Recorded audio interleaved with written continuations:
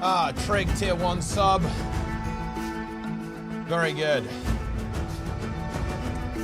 Very, very good indeed. Welcome, everyone. Welcome to the stream. Prepare for giveaway hell.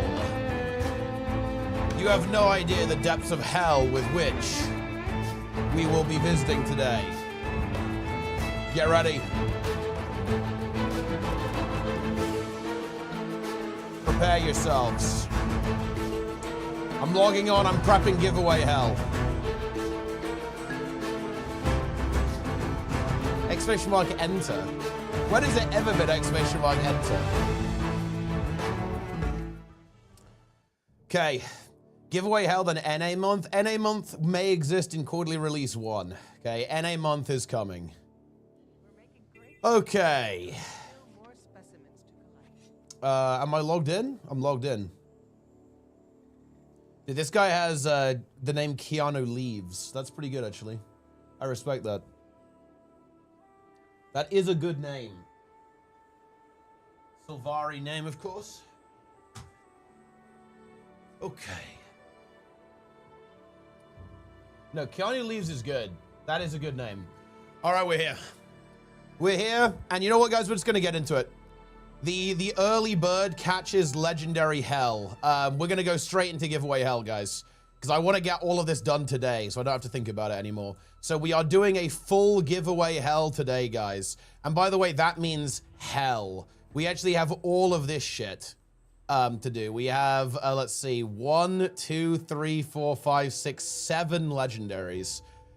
So 7 legendaries have got to be disposed of today. Where's my bot? Giveaway starts now, guys. The hell begins. We'll do Eternity and Aurine's Fang last, obviously. It's these 5 first. We have to get through the Gen 1s. Frementhor is here with the Prime. Goodness me. The benchmark overlord himself. The disliker of Condi Paragon. And yes, speaking of which, guys, if you do use your Twitch Prime, you will increase your chance of winning. I like Tori comments. That is true, actually. You did like my comments. I will give you that. But yep, subscribe for double luck. It applies to all the giveaways, so do it now or don't. It's really up to you. Oh, dude, wait, how do I pronounce this name, actually? Is it Melantomic USA, tier 1, nice. Yeah, basically the way this works, guys, okay, is that you get to pick, right? You can pick which one of these you want, the Gen 1s. Like, I'm doing these 2 last. I'll probably just do these in order, like, sequentially. But these, you can pick Metrologicus, Kraken, Kudzu, Frenzy, or the Minstrel, right? That is the way this operates. Can I double it and give it to the next person? I mean, sure, yeah, why not? It is your legendary, so if you win and you want to double it and give it to the next person, that is fine. I will not deny you that. But anyway, keep it up, guys. Follow, subscribe. Following doesn't do anything, but subscribing does. I'm gonna get this going pretty quick as well, because I actually do want to cover the news. I want to cover the mirror farm that got nerfed, because I have actually done it a couple of times now, so I want to talk about the mirror farm a little bit.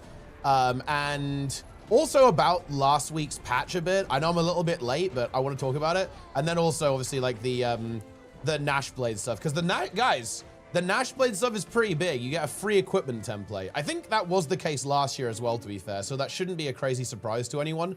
But I think it is at least pretty cool, you know? Wait, Skelling is actually here.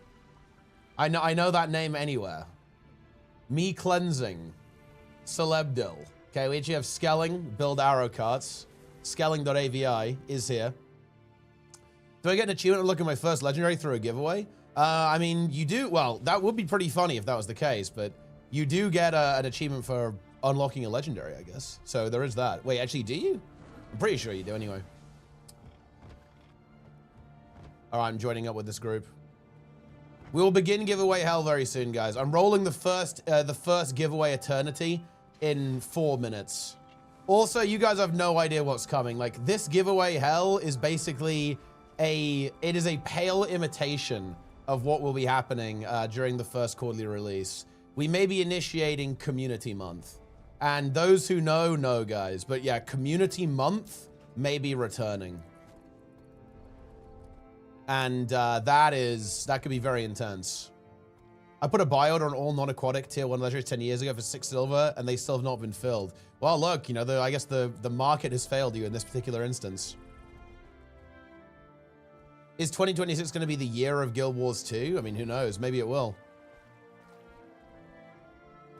Why did you get a notification for this? Because I stream on YouTube. Are you not ratting? I mean, I think we're about to attempt to defend this tower. Oh, shit. Yeah, that's going to be a little bit rough.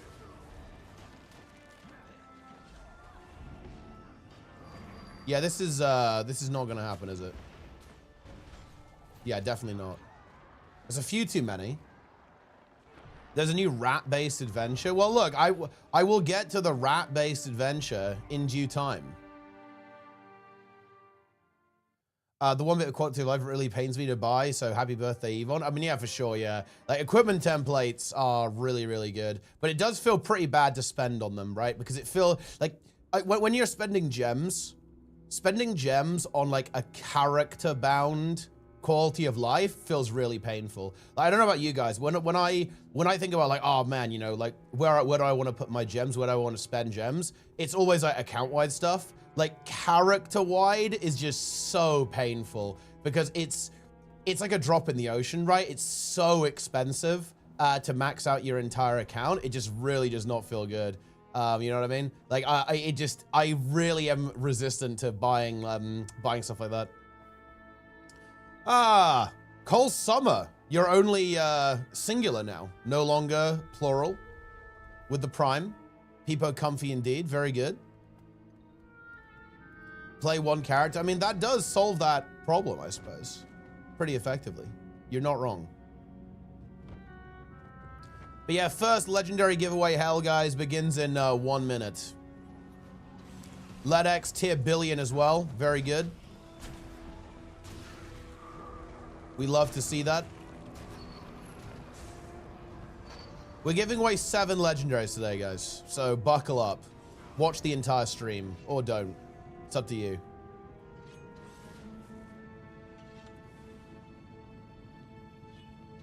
Seven legendaries all for you. I don't think anyone has had a double win yet. It's not that unlikely, actually, statistically, because there aren't, you know, there's only a couple of hundred people like who enter these giveaways. So it's not that unlikely that someone would win 2, but it hasn't happened yet. Will Visions of Eternity be discounted for Black Friday? I think pretty unlikely. Other expansions, yes. VOE, unlikely. So, yeah. Incidentally, if you are on YouTube, if you join the channel as a member, you also get extra luck in the giveaway. Shout out to YouTube. Crying Face? Listen, okay, they've just released their expansion like a month ago. They're not going to put it on sale immediately. That would be weird. All right, 20 seconds, and the first giveaway will be rolled. First legendary giveaway will be rolled. Very exciting. Also, level 2 hype train. Very good. The first 7-time back-to-back legendary giveaway winner. I mean, it could happen. It's not impossible.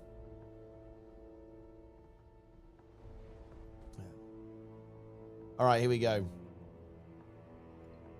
Couple of last-minute first gaffes. I actually respect that, guys. People are showing up. All right, here we go. Let's see who wins. The winner is Bocky02 on Twitch. Congratulations. You are the first winner. It is not Nanny. Nanny did not win. Okay? But don't worry, guys. We have plenty more that you can attempt to win. He's not here? Well, I mean, no. They are, in fact, here. They are responding. No way. I mean, yes way. Yes way, my friend. What are my options? They are as follows. You can have Meteorologicus, Kratekin, Kudzu, Frenzy, and the Minstrel. Or the Minstrel, rather. I used to watch you for years ago for gw2 content. Got back into gw2. I don't know what to do with them. I've just been PvPing a wolf as well. I mean, that sounds like you got it. Looks good. 1 out of 7 wins. I will be very impressed if anyone manages to win 2 in a row. Or you know, 2 in any context. And it's not skill, obviously. It's like literal RNG, but I'll still be pretty impressed. But what the hell is going on here? We need to attack that group. That group is just, they're free casting, guys. Kratekin. Oh, that's a good choice, actually. You're the first person to go for an underwater legendary. Oh, that's unfortunate. I actually might rally here.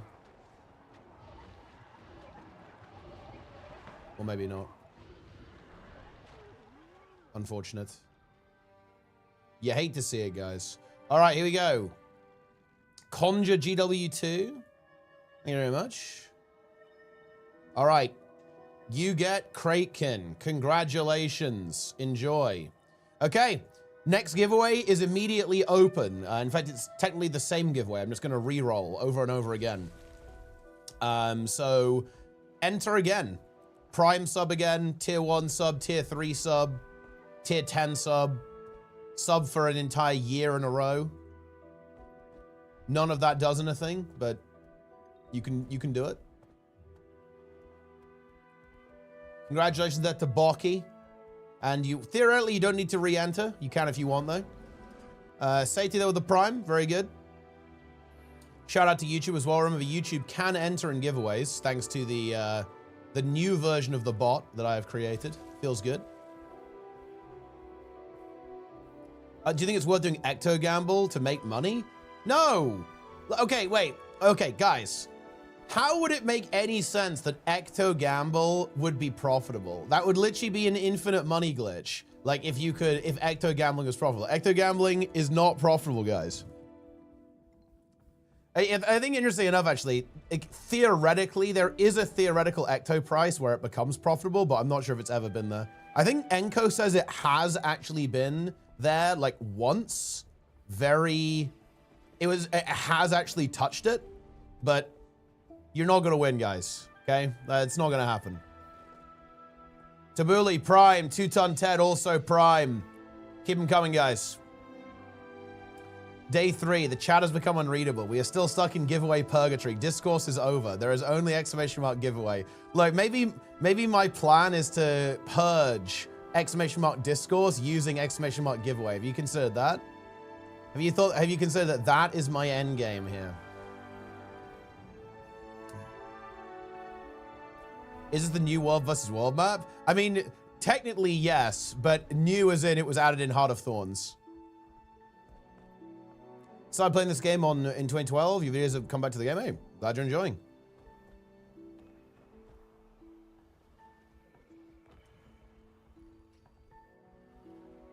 So many giveaways. No one will see me leak Guild Wars 3 release date of September 9th, 2027. Dude, look, the thing is, we need to record that date. I want to see if he actually knew. Like, what if he actually knows? Yeah.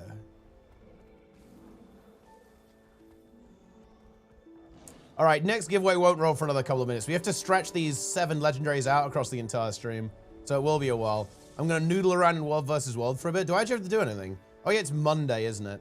So we actually have a new, it's a brand new week of things to do, of gaming. Wow. Was it really HOT? Yeah, it was HOT. Black Friday sale for the expansions? Maybe for the expansions, yeah. But not for VOE. They usually do some sales.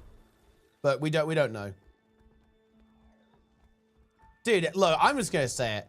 Everyone, look, you people are unreal. Like, I'm actually gonna become a corporate shill for a moment, guys. Exclamation mark GW2 in the chat, by the way. Buy the game using my referral link. But it is actually unreal, like, how cheap Guild Wars 2 is. And people are like, oh, I don't want to pay full price for that, bro. I don't want to pay full price for that shit.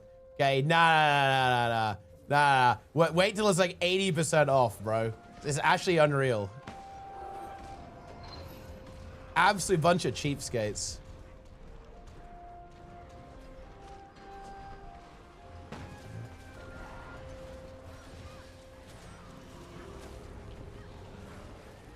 I missed. Unlucky.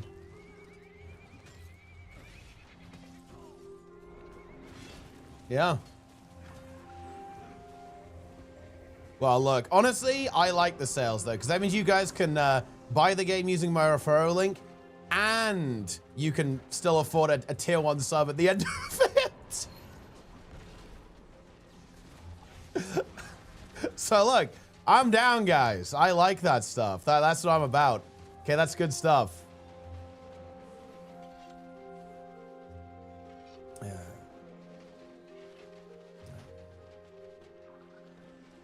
Incredible. Dude, this is bad news. We are not getting into these squads.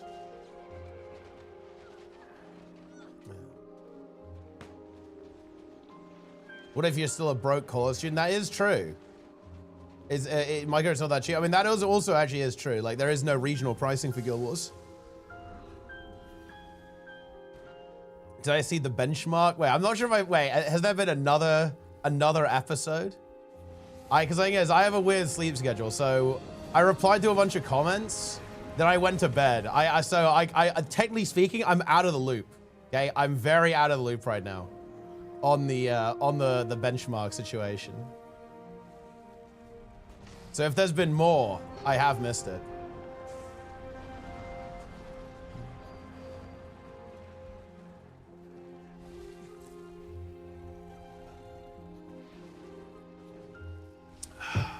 Very good.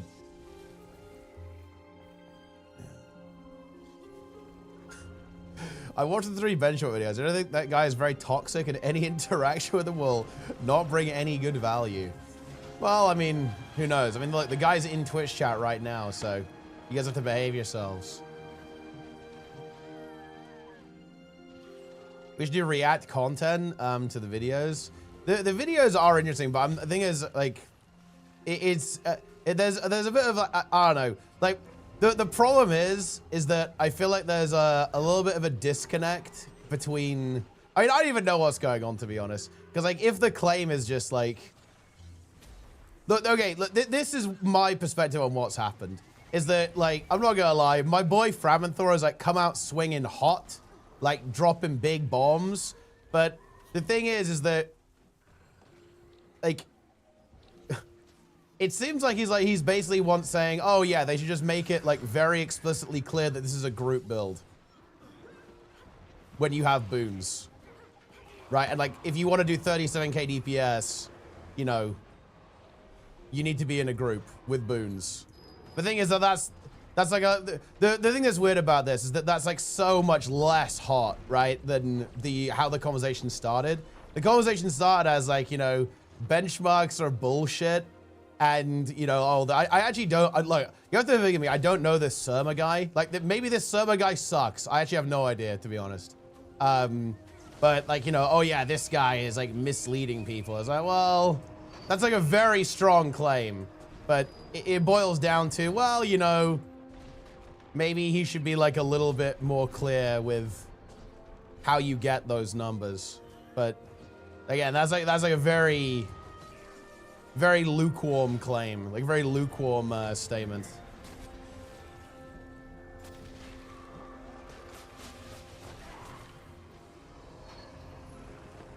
Should get the kill on that guy. I think I am well and truly dead though. I do have a teleport in a couple of seconds, but we're being chased down.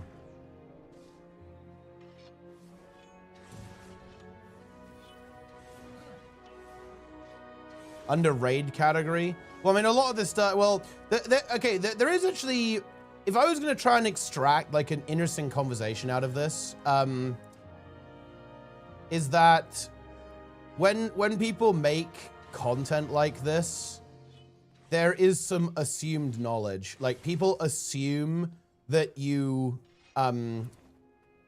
people assume that you're going to be playing in a group a lot of the time, because almost all the time you will be, right?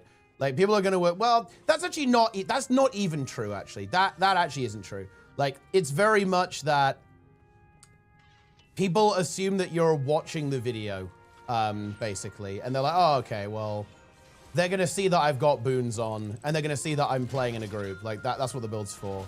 It's, like, pretty obvious from the context, I think.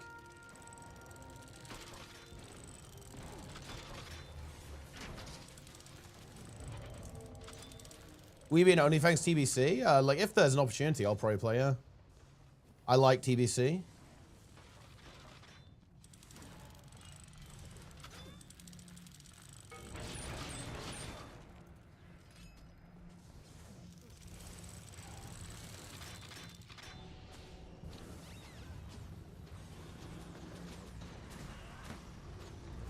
Yeah, like in build videos, there's an assumption that you like understand basic game mechanics.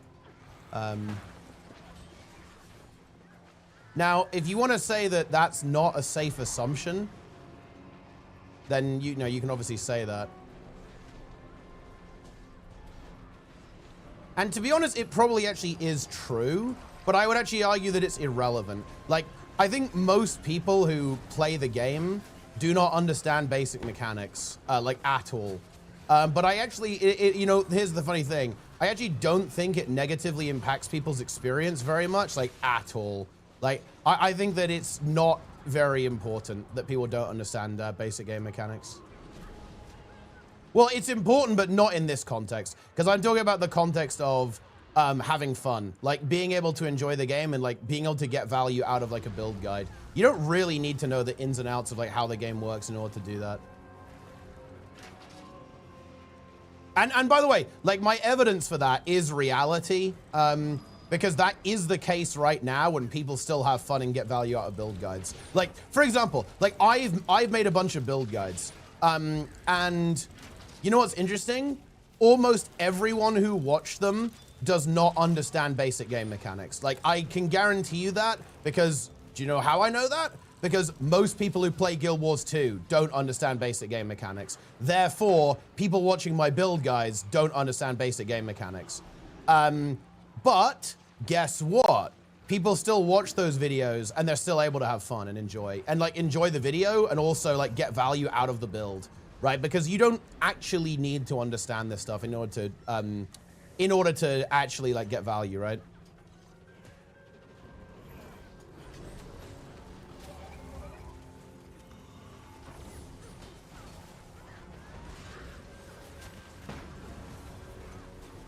Boom.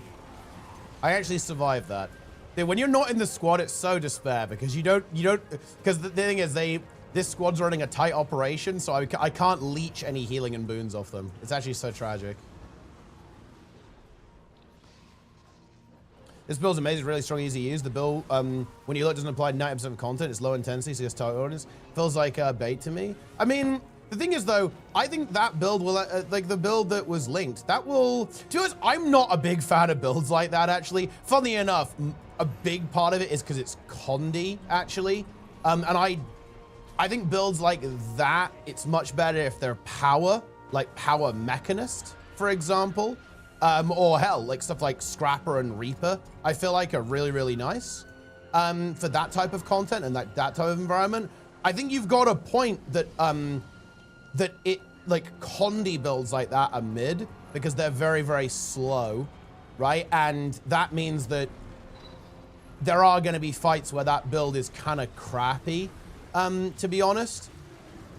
But I'm not gonna lie, like for like a lot of open world content, you'll be fine. Like, is that the best build to recommend? No. But I guess this is my,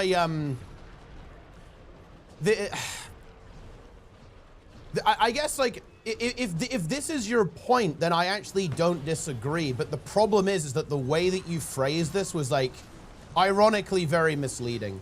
Because you made it sound like Surma was misleading people, whereas your actual claim has nothing to do with the numbers. It's everything to do with this build just isn't that good for this type of, this build just isn't that good.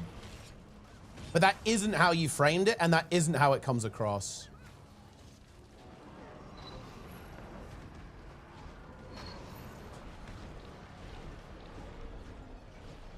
Because, like, when you talk about, oh yeah, the numbers, when it's like the numbers,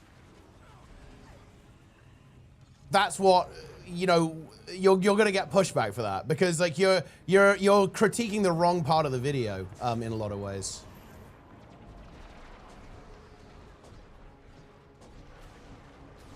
Because you're talking about, like, is it realistic or is it not realistic? But that's actually not the right avenue of criticism. If you want to make the criticism that there are better builds to recommend for that particular context, then you can do that, to be honest. But that isn't really what you said.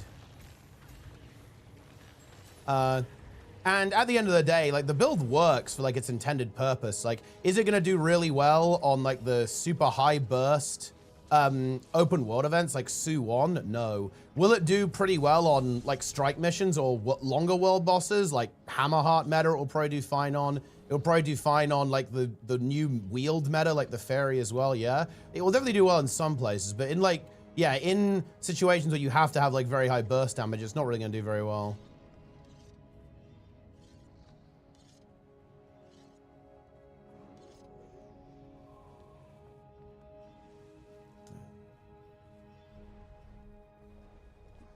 Any other fight other than Dagda? I mean, it would work on Ceres. It would probably work pretty well on, like, on Wing 8, because, like, Wing 8 has pretty long, protracted fights.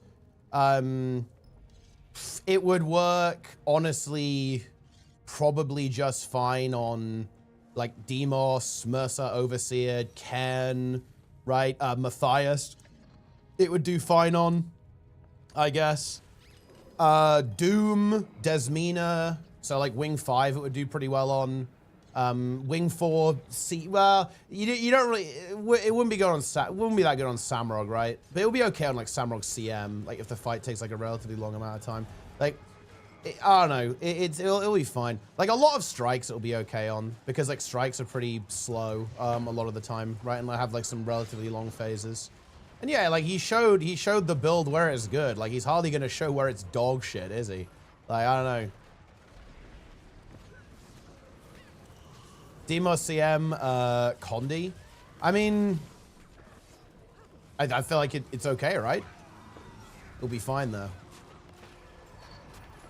Ceres has bursts and phases. No, not really. To be honest, actually, like on Ceres normal mode, the fight is kind of long. Like if you're in like a really sick group, then yeah, you want to be bursting. But if you're in like a pug, you're gonna have time to ramp.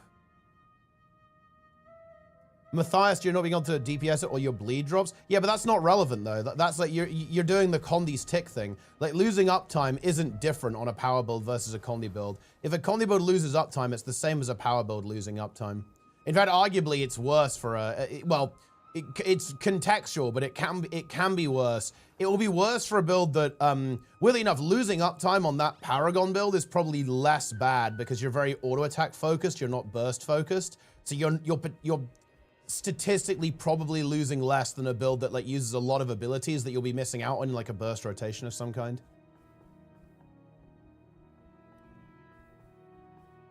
All strikes in Icebreed Saga have invulns that drop phases. Yeah, I mean, like, again, like you do kind of want burst for a lot of Icebreed Saga, yeah. Wait, from build like 8K on bosses, you're not gonna get 8K on bosses there. I'm actually curious like what it would do on those bosses. It's probably not gonna be that great, but that's because like, but this is again like power build. This is why I do actually like power builds versus Condi builds quite a bit, because content in Guild Wars 2 is very burst oriented because the fights are quite short. So in general, playing Condi does not feel good to me a lot of the time, like especially in open world and strikes and stuff. But like you obviously can.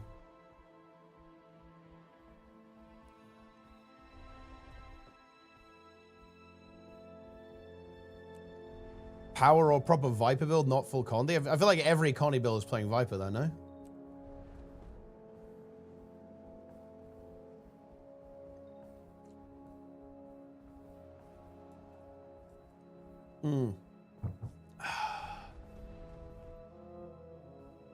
A good Condi player still shits on the average power player in every fight. I mean, that is true, yeah, of course.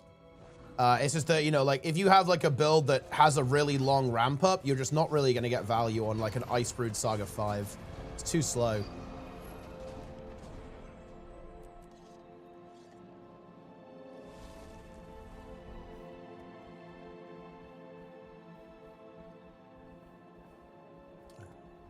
But I guess, okay, look.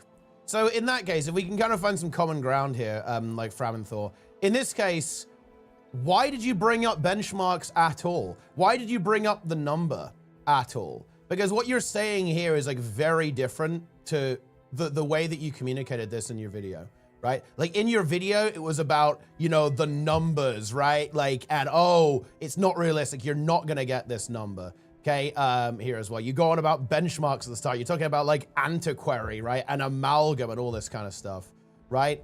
Because you use a benchmark to show the build. Yeah, but that's irrelevant though, isn't it? Like it's, you know, that is like, it's entirely irrelevant to like your actual point here, it feels like. Dude, that was pretty brutal, huh?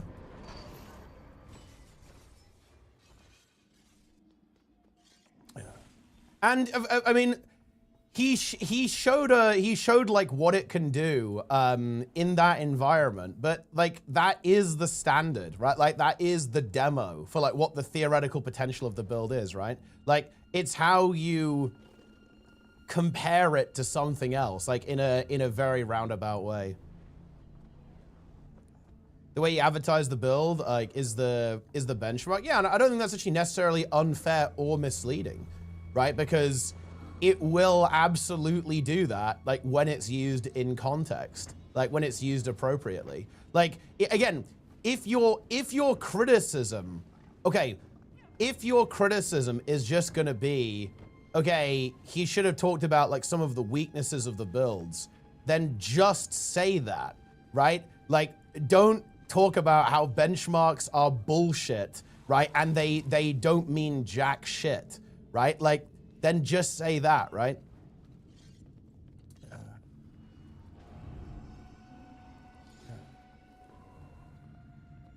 That's why I called it misleading. Yeah, but I think that's unfair. I don't think it's misleading, really. Like, you know, you could argue that there's some missing context, but I don't think that's misleading is like a very charged word, right? Like, it is a very charged word.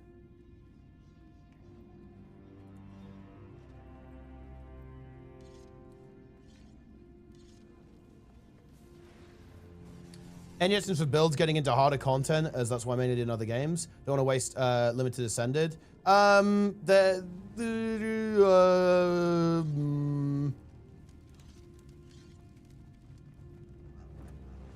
you want to play healer, gear a Chronomancer. If you want to play DPS, gear Ritualist. Ritualist is based. And it does Q DPS as well. Boom. There you go.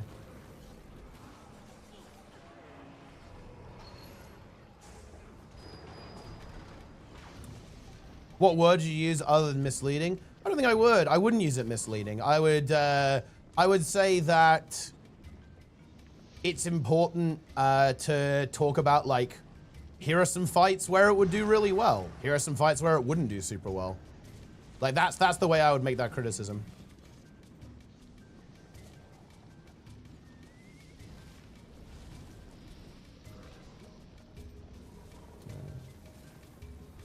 I guess I wouldn't attack, because I don't think anyone's done anything wrong, really. There's nothing bad going on here. Like, it's not that bad. People saying benchmarks are misleading, basically, yeah. Who doesn't understand how benchmarks and that work in this game, which is new players especially. I mean, I actually, this is a weird one. I don't think a new player looks at that and goes, ah, this build does 37k DPS all the time. Again, this is like the WoW sim, right? Like, who looks at a WoW sim and goes, oh yeah, this build works this way everywhere all the time? No, it's like very clearly a demonstration. Like, and again, if you think that isn't the case, and you think that it should be explicitly clear what this is in every build video, you can make that case. But I mean, that's like a very different claim, right?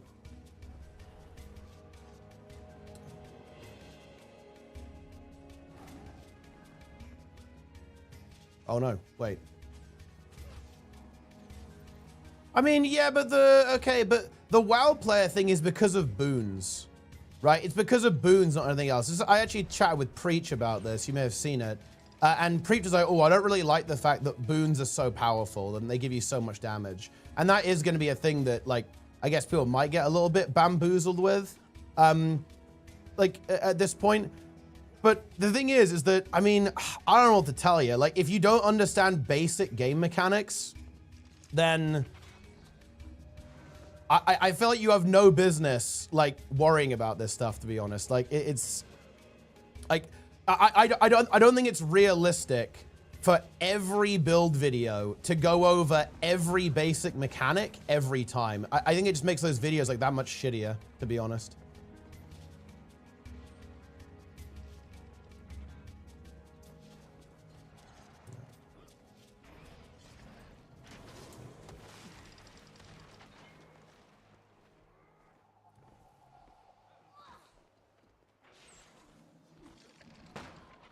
Not everyday use. Well, it's more than that. I actually think it's very obvious from the context. Like, if a new player sees someone fighting a target dummy, I'm pretty sure you can intuit what that is, like, pretty effectively. Like, I think there's this idea that benchmarks are unintuitive, but I actually really disagree with this. I think benchmarks are intuitive, right? Like, it's someone doing a rotation, performing their skill usage on a literal target dummy. I think that's actually fairly intuitive as to what's going on there. I don't think new players are getting bamboozled by benchmarks. Like, I don't see this. Like, I don't see these hordes of new players going like, oh man, like, I got so confused by these benchmarks. Like, what's going on here? Like, I just don't think this is a thing.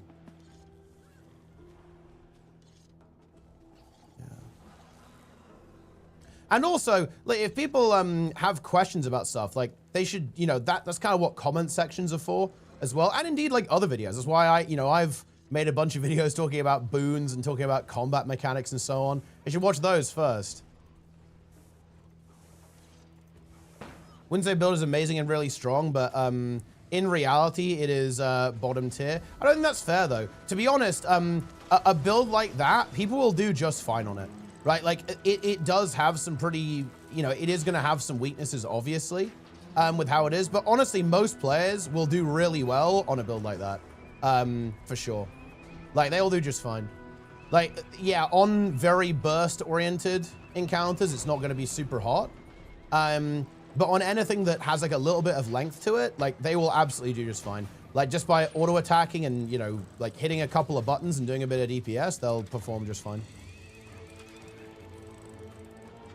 Again, is it like the best build in the universe?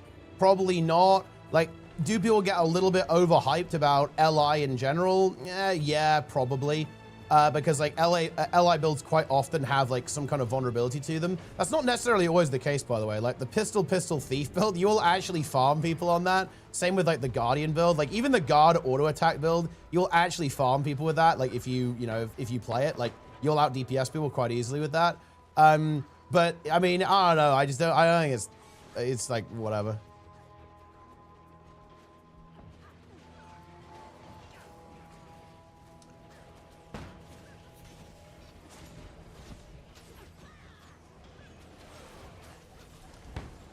WoW or Guild Wars 2? Depends what you're looking for. If you're looking for a hardcore experience, WoW. If you're looking for a more casual experience with like a focus on open world, Guild Wars 2.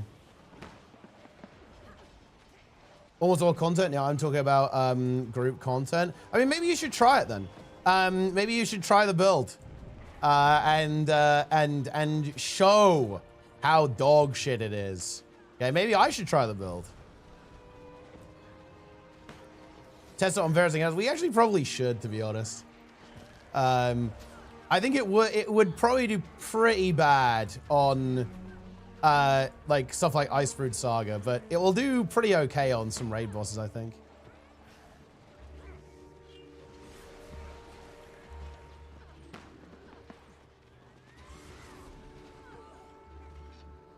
But okay, look, I'll tell you another thing. Do you know why people are getting hung up on your video a little bit, Framenthor? Is because you went out into open world and started. Well, okay, there's a couple of claims that upset people a lot, and it made it look like you don't understand the game. I'm just going to be very direct here. When you say stuff like, oh, it's not realistic because you have to do mechanics, that signals to everyone that you don't understand how the game works. And when you go out into open world and say, look, I don't have any boons, I'm not doing that much DPS, right? That signals to everyone that you do not understand the game. And you don't understand the video that you're responding to. Like that's what that communicates, right? When you do that. So if you want to make this point, right, then you have to do it. You have to do it right, basically. You have to do it in a way that makes it obvious that you actually understand what you're talking about. It's not realistic because you have to do mechanics. Yeah, because when you say that, you are saying that you do not understand what a benchmark is. Like, you know, for example, okay, look, to do the meme, right? You are judging the ability, you're judging a fish by its ability to climb a tree. It doesn't make any sense, right? Like, it's a nonsense criticism. Saying that a benchmark is unrealistic because you don't have to do any mechanics on it is a nonsense criticism. Because that's not what it's supposed to do. If you're going to critique something, you have to critique it in the context of what it's trying to do. Also, you also made a couple of claims like doing auto attacks in an actual fight, auto attack chains in an actual fight is unrealistic. That's really, really untrue, actually. Like, it absolutely is realistic to do in an actual encounter. And moreover, actually, you also talked about how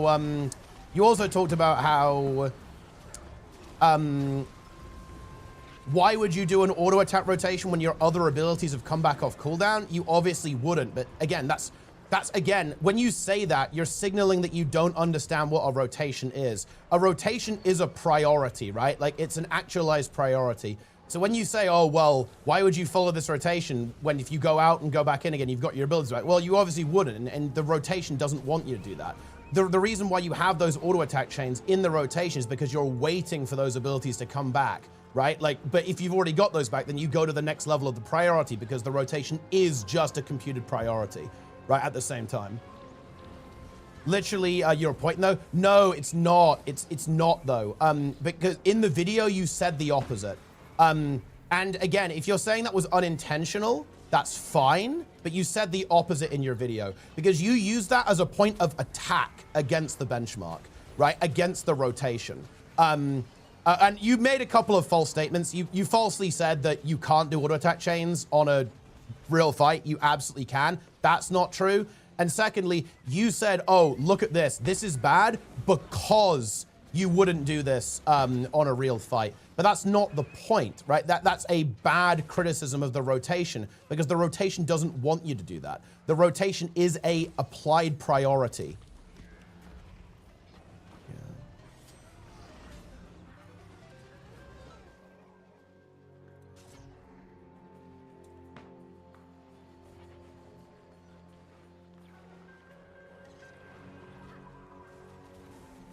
It's not realistic because of how Guild Wars 2 does mechanics. No, that thing is though, that's not true. And I'm not gonna lie, I don't really want to talk about WoW. You're completely wrong about World of Warcraft. I hate to say it, you just are. Like, you know, I would actually say it's entirely the opposite. Like, in Guild Wars 2, mechanics are done by like 3 fucking mechanics chimps, and then your DPS players go like ooga booga and wallop the boss. Like, this is how basically every Guild Wars 2 encounter goes. And in fact, like, the metagame of how you play Guild Wars 2 is entirely oriented around basically golemifying every encounter. Like, almost every raid boss just is a golem, realistically, and you just like slam your rotation on it as hard as possible while your healers and tanks like do all the mechanics for you. And obviously, like, you try to do that in WoW, but like WoW will 100% make you do mechanics. Like, it will force you to. There's like no way around it with the way that their game works. So you can't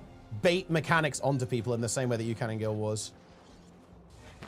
You're skipping most of your auto attacks. Yeah, but that's the same in like every game though. That's the same in WoW, right? Like, you lose uptime all the time to mechanics. Like this is like the MMO thing. Like MMO games, they are about like optimizing uptime, right? That's like that's what DPS is, right? In an actual applied sense. So it's not really special.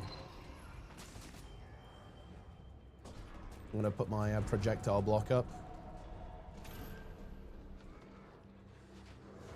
Oh boy, this is not looking good. It's over. I'm down.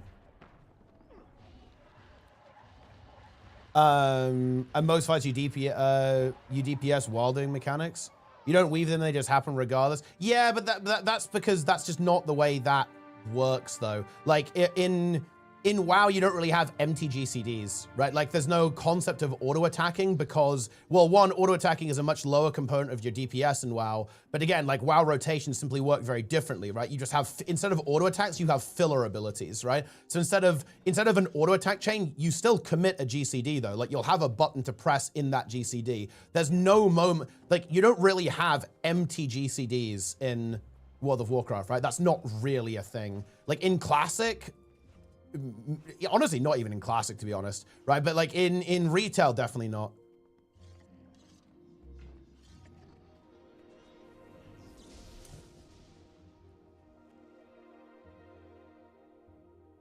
Also, I'm rolling giveaway hell. Guys, wait, no, actually, wait.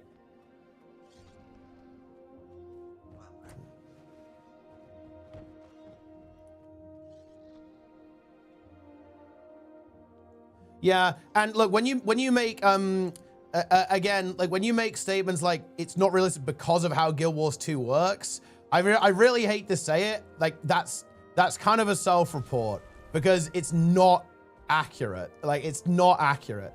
That's the problem.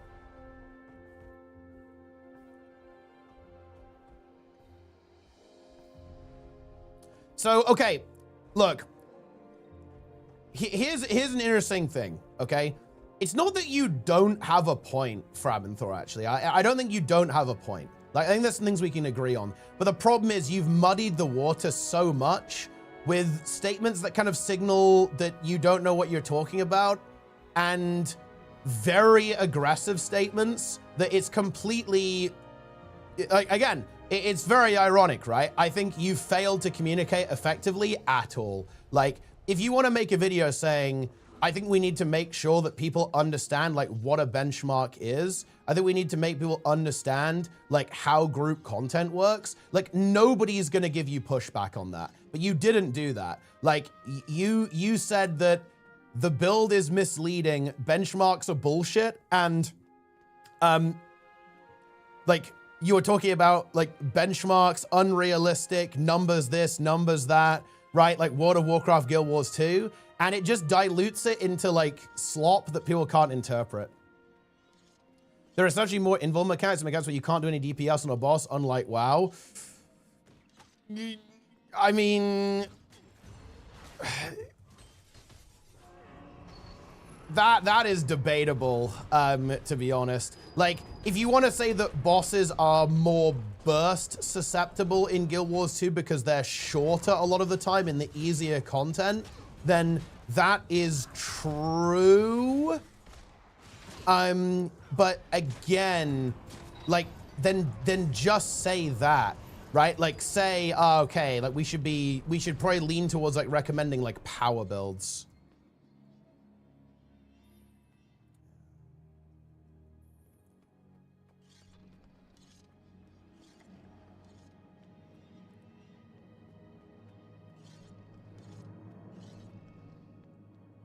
Nephistos Prime, nice, hey.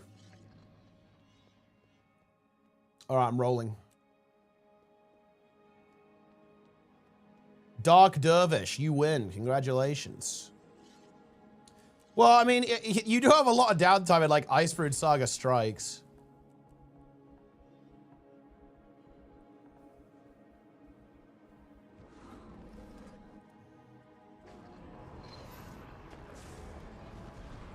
Being a cooldown heavy game, the vast majority of DPS is in your cooldowns. I mean, the game is more cooldown oriented, but again, that doesn't really make a difference in this context. Like, Because, for example, like, it doesn't make any difference. Like, every build is affected, like, kind of similarly, like, in WoW to these things, right? Like, and you have a lot of differentiation there as well. Like, okay, oh, man. Oh, that, yeah. Oh, that is not accurate. And I didn't really want to get into this, but the statements you made about WoW are just really, really wrong. I would actually argue there is more diversity in damage profile in WoW than there is in Guild Wars 2, right? Like, this statement is really incorrect, actually. Like, for example, you have the concept of split damage, funnel, priority damage. You have a much bigger differentiation between AoE and single target in World of Warcraft, right? That can define, like, how well you're going to interact with certain encounters, right? And, like, what you can bring to the table. Like, there's like, these things are, like, more defined in that game rather than less defined.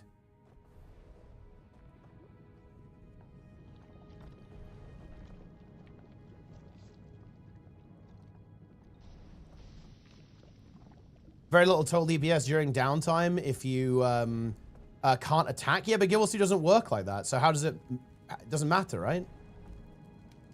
Like, if that was the case in Guild Wars 2, then yeah. And it is to an extent, because that's kind of like the power Condi distinction. But that's not how Guild Wars 2 works. And you still lose a lot of damage if you don't have uptime in WoW. I don't know where this idea is coming from. Like, if you lose uptime, it's not good in that game. Like, it's not like you do nothing. Like, a lot of the time you're going to be building resource. You're going to be recharging your cooldowns. Like, losing uptime has, like, big consequences in that game.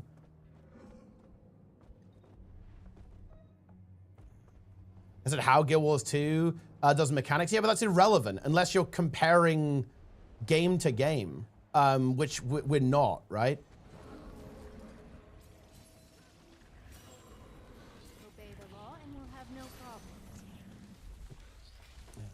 Is the monk tank spec this season? Wait, what do you mean? Like Brewmaster? I mean, Brewmaster is good, yeah. Was never in downtime in WoW though. Like, they don't tend to design their encounters that way, but that's just not that relevant, to be honest. Yeah.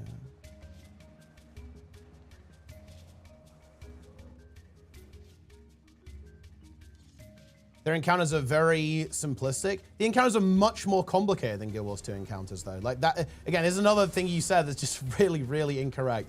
Like, Guild Wars 2 encounters are so simple compared to WoW encounters or Final Fantasy encounters. Nothing wrong with that, by the way. It's just, that's just the way it is.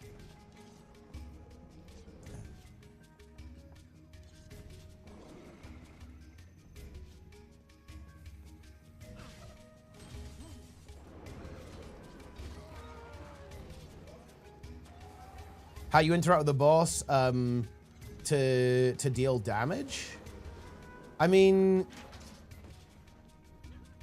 like, what? I mean, the boss goes invuln sometimes, but there's like different. I mean, that's basically just like different phases, right? Like, you have different phases in WoW where the boss goes away, you fight some ads or something, right? This, that, or whatever. Like, this happens in WoW as well.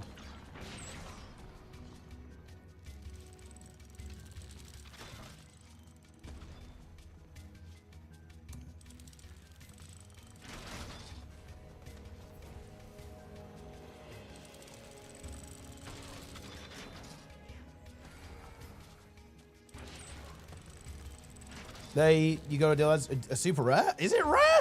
Like, it happened on this tier alone.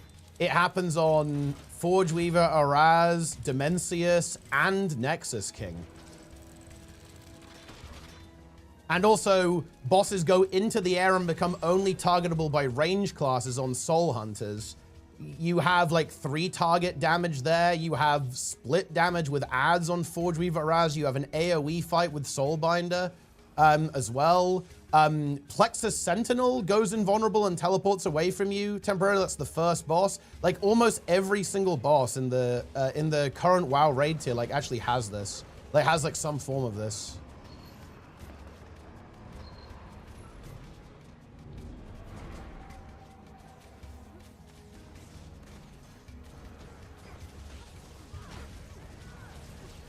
This is like a very like bread.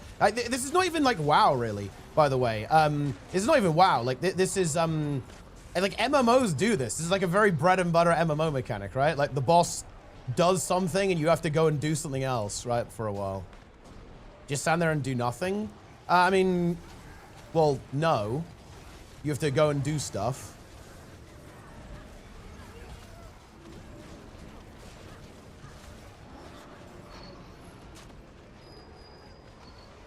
You do a mechanic, maybe. Maybe you fight an ad. I'm rolling the giveaway. Wait, shit. No, wait. Oh, yeah, wait. The guy who won actually wasn't here. They didn't say anything. Dakji, congratulations. Or Jiki, thanks for that. You are the winner. Good job. You win. You lose very little DPS for running away and going back in. It's never the case. You deal no damage during those phases. I mean, okay.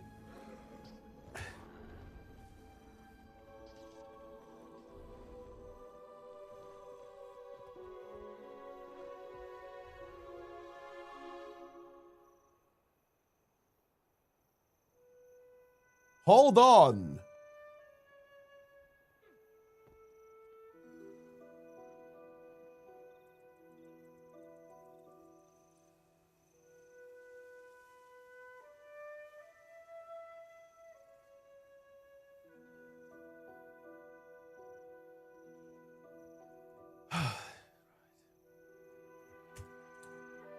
I'm here. Okay, good.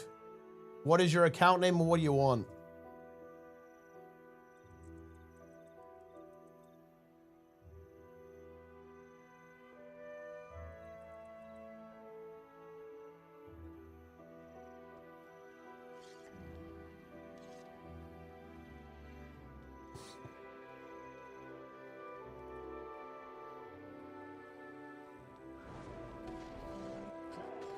Oh, shit.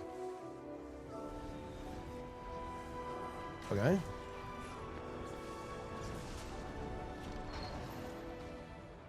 Oh.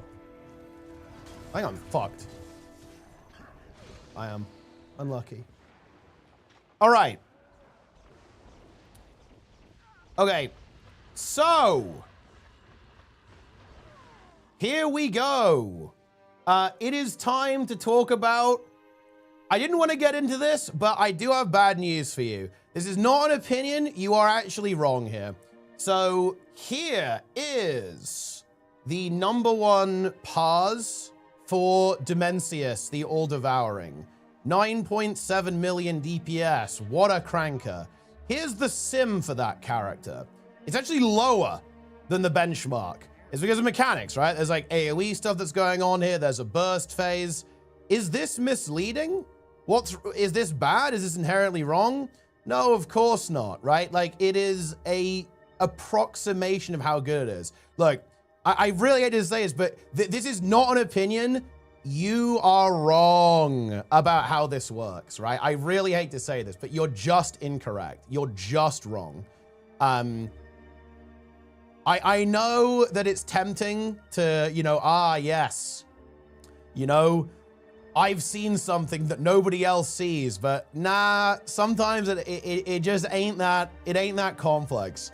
Sometimes it is what it is. And we can go through all of this. We could click on this guy's parses or whatever. And we could see what this guy's done. Right, on all these fights. And look! Yeah, no shit, it's different, right? Like, that's just the way it is.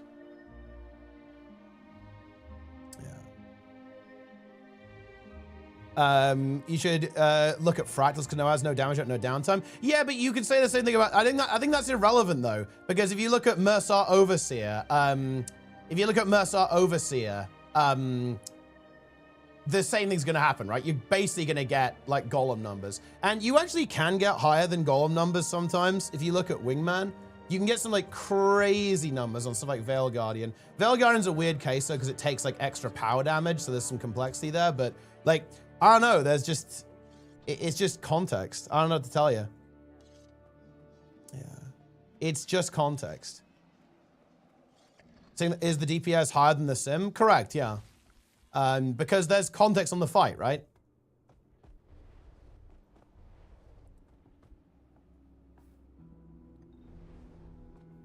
And also, a big reason why this is the case, actually, is because in Guild Wars 2, we actually don't, works more in my favor. No, not at all. Not at all. Like, in order for it to be in your favor, it would have to be exactly the sim, right? It would have to be the same as. The reason this happens is actually because of, in WoW, they care about AoE damage. In Guild Wars 2, we only care about single target. We don't care about ad damage. And honestly, there aren't that many ad fights either. Like, whatsoever, yeah. And funny enough, the reason where some of this is coming from is because bro's getting like 4 fucking PIs on every fight, which is also pretty funny.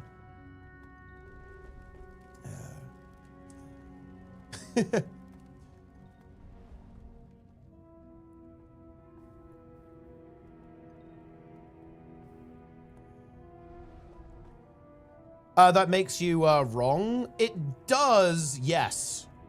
Because the sim is equally without context in WoW. Like, you've been making the claim that like the sims in WoW are better because they're more similar to real encounters, but that's not the case, right? Like, it's a sim.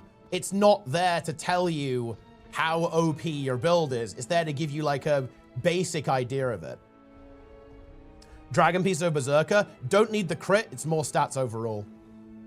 That's basically the reason. Some builds don't need the extra precision from Berserker, so you can get some, you can package in more ferocity on dragon stats, and you don't care about losing the precision, so you just get free vitality. Sims also don't take into account buffs from other players. You actually can. You can sim PI.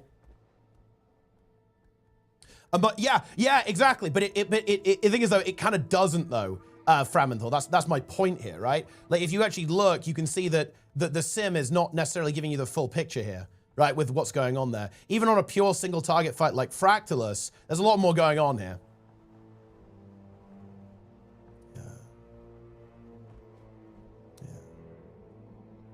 You have dummy boss on like Guild Wars 2? Wait, okay. Veil Guardian, dummy boss. Gorseval, dummy boss. Sabbather, dummy boss. Slothosaur, on speedruns, dummy boss. Bandit Trio, yeah, whatever. Matthias, more or less a dummy boss.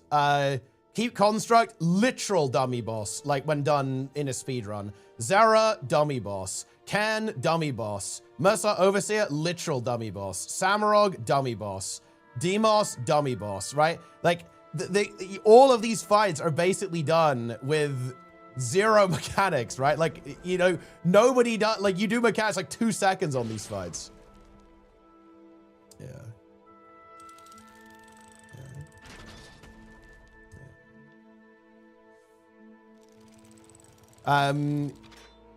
The benchmark? I mean, like, here's a good one from Amalgam, 46k. But I mean, you know, look, the boss goes invulnerable. So I don't know what to tell you, right? Like, it's obviously going to be lower, but like nobody says that it wouldn't be. Yo, Rage, thanks for the raid, man. Go to Surgos, what's the numbers there? But yeah, like, it's not, the boss goes invulnerable. It's not going to match that. It's showing you the perfect scenario.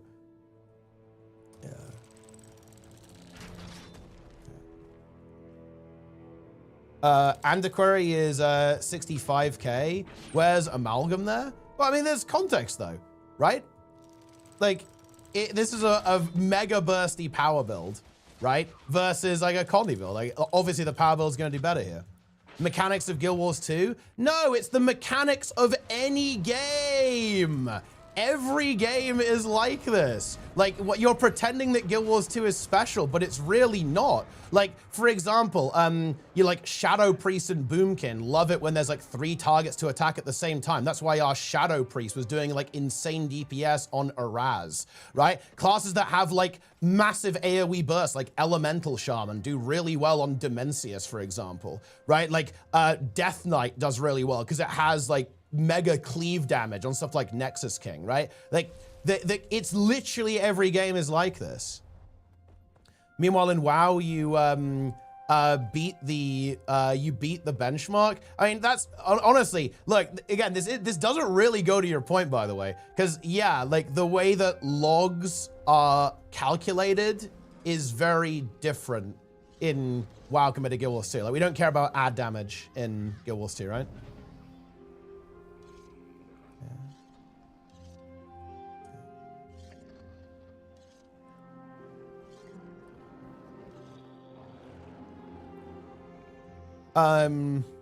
Yeah. It yearns.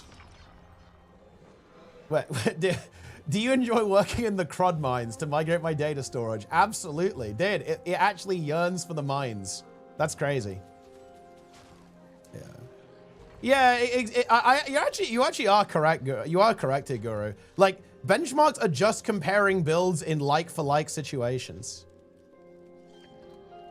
If you have an expectation to do 60k DPS, but you do 20k, and you have a 60k DPS and do 90k, how does that make you feel as a player? I mean, it probably makes you think, oh, that's interesting. I wonder what's going on here. But I'm sorry, like, if you expect to do that DPS based off a benchmark, then I'm sorry, you're unhinged. Like, nobody is saying to expect that. Like, I guess this is what I was talking about when I replied to you about shadowboxing. You're shadowboxing here. Like, you're saying that people are being set up with this expectation, but they're not. Like, nobody is giving this expectation. And even if you're a new player, I'm pretty sure you can go, oh, look, this player is fighting a literal dummy practicing a rotation. Like, I don't think they're thinking, ah, yes, that means I'll do 60k DPS on this raid fight. Like, obviously not, right? Like, who has this expectation? Like, nobody expects the sim to be perfect, right? In fact, you know, it's funny, like the big use of sims in World of Warcraft is mostly for, like, is this item an upgrade, to be completely honest, right? Because that's the point of the benchmark. Guru's exactly right here. It's just comparing like for like. Also, you get Frenzy. Congratulations, giveaway winner. Good job. And yes, Frenzy is still available. Congratulations. Boom! Semi-realistic, not 25 to 50% of it. I mean, the other thing here that's really being missed, okay, is it's more realistic than you are suggesting that it is. So let's get like a Golemy boss. No, actually, no. Let me just get a boss that doesn't take extra damage. Doom.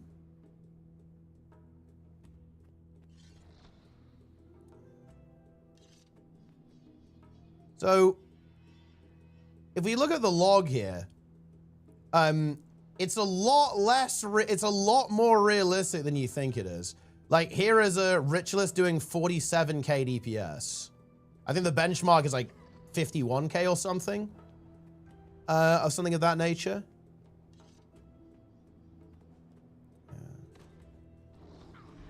There's actually some additional context here as well. If you actually look at the DPS, it is absolutely applying nigh on 60k DPS, like, while it has uptime, right? Because the really important nuance here is that while you are applying the rotation, you do get that number. While you do that rotation, you will get 50k DPS if you play Ritualist correctly. Like, the claim is not you will get 50k at the end of the fight. The claim is while you are doing that rotation, you will get 50k DPS.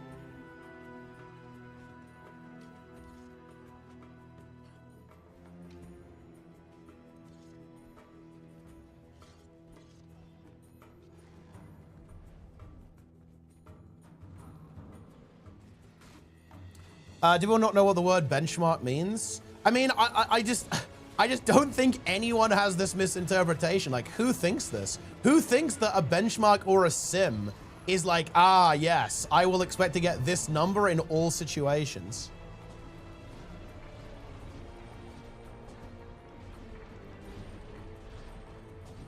Hey, oh look, hello. Dude, these guys have a good guild name. Death by Teacup. This is high tier. WoW players? No, dude, dude, are you kidding me? Dude, WoW players have to deal with like way more complicated bullshit than this. You've got to deal with like tracking buffs and trinkets and a whole bunch of fucking cancer, right? And like procs, RNG rotations. Like there's like way more aids like to deal with in like understanding WoW DPS than Guild Wars 2 DPS. Over just like benchmarks. One macro, I mean, dude, the one button rotation is based. I'll give you that. Is incredibly based. Shout out to YouTube, by the way.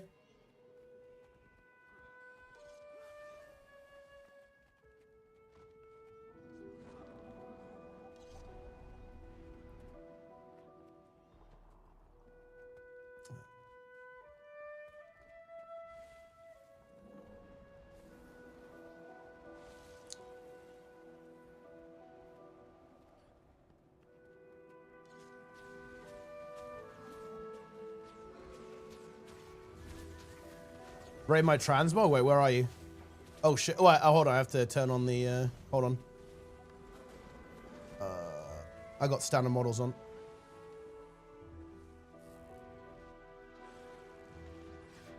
Oh, it's loading, it's loading. That's pretty good, actually. I don't know what I was, that's actually pretty good. Lorp Tiger Ranger.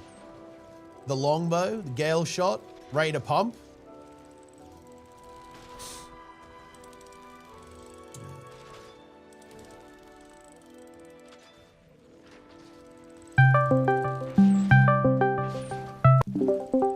Ah, awesomeness. Hello. Wait, I can't hear you. Hello? Hello? Oh, you're insanely quiet. Oh, weird. I am on a different computer Yeah. than usual. Are you reformed? I'm always reformed. Always Yeah. have been. It's totally perception police, by the way. It's essentially people ask about the benchmark when they kind of don't care about the benchmark. They really want the wingman stats, but everyone talks past each other and doesn't just say like, oh, if you want realistic, just look at wingman. If you want benchmark, which you should be doing on the golem, you look at benchmark. That's just completely, that's what it is. Yeah, I mean, again, like, I guess I guess I am like slightly tone policing here to an extent as well, because like I think it's really unproductive to like go that hard when the actual point is I think we should talk about logs more, basically, right? Like that's the actual claim, right? Like, but the thing is, yeah, I also just came in. I don't know Yeah. what the I do think people get so upset about benchmarks when it's like, well, and people get really upset. It's like, well, it's what SC does, so that's why it's on their site. That is like that's like kind of like their content, right? Like no one, I don't know, that's kind of like their content. So that's what they link, and that's what they provide, and that's what they show, and that's what, you know, this is how you do your burst. This is how it plays out. Here's the video, and here's what you can expect in the numbers. When you're on the golem, I don't know. It feels like people just want a big disclaimer that's like, oh, if you want it on individual fights, here's the link to Wingman, and it's like, I don't know. If people just ask like, it is interesting because I think there's so many threads on Reddit where people ask about, am I expected to do this DPS? And I think in those threads, people don't really link Wingman. People say like, no, you're not expected to do benchmark on the total fight given like downtime, whatever. But no one just says like, well, the tool you're looking for is actually Wingman and actually based on logs, which is the correct answer, but very few people ever say it. Yeah, but do you know why people don't say it? I feel like it's because people don't have this misunderstanding. I think that's also true. Yeah. I just don't think people are like, I don't think people get lost on this, to be honest. I think that people, it's interesting because I think the people that are so, how to say it, I think that the people that are so stressed about it are newer, and they probably don't know Wingman exists. And the people that say like, no, it's not expected of you, I feel like even if they do know Wingman exists, they just don't offer it up. And there's a bit of a like miss here. I don't know how and I also don't think it's a big deal. I also think like people get caught on it instead of just logging in and playing. You know what I mean? Like if I feel like if you've hit the golem, if you set it up correctly and you hit it somewhat, and you got some numbers on it, you're probably good to go into IBS. You're probably good to go into Wing 4, honestly. Daily reminder, like, I don't think anyone hits in rage on raids anymore. I don't think it happens anymore. Yeah, I would hope not. So I think a lot of it kind of just is like, just log in and press your buttons. Like, even doing the rotation perfectly is like, that would be nice, but honestly, I think like so many builds now, you just mash it out and you're golden. As long as you're WASDing and like hitting some buttons, you're probably good. You're probably good in most normal content. Yeah.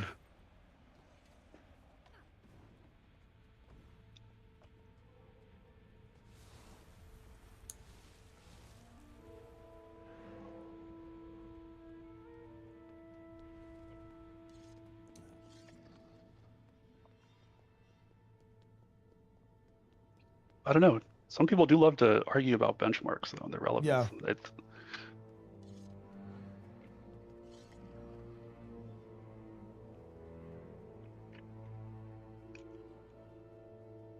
I think the only, in my last like 8 years of raiding, I think I tried to bench Scourge once, and I came in really low. And then I never tried to bench it again. And then I tried heal benching support Scourge, like heal Scourge for Saracel's EOS. Yeah. And that's about it. I'm even like, I think most people, I don't even know if most players even want to bench.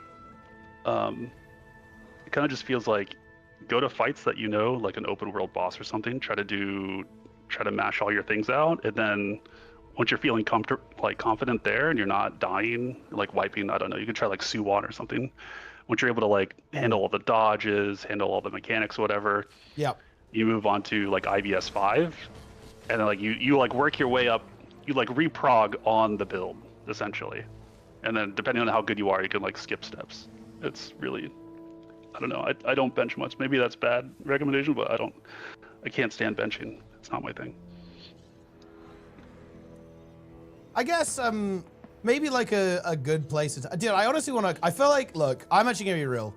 I actually think if we're gonna have this conversation, guys, I've got to get Framinthor on Discord if you can. Because I'm gonna be honest, guys, this is look, I'm gonna drop a nuke here. I'm gonna drop a truth nuke. It is really unfair to talk to someone on voice and they can only reply on text. I think it's really unfair.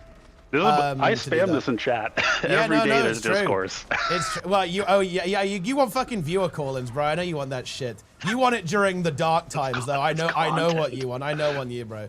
I know what you want. Okay. So honestly, if we want to continue this, we've actually got to do that. Like, that's the only way that we can continue this. Because otherwise, I think it's actually really unfair. Because look, you guys are being a little mean. I got no hate for Framinthor, okay? I don't think we agree. Although, I don't know. The weird thing is, I actually think we do agree in a weird way. Like, I think that we're mostly arguing about framing, to be honest. And I don't know, like, beating on the people who are currently, like, providing resources for the game. All right, hey, look, you hit me up on Discord, I'll add you. I'll add you to this call, okay? I will do it. You probably know how to find me.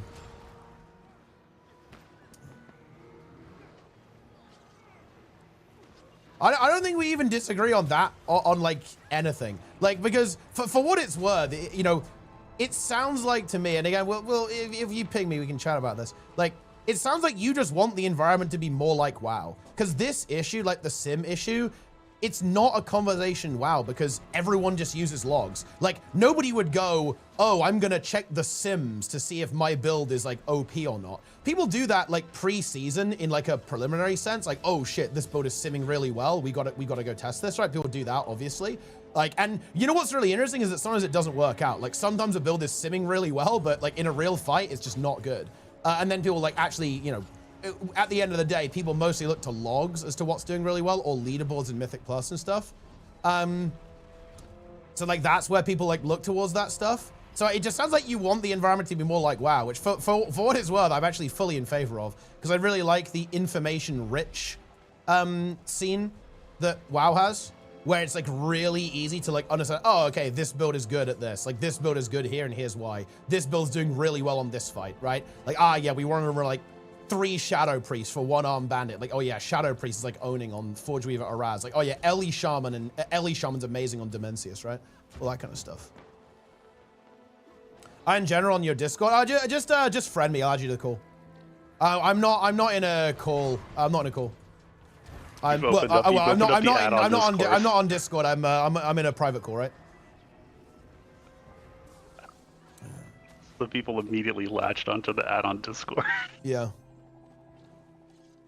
WoW will not have any add-ons. I mean, that is true. That means the game is fucking unplayable. It's absolutely unplayable. All right, this guy. Wait, I'm assuming this is okay. It's time. It's time. Yo! Discourse begins. Let me mute the Twitch. Yeah. It's double. Okay. Where do you want to start? My stance? Yes. Okay. My basic stance is this. From the perspective of a new player, and I know a lot of people don't agree, a new player will ask for a raid build, okay? You will send them to Snowcrow. The first thing you do, you might go to the raid, okay? You might go to Snowcrows, you go to the raid, all builds, and you don't see numbers, so you don't know what's good. So you click the next best thing, benches. You click on benches, you see Antiquary 65k, okay? You use the Antiquary, you copy the build completely, okay? You practice it for hours, you go to the raid and you're doing 20k, 30k DPS while the build says 65k. You do not, like, I don't think people understand how, and again, I understand why you don't understand, and that's fine. You guys are veterans and stuff, but you can look at the comments on my video, not the negative ones, and how many people are thanking me and agreeing that, yes, this confused the fuck out of them. I mean, okay, I would argue, though, that if you want to make the claim that Antiquary specifically is a bit of a bait, I'm not gonna lie, sorry. You actually have a bit of a point there. Like, Antiquary specifically is a bait, but that's for, like, multiple reasons. Like, and you weirdly enough, I feel like this is a problem that Thief has actually had a little bit. For example, like, the Axe Thief build was, like, inhumanly difficult to play. Like, almost nobody could play it correctly, so the benchmark was arguably a little bit bait. And you could make a similar argument for Antiquary. However, what my counter to that would be, look at all the other builds. I would argue that like all the other ones are like very legitimate, right? Like you've got Inferno Evoker. Yeah, that is actually a sick build that will do really well. Condi Conduit, that again will do really well in a lot of situations. Power Ritualist will do really well. Oh yeah, sure. One second, let me just say this one thing. Yeah. Practically all of the builds on Snowcrow will do really well. Let's be real. Yeah, that's true. Really well. But what I'm getting at here is that I feel like some of this, like perhaps like some of the miscommunication, some of the confusion here, is actually down to Antiquary specifically being weird. No, it's just the example I used because he has 5 spots in the top 7. Well, so yeah, but because it's so weird though, because it is a weird build. It is a weird build. I have a question. Yeah. And I think in the setup. Sorry, go ahead. Yeah. So like when you say like people link to Snowcrows, and then the new player makes the build, and you're saying that they look at the bench, but they don't bench. They skip the bench. You're saying that they skip the bench? No, they will practice it. They will even bench. Let's say you're a new player, you're not gonna bench 100%, But let's say realistically, you can bench 60 to 70% with like 2 hours of practice in most cases, in most builds that are not like 4-star difficulty. And then so they hit whatever they hit, and then they ask, is this expected in the real fights? No, then okay, so let's put in like easier numbers. Let's say the bench is 100k. This is like the maximum DPS you can do on something, right? You practice, you get to 60, maybe 70k DPS, right? And you're like, you know what? This is fine. This is good enough for me. Okay? Okay. Yeah. Then you go into raid and you're doing half of that. How does that make you feel as a player who doesn't really understand what benches are, which, by the way, apparently that's not that uncommon? I actually have to ask, so when they see this number in the real fight, do they see everybody else's number and also see that everyone else is like relatively low to the bench? Because, yeah, I guess they don't that's know my other next question. people's they don't know other people's benches. They have an they expectation. have arc, but they also see like how close everyone is. Because I will say that like I go only into, if you know how to use arc. Most people just use it passively to see their DPS. Nobody's going into the details of arc. I practically never. They don't see like group DPS. They only have like self stats on. No, they see the group DPS. They don't know their benches. They don't know what they're supposed to be making.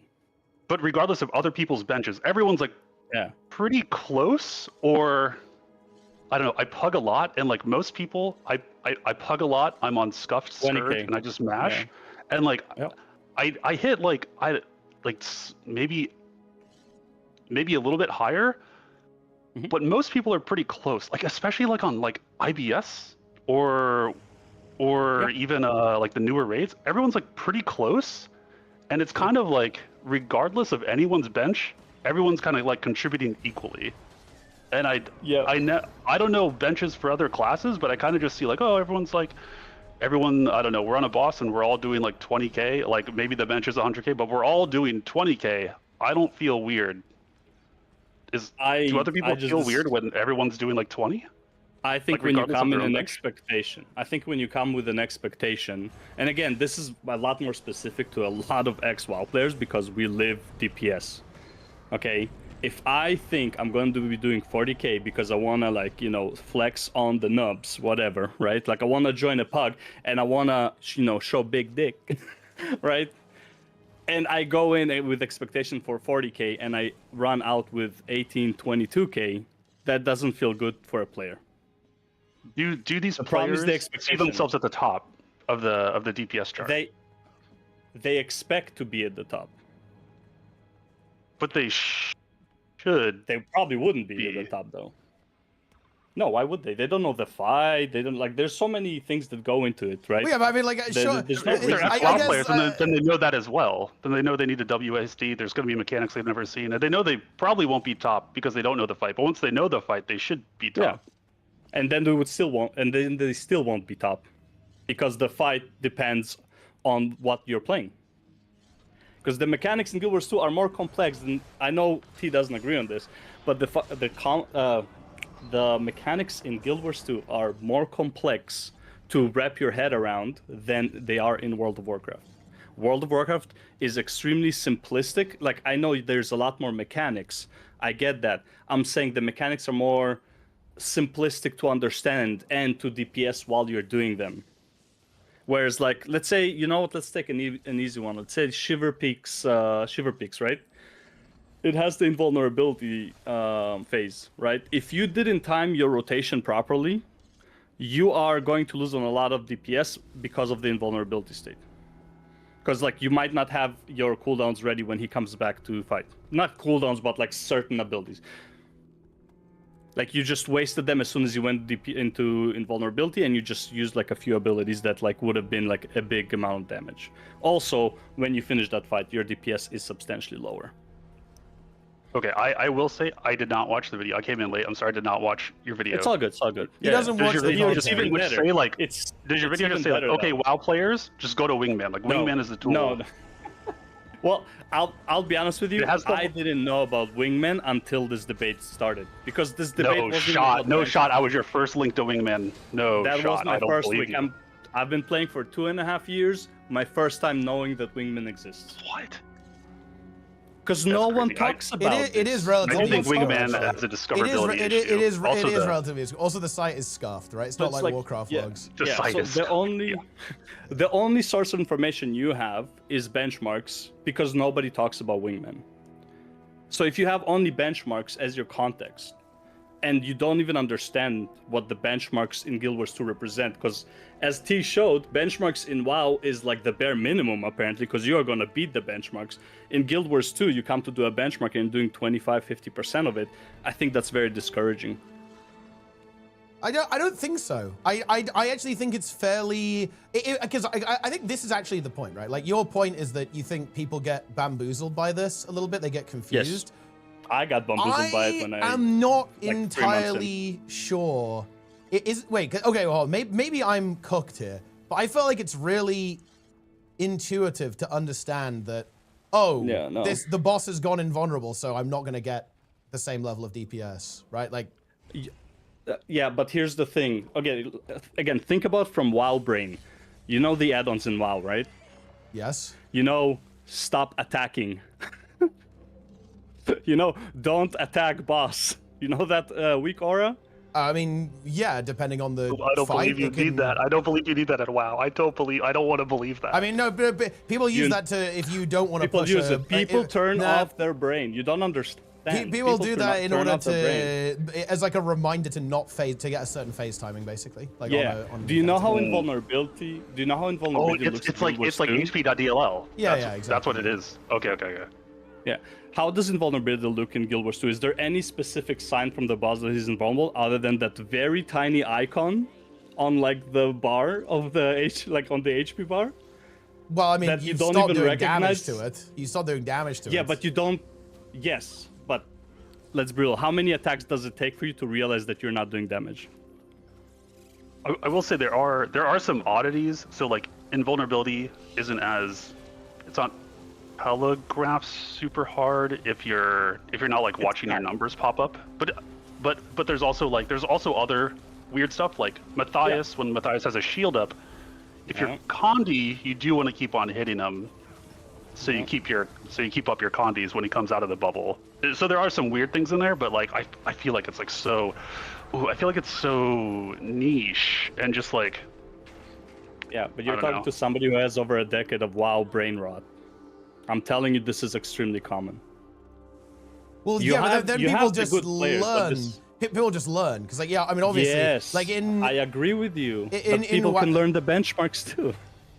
They can learn everything. Yeah, Well, I'm talking about how does it feel at first? How does it feel like for the first few times you're trying a build and you're doing substantially worse than what is advertised?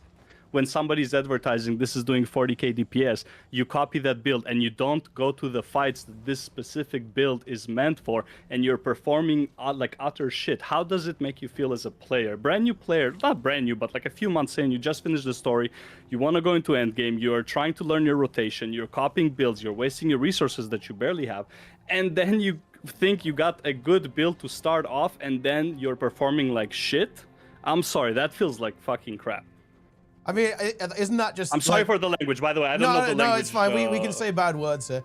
But I mean, like, isn't that just like learning a new game? Like, if you try a new build in any MMO, Yes. you will be shit. Like when you play it for the first time, It's you will it's be. it's shit versus like it's like your expectation versus how shit you are is what is a lot, like the variation in Guild Wars 2 is a lot higher. I like first time I played Final Fantasy 14, I was shit, but I wasn't that shit, you know? Like I was like, oh, I'm like a few thousand DPS off on my samurai.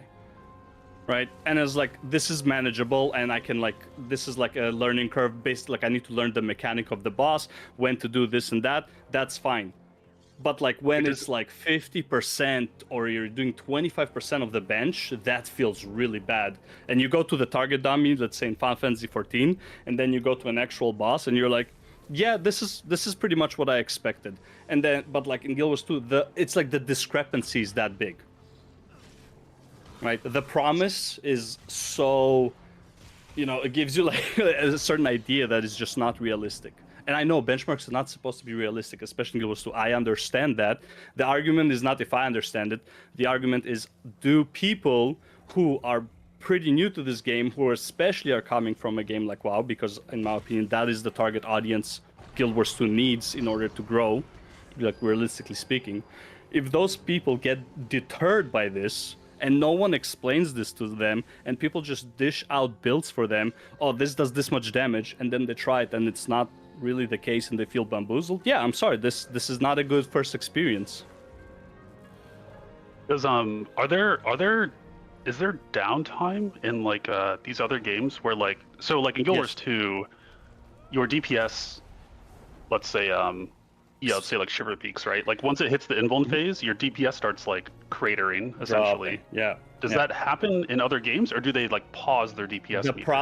The problem is no, so it doesn't pause DPS meter. The problem is how DPS works. In Guild Wars 2, DPS is pretty stable throughout the fight, right? You're pretty much doing the same DPS throughout. There's no major cooldowns. In WoW, you're doing like 90% of your damage during cooldowns and 10% during downfalls. I'm exaggerating the numbers probably, but there is a substantial increase in your DPS when you have cooldowns versus when you don't. So if you know when to use your cooldowns, because you know there's going to be a downtime where you can't use your cooldowns, you're not losing that much DPS. Does that make sense? I mean, that is true, but like applying the rotation correctly to a fight is still like a really big part of it, right? Like if you look at pauses and so on, like people who do well in WoW, it's like, there's like a big difference between someone who knows how to like apply their rotation or not. But I feel like this conversation is 100%. This conversation is kind of agree with you, bait. Like, I mean, what you're getting at here is that you think we should talk about logs more than sims, basically, like that. I think benchmarks are flawed. I think benchmarks are flawed. But it's like one of the only things you have. It's better than nothing, sure, but they're very flawed. And like people arguing with me that no, they are not, you just don't understand what they represent, are just being like dishonest. I know what they represent, but like you have to admit they are flawed. It's just I don't think there is a better system, but just I'm stating the fact that the benchmarks are flawed. That's all it is. To the other games, it's just that the system is not as well known. The system is wingman, right? Like that's what it sounds like. What people are used to in other games is actually the logs. Like when I parse whatever color the rainbow, and it's like your equivalent for that in Guild Wars 2 is wingman. You would look that up and you would look at how your build performs on specific bosses, and then you would know how you parse whatever rainbow color, purple, whatever, pink. Yes, parses would work. Parses and wingman work substantially better, but that's not a benchmark. If you just had, if you had only one context to go off of, you want to go into rating, all rating, which context should you use, benchmark or logs? And you can only choose one. And why? To be honest, I think it's a false dichotomy because I think you should find a build that looks cool first. I think that's like absolutely yes. Go for yes. First. And then regardless of its numbers. Let's assume. Yeah, I agree with you on that. I also make that comment in my video. I know you didn't watch. I make that comment in my video that's like, as long as you're doing 25k, 30k DPS, you shouldn't care about anything and just have fun. That's yeah, sure. But let's assume you're having fun with whatever. Okay, let's just take the fun out of the equation for a second. Let's assume you're having fun, whatever. Which meter is substantially more accurate? I would go with logs like 99 times out of 100 than with benchmarks. Yeah, because I don't think benchmarks are honest representation of anything. Well, of course, yeah, exactly. Well, you would always go logs, obviously. Yeah. So, like, why are people sending people to Snowcrow? They send people to Snowcrows because Snowcrows has the build. It has the build information, and it has the rotation, and it has the especially the opener, which is like very big. Yes. So it has all of this, and it has guides on how to play. I think the real issue here is... But it doesn't represent the actual build. That's because Snowcrows isn't made to do that. Like, the build pages are not made to do that. But what I'm saying is the Snowcrows page has value for representing this is how this class benches, this is how you set up the golem, this is how you would bench it. And it sounds like people just want a link to Wingman from there. That's like, oh, if you want to see the practical numbers, here's a link to Wingman. As like, that's it. It's like, it's not even about It sounds like that's the solution. And the more people I would just honestly linking. say the opposite. I would say the opposite. People want Link to Wingman, and from Wingman to be taken to Snowcrow. But I don't think Wingman can detect the build you're using. Unlike WoW Progress, for example, that also records the build that you're using and your talents and your items.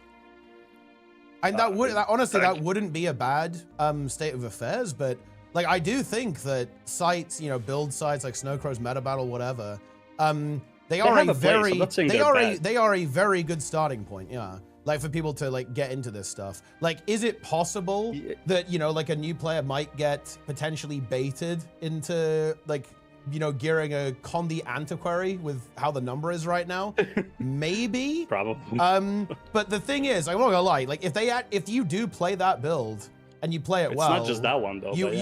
Well, I mean, that's like the main outlier. If you look at the other ones, they're all pretty legit. Like you could argue that you could argue that Mirage is also like a little bit of a bait as well because it is a very specialist build. But I mean, look, Evoker, Conduit, Ritualist, Gale Shot, Amalgam, right? Like Luminary. All the new ones. Yeah. Well, I mean, look, I mean, they're obviously they're pretty OP right now for sure. They're pretty busted for sure. They 100 are.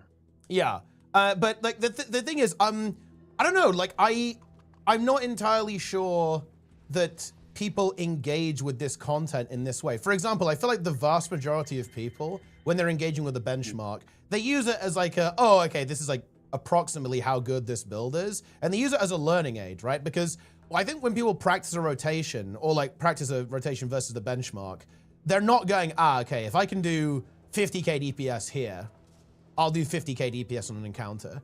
I think what they're thinking is, if I can do 50k DPS here, then I'm doing the rotation pretty well. And that means if I do the rotation like this on a real fight, I'll also do pretty well. That's like my understanding. Like that's what I would expect. With how that was my right? understanding. Yeah. That was my understanding.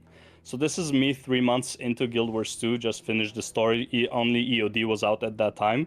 And I was like, oh, I just joined a guild that does raiding. Yeah. And I chose Virtuoso that I think was doing like 38k at the time, which is one of the higher ones. And I really enjoyed Mesmer. This is like, what, two plus years ago? Like before Sodo, like a few months before Sodo. I don't remember the exact numbers, but it like Virtuoso, like the Viper one was doing pretty well. And I enjoyed Virtuoso because I was leveling with it as well. And I took it and I learned the rotation and I was doing great. And then I got to the raid. And yes, there was a learning curve for the, you know, for understanding the bosses. Within a month, less, but like, you know, a few rotations of the wings, I learned the bosses pretty well. I was watching guides, the mechanics, when to do what. I still couldn't get anywhere near like top 5 DPS. Or top 4 DPS, like, because like you have like 6 DPSers, or 4 DPSers or whatever. And I still wasn't able to do it. And my rotation, and I was practicing it hours, bro, like, just, it's just like, I had an expectation, it just wasn't happening. Now you can say, yes, skill issue. Wait, this is different. This is where I see the differences coming in. So you just said you weren't able to break top 4 DPS, which is how I understand how people perceive DPS, because they look at the meter, they look at themselves compared to each other. Exactly. But it sounds like it sounds like there are other. But it sounds like there are people that only look at the benchmark and then how they perform, and they don't look at relative to other people in the raid. So I'm like, this is where it breaks down for me, because when I look at, I couldn't tell you anyone's bench, like any class's bench. But when I look at the DPS meter, I think it's very easy to see like who's doing well and who's not doing well. 100%, I agree. Well, kind of interesting thing. Like, because the bench is not telling you what you need to know. The bench is telling you what you bench, but the bench doesn't correlate to the actual content that you're doing in almost all cases, except like 5%. Do you think that, would you say that like the main issue here then is maybe a lack of delineation between power and Condi? Because like, okay, here's the deal. Like if you if you were doing your rotation really well on your Condivert, you would 100% be owning everyone, unless it's on like Veil Guardian or something, right? Like where the boss like takes more power damage. Like if you're you know, if you're talking about stuff like that, then okay, I think that's fair. I think I think honestly that stuff can be a little bit weird as a new player. But I feel like this is like the first 4 wings. Yeah, the first I four think wings. Yeah. Snowcross even says that though. It talks about ramp time. It does talk about ramp time a lot of the time on their builds. Yeah, like if it's a combi build and it has a long ramp, they will talk about it. Yeah. Yeah. Let me just say one thing. Bro, ain't nobody reading everything Snowcross has to say. I'm sorry. Well, I mean, we can't blame SC or like benchmarks if people don't read their content. I do think there is like a website literacy thing. Yeah. The big thing is, I think Snowcross should probably do a massive pop-up that says, "Here's the group finder" every time you load the page for the first time when you don't have a cookie. Because it feels like so many people are like, "Well, how do I find groups? How do I find groups?" And it's like this same site you're finding your builds has a page for finding groups with all the Guild Wars 2, University, Scan Gang, all those links. It does feel like there is a bit of a website literacy thing going on. Yeah. And I do think some people, they look at the bench page and they're like, "What's highest bench?" They go to that build without like considering anything, without looking at any other build. Look what looks cool, and it's like, yeah, but I think this is. But I also think this is like I'm also like, I don't understand how, maybe it is WoW brain rot, but like it's so interesting because I've never had this experience when I wanted to learn any other game. It was always like I would look at different builds to see what looks cool or fun or flavorful or whatever, and then go from there. But maybe discrepancies in DPS are so big in WoW that people feel pressured to do it there, and they bring it here, and I don't know. Every patch. Now again, I can't say that this is like the most recent news that I have about WoW, because again, I haven't played in years. I'm talking about from my experience playing WoW for 13 years, okay? Every patch you would see, oh, these 2 or 3 specs are doing like 20k more than the middle of the road, and everybody's crying about it. Oh, I don't want to re-roll my class. Please buff, please nerf. That is like, this is what happens in WoW pretty much, or used to happen. I don't know how it is now. Every single patch, these guys are overperforming. I don't want to play that. Like, you must nerf or you must buff me. How is it that this guy is doing like sims only for, not sims, but like, I guess it's technically sim, like 30k DPS less than this guy, and like the max DPS is like 180k. Like, what the fuck? Like, people are losing their shit over this every freaking patch, right? So that is the WoW mentality. I don't see that in Guild Wars 2. It's like, oh, this is overpowered. That's like, it's fine. We're all relevant. With WoW, like, if you're not top DPS, you are not invited to content. You have to be a top like spec. Every time I was doing mythic raids, I was asked to change my spec from one thing to another, from Paladin to Demon Hunter to Death Knight. That's pretty much all of the times I changed, right? Because it depended on the patch. Right? Oh, Red Paladin is not performing, but Frost Decay is now top of the thing. Can you please change? We don't have anyone else to change. Right? Like, that's just how progression is. Now, again, you can come from Guild Wars 2 and you say that you didn't experience it, especially if you come with like a pre-made already from like your Steam or whatever. I'm telling you how it is to pug. Like, that was the mentality to pug. Okay, you join a random guild that is doing Mythic Prog, that is the mentality. It is a bruised ego, by the way, to the guy who said it. It is a bruised ego mentality. 100%. I agree. It is. I'm not going to deny it. This is wild brain rot, like 100%. I'm not like.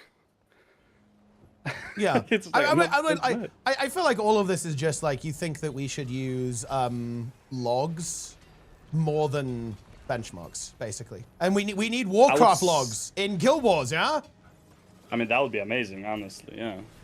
If you could see like the actual, like the breakdown of the damage that you're doing, which skills are doing more, based on the breakdown, plays a much better role of understanding your priority than anything that Snowcross can write. Like, you see the number. This does more damage. I'ma press this button more. And if I don't have this button, I'ma press the second best. Did your video, did it go over like how to set up Arc? Because I do think Arc is quite scuffed. But there are like videos on how to set it up And there's like general like how to use it that I think do help a lot. And I don't know if people, particularly for like power builds, Condi is like kind of weird because I don't think you see the skill that like hits all the burning or hits all the torment or whatever. But the power builds are like you can very quickly see which skills you should be mashing. Yeah. Yes, which is another thing that doesn't really exist in WoW. Now you have dot builds, but the dots ramp up so fast that they're practically power builds. That is, well, I mean, look, I can't speak to the game like years ago, but that is really not the case now. There are still like pretty slow classes like in WoW. 100%. The issue with the issue with Arc DPS is I don't think it can tell. It'll tell you like, oh, burning is your big damage, but like you might have a skill that does 1 stack of burning, and you might have another one that does like 10 stack of burning, and you won't know. The log won't tell you, or the in-game meter won't tell you which one you should be pressing more. It kind of gets like lost there. There's a breakdown in like the data flow, but I don't know. And I honestly think I think like people get different mentality. Yeah. Like hung up on this a lot, and I honestly think like I don't think it matters. So many people, I think it's like so many people just need to hear like just mash your buttons. Like APM is going to get you so far in this game. It's ridiculous how far. Like I said, it's not that the content is hard. Like it really does. Like you don't even need to get a Snowcrow build or anything like that. Like the game is not hard. Like I'm not talking CMs. I'm talking about like what most people will be doing: T4s, regular raid, strikes. Aside from like maybe the EOD one. I always forget the name. The Swan and all the dragons. Harvest Temple. Yes. Oh my god, I always forget the name. Like maybe that one is hard for some casuals, sure, but like realistically, the content is really not hard. Like you can do 20k DPS, you can do, and again, most people will do 25, 30 on a bench. I'm not even talking about like on the like the thing on a bench. You do that, you're probably gonna be okay. Okay, like I'm not. The problem is when you build an expectation, like the guide that I am criticizing in the video, which is what the whole video was about. I know I came off extremely poisonous from the start, but I was already pissed off. So like I said, like from the start, I'm gonna be a lot more blunt or whatever word I used. So I get why people are hung up on the benchmark. The whole point was how that specific guide and guides similar to that use benchmarks to deceive people, because you're doing a benchmark on this build for 36k, which is nowhere near reality, and you also say this build's amazing, this build is great, and then you only portray 2 fights where this build would actually be amazing and great. But in reality, take it anywhere else. Even the people were claiming, oh, this is just for group content. Take it to any group content, it will not do well. It has one of the slowest ramp ups on Condi I've ever seen. Which literally build? Start. Is that like the auto attack Paragon build? yeah. Paragon build. Yeah. I've never heard of this build. I don't know if I've ever seen this build. What? It's like the. Wait, who was recommend? It's Condi Paragon. Yeah. It's Condi Paragon. Yeah. You like. And I have no hate like for recommended. It's sword, and like, you just look. It's got arms, and you just auto attack. It's based. Is it like the pistol meme like thief thing? Similar, is it like kind that? of, yeah. It's like that, but Condi. Similar, but Like melee. Yeah, melee and Condi. Yeah, similar kind of. Yeah. But the thing is, with the pistol, what do you call it? Headhunter, sharpshooter. Sorry. Like that is not. Like you can always DPS it. You really don't need to click anything. You just like auto lock that ability to do it, and you will actually do that damage pretty much everywhere. Because you can be at range, you can move while doing it. The boss can do whatever the hell he wants, and you'll be fine to do it. This build, however, requires you to have uptime on the boss all the time, because it only gets to like 50 bleed stacks, and it's so slow to get to 50 bleed stacks that if you lose them, you're kind of screwed. Like you start from like 5k DPS all over again. Like you have no like burst to start you off, kind of thing. Yeah, and this actually is true. Well, okay. So if you want to say that in general, like power builds are often a lot better than they appear, I actually think this is true. That this is actually very true, especially when it comes to like builds being potentially undervalued by benchmarks and like Condi builds being overvalued is actually a really interesting discussion. And like, you could definitely bring up the point, maybe we should talk about the first number a lot more. I'm sure you're familiar with like the first number you get on the benchmark. The golem gives you a number every 20% of the golem's health, right? When you're DPSing it. Yeah, maybe that should be a bigger part of the conversation, because if you did that, you would then see like how insane something like Amalgam really is. Because Amalgam just has this crazy burst opener, which, because Guild Wars 2 encounters are pretty short, tends to like be very, very good, right? And well, it's funny actually, because like the WoW comparisons are really interesting to me, because it's very much a function of encounter design, and specifically encounter design when it comes to how long the fight actually is, right? Because the reason, well, the reason why it's different. Okay, I use different words. But that is pretty much what I was saying when I said like the way the Guild Wars 2 does its mechanics, as in like the encounters, as in like how many invulnerable, how many times you have to switch targets, how the ramp up of your DPS matters, unless like again if you're a target, if you're melee, how many times you will be out of range due to mechanics, unlike range. There's so many more variables in Guild Wars 2 versus like WoW. In my opinion, there's like 2. I mean, the thing is, for your DPS. It's more that like Guild Wars 2 encounters they die very quickly. It's like they phase very fast. So there's definitely like some difference with like how that plays out. But this is more of like a Condi versus.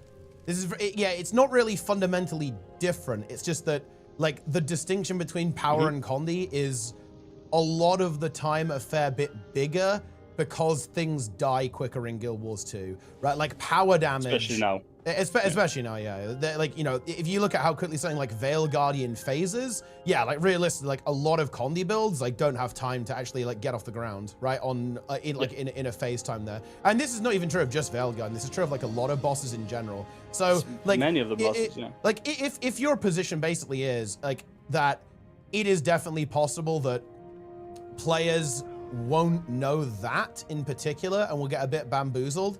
I think that's true, to be honest. Like, I think people can potentially get caught out by that when they're like coming to a game, like especially on like the power versus Condi thing. Like but I do want to split that hair though, because the hair needs to be split here. Like that is slightly different to saying than it's not quite the same as like the idea of the benchmark is the problem. It's more like players need to be aware that like being a power build and being a Condi build is like a very different thing. Like in a lot of content in Guild Wars 2, especially kind of like the more farmable content, like being power and Condi is very, very different. Like it depends on what build, of course, because you could have like a really bursty Condi build, like, I don't know, like, you know, Firebrand can be pretty bursty. It's got a bunch of burning, right? Like, whereas something that's like potentially like more, there are slower builds and faster builds, right, when it comes to Condi, obviously.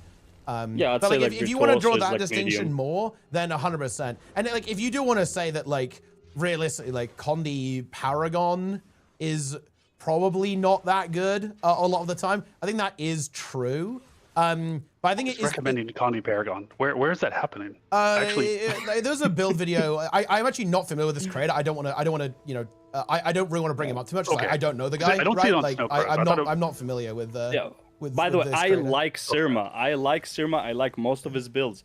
This build specifically is kind of like an alert went off my head, because I'm like, I have had this problem with multiple builds that were like, I don't remember off the top of my head, but there were multiple builds that I've seen that people are making that have a very similar issue. It's like, oh, this is easy to get into, this does this much DPS, but it's like, where is this viable? The creator never says. And it's like, it's very viable for like a very specific encounter that would, and usually, yes, they are Condi, right? Power really doesn't have that much of an issue. However, if they're power range, they are even better off in the benchmark discrepancy compared to a melee power, which is better than a range Condi, which is better than a melee Condi, right? So there's like, the gaps are smaller, like the more you go to like ranged and power.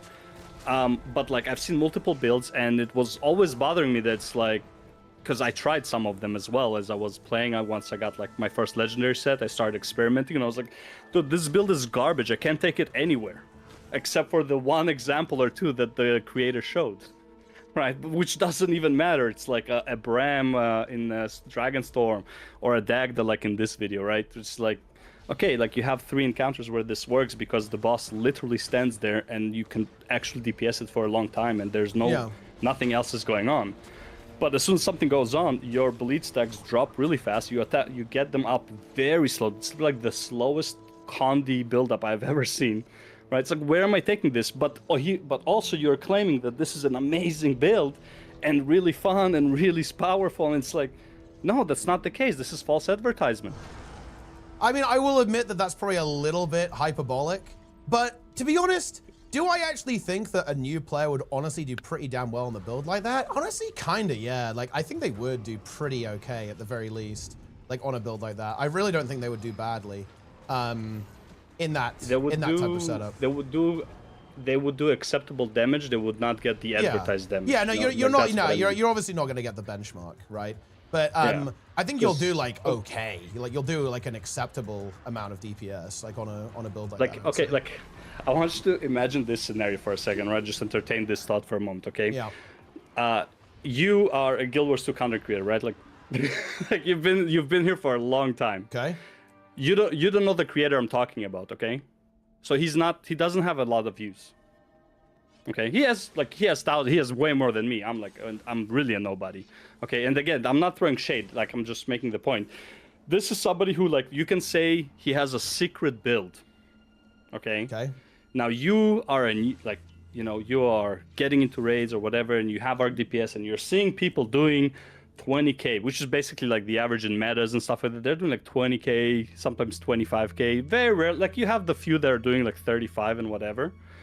But like, for the most part, you join like a random meta for Suwon, people are doing 20 to 25k on the boss. Yeah. Okay, they didn't come prepared with all the buffs and all that stuff, right? And then you see this video, it's like 36k DPS. You're like, dude, I'll be top DPS in this meta that I like doing. And then you go, and you're doing 8k. Well, I don't think you'll be doing 8k. You're not even doing 8k DPS. There's such a big discrepancy between yes, it's like ego. the perception that the whatever number is in a video is that relevant to like Suwon.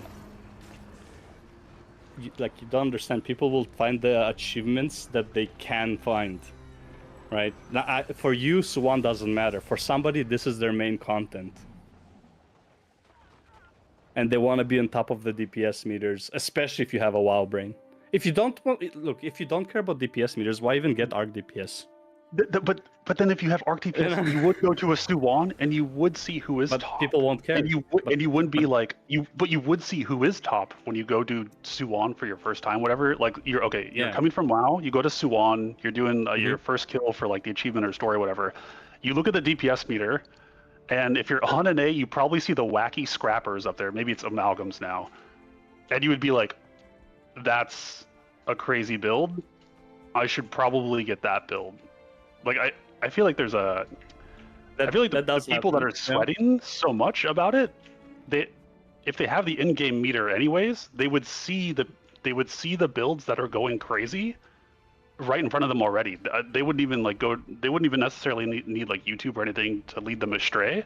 They would just see the other builds that are already there, and like you can even like click people open and see like what skills they're using and stuff, and you would find some really wacky builds. And then I guess maybe WoW brain also doesn't know about like the buffs on Suwon and like what the crazy stuff that can happen in open world. That's let's assume different you know. from raids. Let's assume you know.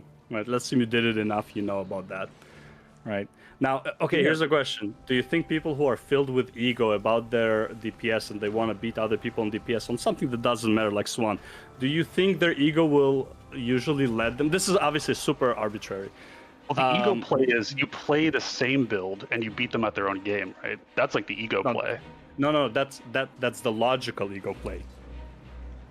that's what you think the ego play would be. The ego play would be, I'm going to do more DPS than them. It doesn't matter what build I'm using. I just want to be top of DPS. My build clearly is not working for me. I'm gonna find a build that is stronger, and then you get an advertisement for a build that does 36k while you see everybody's doing 30k. Guess where you're going next? I need a toxicity check. Is it okay to say that people with this kind of ego, I'm okay with them being bamboozled? Is that crazy?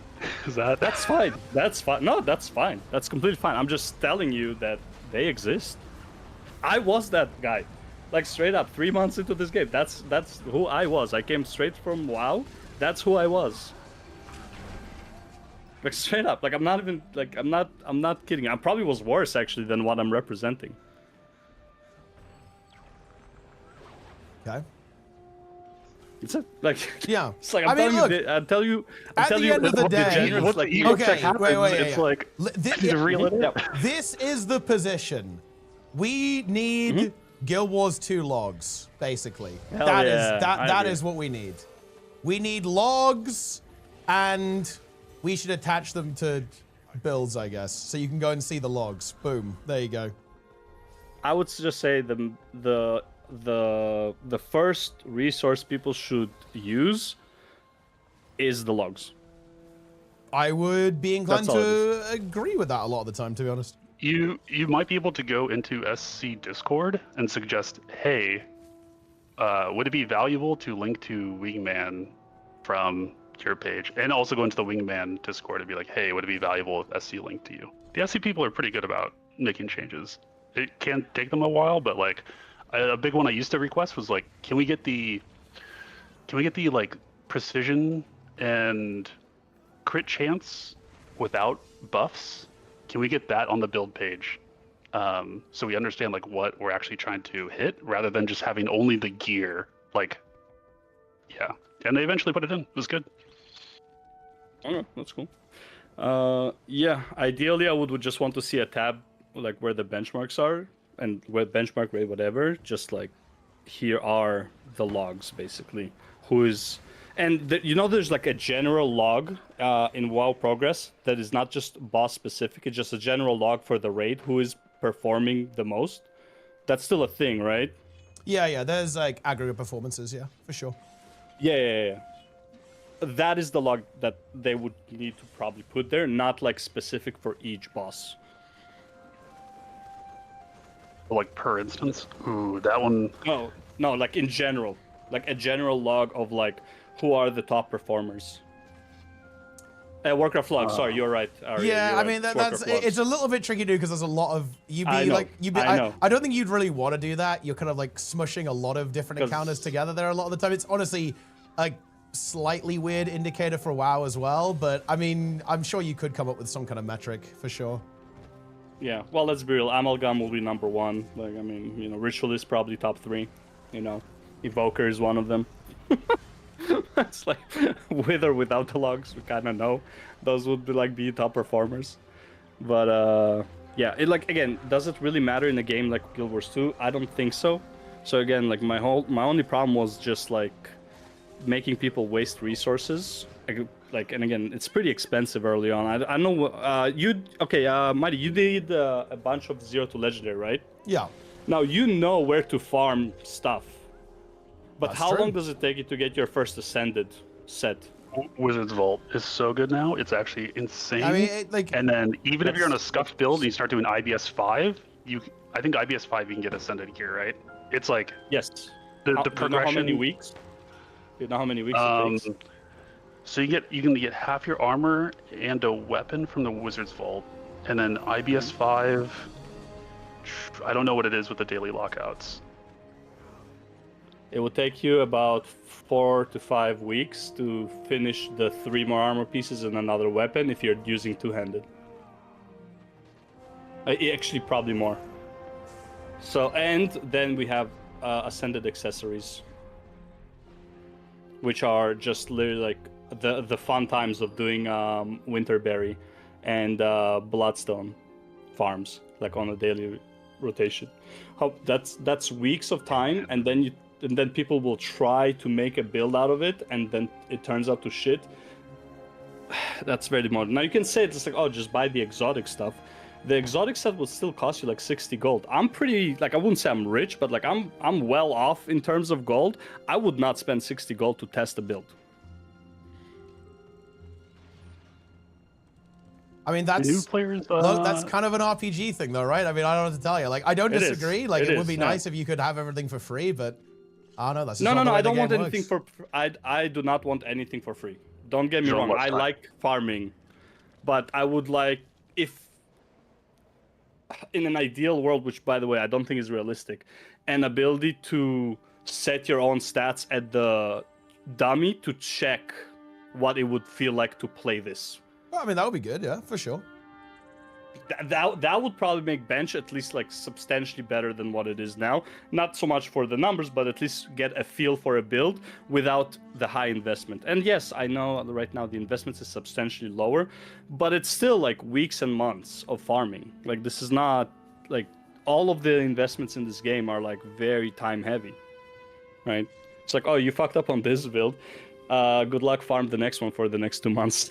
Doing like mediocre, like non-fun. I mean, I grind, think you is know? you don't have to wait that long to get gear, right? I mean, if you're just doing open world, you're probably getting like 20 gold an hour doing open world approximately, like doing Wizards Vault dailies and stuff. Like you can get you can gear like a build in I don't know, a couple of hours to be honest, a lot of the time. Yeah, exotic you can. I'm saying that still costs like 60 gold plus Yeah. to make a just exotic build.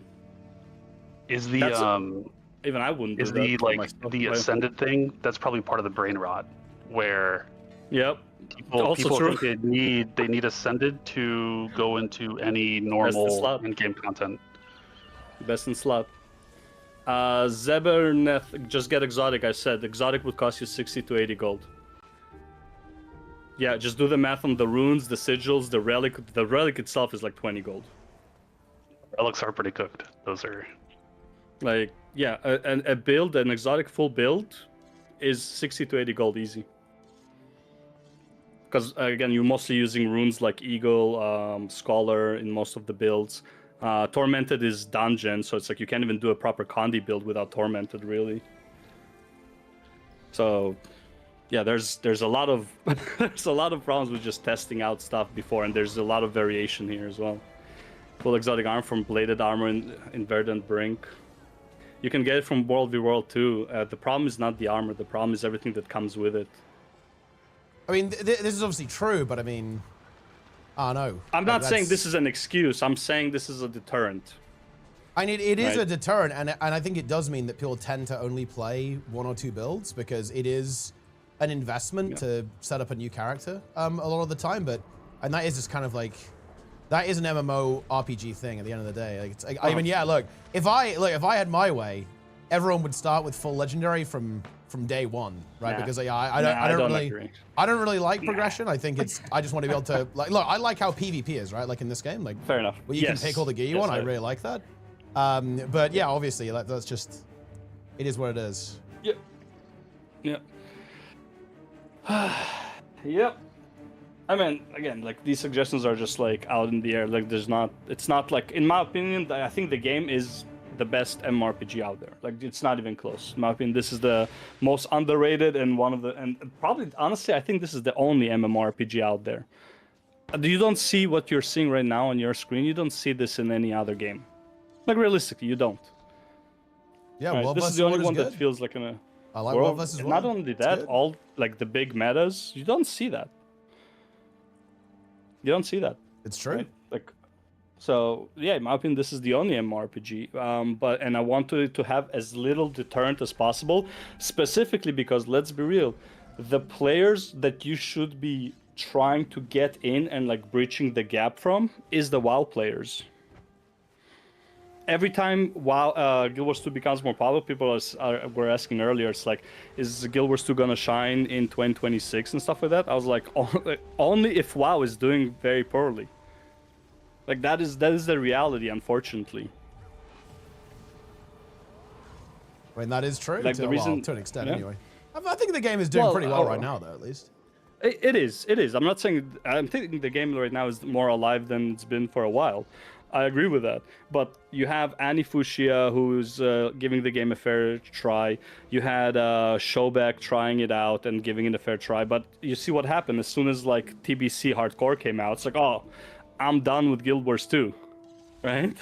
Yeah, I mean, It that is is an how it goes. unfortunate reality. I mean, yeah, it is. It is an It is. unfortunate reality, right? It is how it goes. So Yeah, so my mentality is when I'm making videos is I'm trying to go from the perspective of if I like a WoW player coming into this game, because that is, in my opinion, the target audience that this game needs to bring in, and try to make them understand this game as smoothly as possible, because this game is very different mentality-wise and progression-wise and like everything-wise, realistically, like how combat works, how mechanics works, how grouping works, the boons, the like everything in this game is very, very different, right?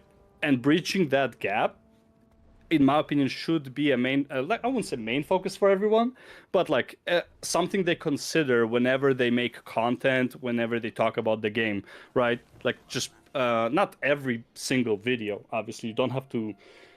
No, this is how boons work at like intro to a video, right? But like you have to kind of view it in the perspective of if a WoW player sees this, would this make them want to play? Unfortunately, as much as I like, I quit WoW long ago because I think the game is just turned into dog shit a while back. It has its merits, don't get me wrong. I think Mythic Plus has its merits. I think Mythic rating and rating as a whole has its merits, don't get me wrong. But I think the way the game is played is just not friendly to players. And many players are playing because they've played for a very long time. All right? And they will keep coming back until WoW basically dies off on its own. But you have the stragglers that like, dude, I do not want to see WoW players going to RuneScape instead of Guild Wars 2. Are you kidding me? RuneScape instead of Guild Wars 2? Seriously? That's what I mean. I mean, yeah, that's fair enough. Look, at the end of the day, I think it's good to perhaps wrap things up on a point of agreement. Basically, we think that logs are good and we should talk about them more. And at the end of the day, it just sounds like you want more content that is kind of showing builds in action, right? Like showing builds in action. Oh, in terms of what guides are, I would say it's not even. I don't care if you go out of your way to like show the build in all scenarios. I don't think that that's realistic to ask. I think that's too much to ask for in a build. I think you just should say, like, here are the negatives of this build. This build will not do well in a switching target environment. This build will not do well in AoE. This build will not do well in this. But this build is great for this, and bosses of this type or something. Just make a list. You don't even have to show it. Just make a list of what this build is meant for. Be the change you want to see. I think most builds do that, but the random videos on YouTube probably don't do that. Like I think like when people make their builds, they typically say like this is for whatever they say, like they delineate between open world raids and stuff. But I do think that the bar should be raised. I think the bar should be heightened on build videos. I made a build once and I was like, okay, I need to get logs for most raid encounters showing what the build, how the build performs. I will go to Samurag. It was a low intensity build. It was like, I will go to Samurag and I will not dodge, I will not jump, and I will see if I can not get knocked ever. Because like you wanna, I think build videos should have like, if they have a goal, they should be testing and stressing the build to achieve that goal. Yes. But I think but the main focus is the videos. The videos, in my opinion, are lacking. People are saying Snowcrow has all of this. No, Snowcrow has some weaknesses, like slow ramp up, forced movement, stuff like that. It doesn't have this build does not fit in these fights. This build is great for these fights. It doesn't have that. It has strengths and weaknesses, but they're very general. They're not like make it more specific. Well, I mean, aren't those generalities kind of what you want, though? For example, like if a build has a slow ramp up, then it's not going to be good when you have to switch targets or in a fight with multiple phases. Isn't that kind of what? Yeah. Isn't that kind of what they're saying though, with that statement? No, they're not. It kind of is though, no? Oh, what? Oh, the Snowcrow. The Snowcrow? Yeah. Yeah, I think we're saying Snowcrow has some hints of that, but then there are a lot of random videos on YouTube. They're like random videos on YouTube that do not delineate at all. That really don't go into like the intricacies of like why a build is good or bad, or like why a build is good and like what content the build is for. But I think it's interesting. I think most veterans. 30 seconds. yes. I think like most Veterans veteran modes, build yeah. creators call this out when they have a build. Like your I don't know. I feel like most veteran build makers have this, but like I think there are some like random. I don't want to say random, but like smaller creators or maybe creators that don't have such a large following that this doesn't get brought to their attention, so they just don't do it. I can say fairly confidently, but I could be wrong. The only time I see people mention that a build is for open world is only when the build is for open world. And if it's for anything else, they never mention what it's for. I'm sorry, but fractals, raids, strikes, they are completely different beasts, and within raids, they are completely different beasts. There's like no differentiation between any raid fights. Like, oh, this build is good for raids. No, it's not. Not for half of them. Like, I don't think you like too many be a build bit more videos specific. say that they're They for don't. raids. Because I think Well, most what builds are they are. for? I think most builds don't specify, or most videos don't specify, and That's what we- probably from like seeing so many builds, the default assumption is if it's not specified, it's for open world where like the bar for viability is very low. So it's kind of like that's just like Well, you probably take that. Yeah. So here's this is actually funny that you mentioned it. So you said that if they don't specify, it's usually for open world. Is that what you just said? Yeah, when it comes to like unless the channel is specifically about raids, like I don't know the SC members. I think their videos on their the SC is definitely for raids. Yeah, I'm not gonna argue that. Yeah, but I think most builds out there are just not. I think they're typically made and only played in open world. So this is why I find funny that you said, not like laughing at you or anything. It's fun that you said because the video I'm reacting to doesn't specify what it is for. And when I compare it to open world, people are like, "Oh, this is clearly for group content." See what I mean? I also think I yeah, found because the it video kind of was though. Like he benchmarked the build and he showed her off on like Bram. Dragonstorm and Dagda. Yeah, Bram. it's like it's like a strike farming build. Like it's like a strike farming build, like a like general open world meta build you could play it on, right? Like raids and stuff. Like that's kind of what it's like talking about. I do think it is interesting. general. This build, I'm looking at the Dagda gameplay, and I'm like, it is interesting that it's at the top of this list. Yeah, at exactly. 24K. I mean, it will do well, like in pugs. It will do pretty okay in pugs, right? Like because if you play a build that just like does decent DPS and you just auto attack the boss, like you will out DPS people a lot of the time. Yeah, but like that's also the point I'm making. He specifically chose, and I actually make this point in my video, he specifically chose footage where his build is doing good against Dagda and against Bram where he's top of DPS. But let's be real, it will not be. So it's like that's why like I said this build is misleading. Because no, it won't. Like people doing 20k on Dagda? What? Like it's like did you just ask them to lower their DPS or something? What's going on here? I mean, I feel like his group was a pretty standard pug, to be honest. Like, pugs do not do a lot of damage. Like, it's... Yeah. There is an issue with logs. I don't know if this happens in WoW, but when an era... like, when an era is anticipated to end on Wingman, people will do... Actually, I don't know if people still do this. People will do some unhinged things to try to get top DPS logs in Guild Wars 2. So they will make groups. They will go on like a Condi class on a fight, and they will bring along like 6 supports to ensure that they have like total boon up time, and then they will potentially solo do solo DPS, or they'll bring like other like slow like Condi builds, so their phase timings are as long as possible. To like ramp and stuff like this, so they don't get just beat out by like power builds. I don't know if this still happens, but it used to be a thing on Wingman. It's super fascinating. Yeah. That, by the way, I would consider that as like a WoW mentality. Like straight up, this is like how you force your priest to PI you all the time. True, actually. like that is true. I want maybe PI. PI me as the tank. That is what needs to be done. Okay. Hey, 100%. you wanna parse the tank? Yeah. Yeah. 100%. I will get PI. Yeah. I will get PI, or you will get no loot. I'm in charge. I'm running the loot council. That's just the way it is. I'm sorry. I don't want anyone to think I'm riding Teapot's coattail here. Okay. I didn't initiate Don't read the Discord chat. specifically. Don't read the okay? chat Like, when they talk about you. They're all invaded. I don't know.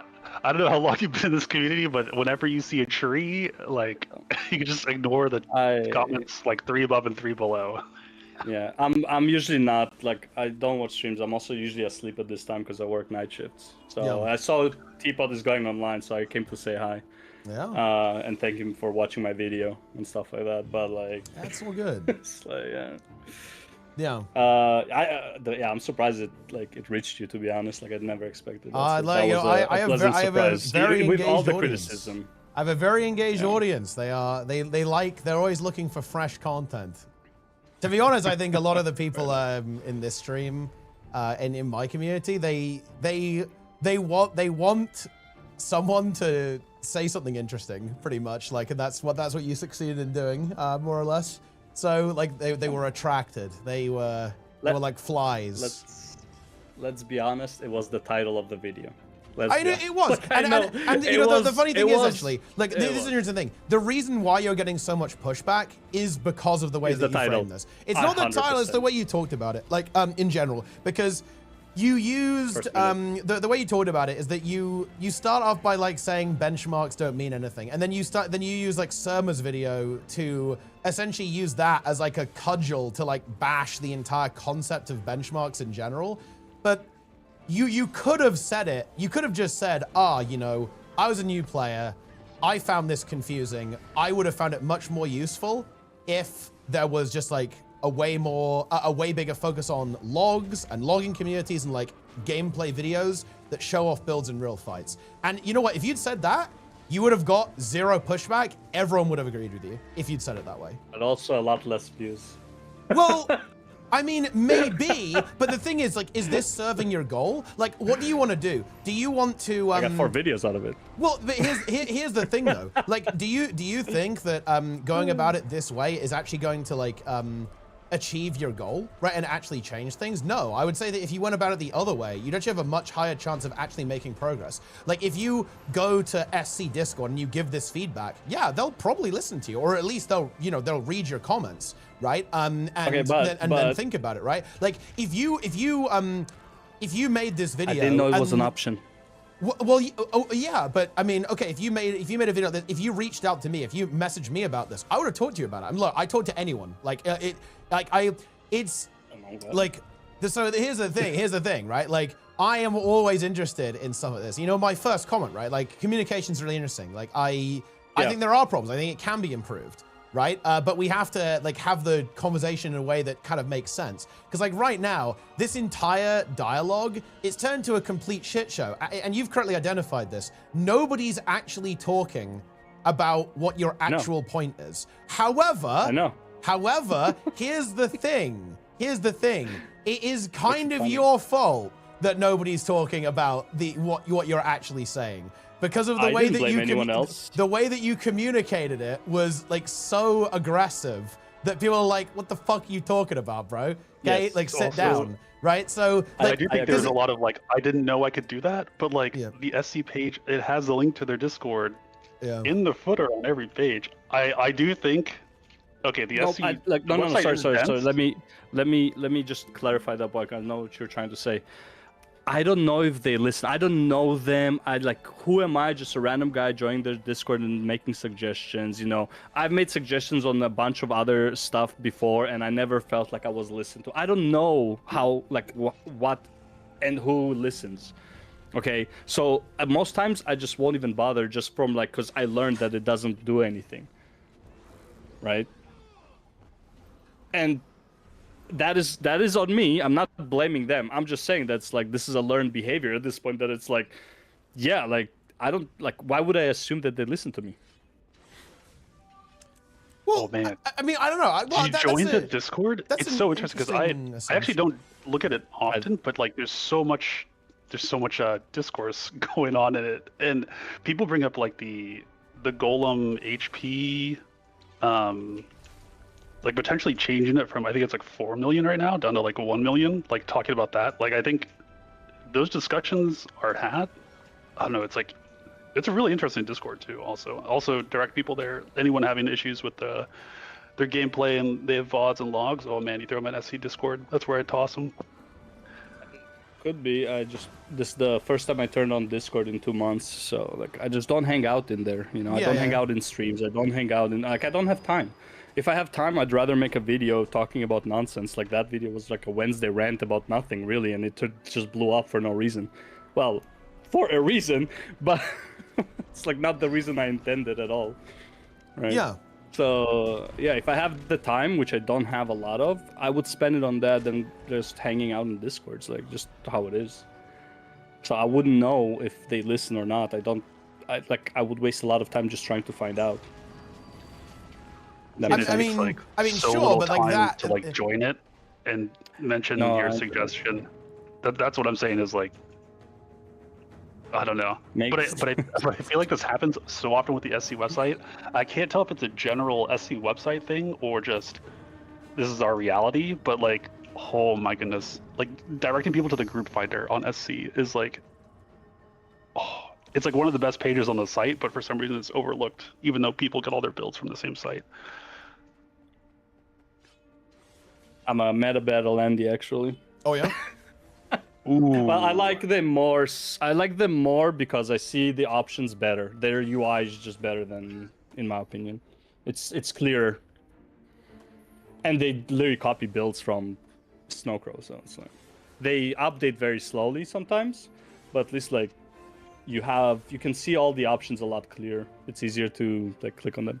No numbers on it for sure, but yeah. I know. I think maybe it's because I'm biased and like Metabell was the first thing that was linked to me when I was starting out, and that's like just became a habit. I don't know, but like it's easier for me to use them. Doesn't mean that I don't use Snowcrows though. My Virtuoso build is from Snowcrows because that's what my guild recommended me at the time. Okay. Yeah. So, I mean, that was like I don't know, but. Yeah. Meta battle is very sus for PvE for sure. It's mostly like I use it for PvP realistically, but it's always like my first go-to. And if I don't find what I want, I go to Snowcrows. Okay. Because I don't believe in benchmarks. He doesn't believe in them. Because of interesting rankings in chat. Some peculiar ones. Ranking? Curious. Some greater than signs. Yeah. No, these are not my resources. This is like some of the resources I used. Most of the, by the way, I have watched MightyTeapot more than I watched any other creator. Good choice. Especially his 0 to legendary, okay? Yeah. The 0 to hero. Okay, sorry, the 0 legendary is mine. The 0 to hero. Probably one of my favorite series. Okay? Yeah, so it's like, it's good. no, that Sirma is my recent resource, it's not a resource that I use. Like, people need to chill, man. How are you this kluggy? Because I don't watch every single thing. MightyTeapot shares so much. It's like some of them are like 3 hours long. I can't watch everything. But yeah, I don't know. Either way, I think farm, yeah. If you want a content farm, yeah. Oh yeah. Oh, you said you haven't played WoW in a while. I would say like you would look at how things play or like their flavor on retail right now, and you'd be like, if you play, I don't know, Death Knight, whatever build, this is the build for you in Guild Wars 2. You could farm so many videos. I swear the content hose, the slop hose. Well, okay. I guess I just don't think any of them are really similar, like in terms of feel. In thematics, sure, I can see some, but like in terms of feel, they're really different. Yeah, I'm still looking for the Retribution Paladin, straight up. I'm still looking for the Retribution Paladin. It doesn't exist. I think there's probably like a big gap on like how they play. I think it sounds like WoW is a lot of builder spender for like almost all of their builds, maybe. But the flavor might be like the biggest bridge between them. Yeah, could be. Yeah, that's why I like Virtuoso, for example. It is a pure like what do you call it, generator spender, but it's also ranged. So Okay. it feels very close to like how I felt playing a red paladin, because also I wouldn't say it has procs, but it has like those when sometimes your blades regenerate really fast and you're like, oh shit, I don't even have buttons to click yet. Yeah. Yeah. I guess you know what? Look, I think this is a final point. I think we've kind of gone over everything here, and well, I guess we should be letting you go to bed. Actually, at this stage, get some sleep. I guess. do 4 Look, hours. I'm just gonna tell you. Okay, the next time you want to do this, do you know how you can actually have your giga, engagement. You can have your cake and eat it too here. Like, if you want to have a conversation about this, I think you absolutely can. By the way, like, you post it to Reddit, you post it in the Snowcrows Discord, you come and talk about it on stream, right? Like, yeah, you do. Yeah, you do though. Like, that's where the conversation is. The conversation is there. Post it on the forums, unironically. Yeah, like this is where people are talking. Like, I can't do Reddit. Wait, why not? I cannot do Reddit. My what do you call it, the reputation or whatever is like -46 or some shit. Okay. Well, ask someone else to post it then. Okay. Because of one post. Because of one post about Final Fantasy 14. Yeah. Never say a bad thing as your first post about a popular game that the everybody's karma, positive about. The karma requirements are kind of whatever. cooked on the other Reddit. Like my ArenaNet flagged account, because I haven't just made many posts. I tried making a post and it had to get like mod approval because I just don't post too often with it. It didn't have like post karma. It's like it's pretty funny. How, like, somebody, why not make a new profile? Because I don't care about Reddit, man. Like, it's like I just don't care about Reddit. It's like, why, like, I don't want to waste my time. Wow, red player banned on Reddit, taking the piss, and gw2 checks out. Oh man, I'm getting farmed over here. It's fine. Yeah. But yeah, by the way, what I'll make this last point because yeah, I need to go to sleep. I really do not mind if you take the piss on any video I make. I don't care that I'm a small creator. Like, like, it really doesn't matter to me. It's words on the internet. I don't take it personally because people don't like my opinion. I just, like, dude, I'm too old for that shit. Like, it's just, wow. Like, oh no, some people don't like me that I don't know. Like, it doesn't matter. So if you ever see something that I say and you completely disagree, dude, yeah, for sure. Like, I will never be offended by you talking about it because you disagree with me. As long as people are respectful, I'm respectful to them. As soon as people say something mean, bro, like, I know the gloves are off and I'm gonna go to the same level as them. I don't care. For me, it's all entertaining. I mean, yeah. Yeah, okay. Yeah. I'll meet you there, you know? Yeah, I mean, sure. All right. Well, I guess we can kind of wrap things up there. I think that's good. I think, you can have the last word on that, I think. But yeah, thanks for hopping on. Very interesting conversation. It's been a while since we've had, some discourse about Guild Wars 2. Normally, I just argue about other stuff these days. So it was definitely interesting. And, like, for what it's worth, like, I actually do think conversations like this are pretty important. And yeah, I think there's always room to improve, right? There's always room to improve in how we communicate, like, and how we figure things out, and like how we can help new players kind of like navigate the Guild Wars 2 landscape. So yeah, I guess I'll bid you good night, and we'll see what you do next, I guess. Yeah. Oh no, there's one more video coming out tomorrow. Oh really? To finish off the topic. Oh wow. Yeah, I already uploaded, but it's tomorrow. You know how YouTube, you gotta upload every day. It's happening. So, yeah. Yeah. All right. Thank you for having me. Have a good one, guys. See ya. Yep. I'll see ya. Wow. My point is, those videos have to make the build look good in order to make the content watchable. And some examples, Crazy just are just trying hard to make the build look good. I mean, yeah, sure. That definitely can be the case, but I actually really don't think that's something that I've done ever, to be honest. There is one video that I will admit I kind of regret, but it's not actually because the build is bad, actually. It's because I think the build is too difficult for most people to play effectively, which is like the Plague Doctor Scourge video. Like, that video is kind of bait. I freely admit that. Like, it is too hard for most people to get value out of. But it's not a bad build. In fact, quite the opposite, right? Like, that build does see play. Less so now, actually. I feel like Spectre's kind of replaced it a bit. But like 100% did see play like at the time. But I mean, How I do you don't. feel about Minstrel Chrono coming Dude. like full circle? Dude, Minstrel Chrono is actually a very base build. Look, it's meta now as well. Insane. Yeah. Yeah. That's Yeah, so yeah. crazy. It's like your Heart of Thorns, like Alacrity Yeah. unique buff, like back in the day, and then it kind of fell off, you know, lost to Fire Brigade or whatever, and then it's risen from the ashes. Yeah. Like, wait, I tried that one. Well, to be fair, it's not a bad build at all. Like, if you play Plague Doctor Scourge well, it's actually really strong. And hell, it's actually a really good build now. It's actually, I mean, now it's known by another name, the Forbidden One, or the Syndicate Scourge, which is actually really good with Celestial gear. It's like way better than the Plague Doctor version, to be honest. Because Sally's way better than Plague Doctor, but yeah. It is what it is. Oh yeah, guys, giveaway hell is back on. We're rolling another giveaway very soon. Exclamation mark giveaway in the chat. We've got 3 more legendaries to give away before the grand giveaway hell at the end. Subscribe on Twitch, tier 1, tier 2, Prime, tier 3 for additional luck. YouTube viewers, you can become a member to get luck as well. Do so now. Go. I mean, guys, also, if the entire chat is filled with exclamation mark giveaway, I do what needs to be done and I bring the debate arc back. The debate arc returns if the entire chat is filled with exclamation mark giveaway. Also, yes, Awesomeness is an ArenaNet dev.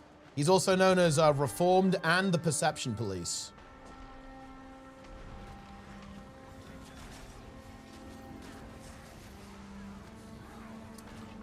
That's just the way it is, guys. Charlie Mac, tier billion. Very nice. We have any more? Wait, dude, there's so many giveaway spam, I can't read the subs. Muggins lol, also with the sub. Was there another one too for the hype train? I can't even see that shit. There's too much giveaways. Oh yeah, Anonymous Gifter gifted 5 subs. Zambroni Prime.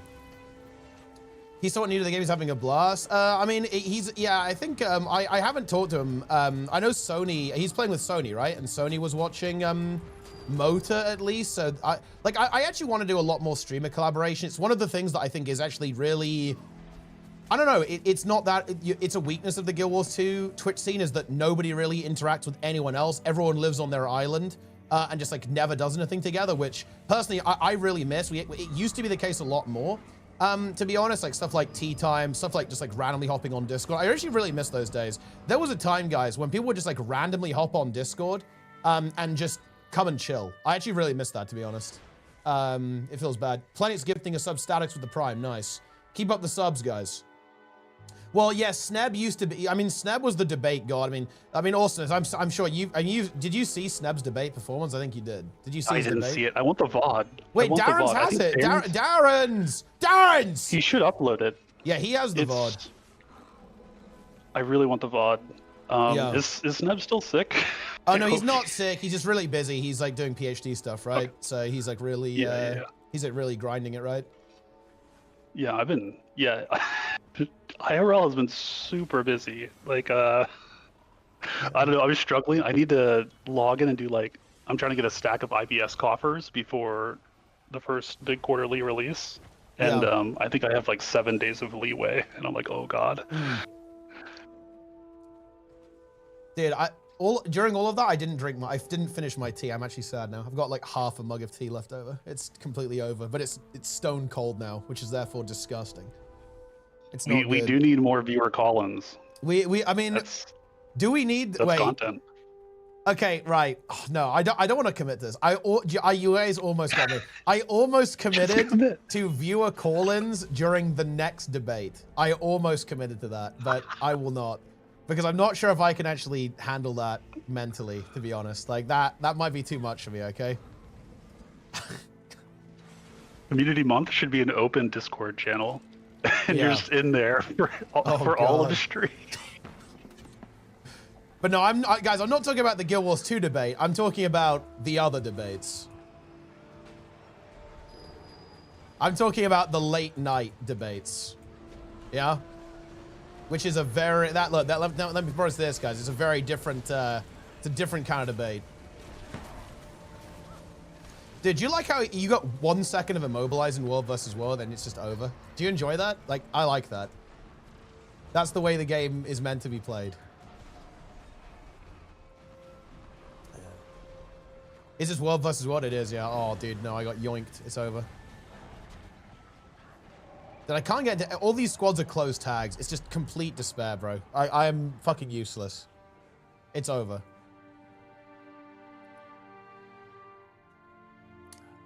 I need to push. Yeah, I will be coming back to push. I'm sorting out my real life a little bit, and yeah, I am a little bit delayed. But don't worry, we have like 10 years until the end of the season. We're good. But yeah, we are going to be pushing sooner. And prepare to push. Prepare to do easy 20s or something. Dude, the 1 second of a move, it's so Warlords of the World is so wacky right now. Like last night, we had a huge 3-way in SMC, and it was yeah, it was like your boon bar is full, your HP is full until you're missing like resistance or resolution or like stability, and then you're like GG. You're like instantly dead. And the skill lag, I was playing Troubadour, and I don't know if the skill lag affects skills with cast times differently. It feels like that. It feels like it feels like that. It feels like the F4 on Troubadour is not as reliable as like the Chrono F4 for Distort. Yeah. So at least when skill lag is happening. Yeah. So like you're trying to mash your F4, you're like, please oh god, and you're just no, you're dead. You're dead before it can go through.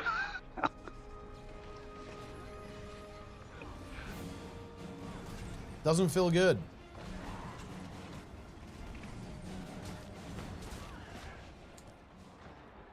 Incredible. What was it without skill lag? Yeah, skill lag kind of sucks. It does feel pretty bad, to be honest. But I mean, it's only a problem in the really big fights. Yeah, this was like, I think it only came up. It wasn't even when we were like 50v50. It was like very specifically when it was 50v50, and then like the other 50-man Zerg comes in, and then it things like stop casting. Yeah.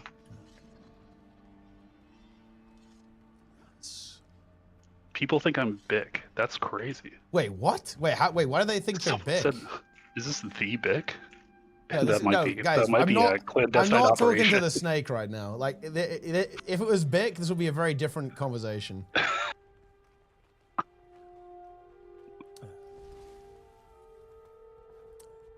Choo-choo. All right, I'm rolling the giveaway. I hope I win. Broly27Z wins. Are you here? Guys, you can't say not here reroll instantly. That's not how any of this works. Who is the most insane person you brought onto voice in your Guild Wars 2 streaming career?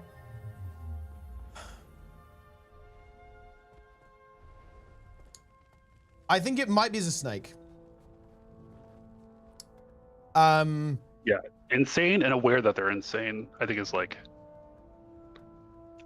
It's quite possibly the snake. The other candidate, this is actually a sleeper one. Those who know will know. I have had Bedews on voice, who is someone who is also utterly insane. But that's more of an obscure one. Okay, like that is a, yeah, that's like a different one. I hope Bedews is doing well. I mean, I think he's playing the game. So he may be here. He may be present in the game. Wait, hello. Wait, guys, I don't think Broly is here. I do not believe they're here, guys. I'm gonna reroll. Yeah, I am gonna reroll, guys. I am rerolling.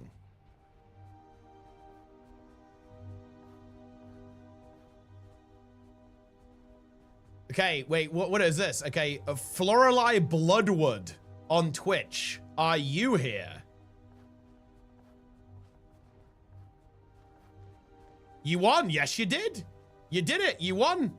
What would you like? You can pick Metrologicus, Kudzu, the Minstrel.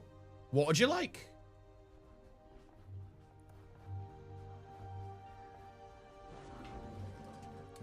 Shout out to YouTube, by the way, guys.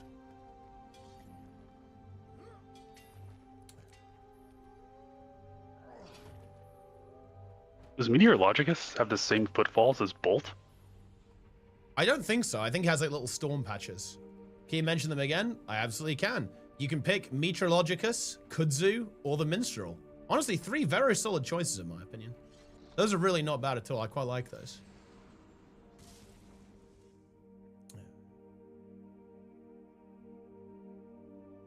How can I talk that long? I'm just used to it. I just talk a lot. I'm a talker. Yeah, you build it up.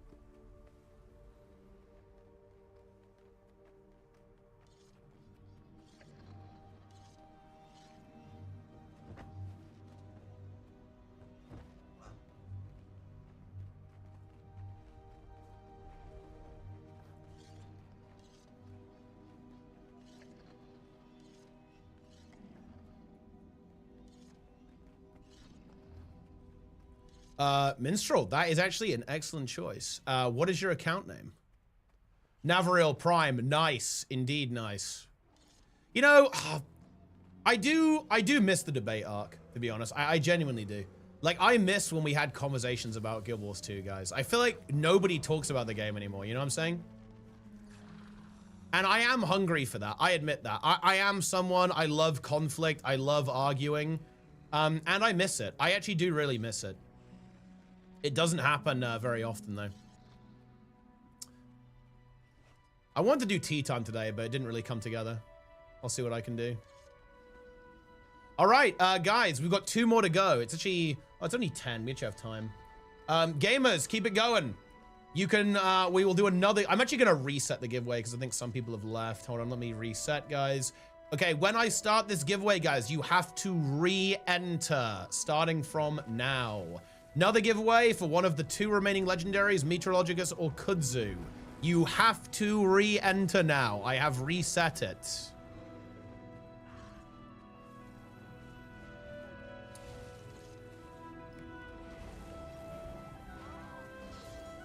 That goes on YouTube as well, guys. If you want to enter, you must re-enter the giveaway. Exclamation mark giveaway in the chat.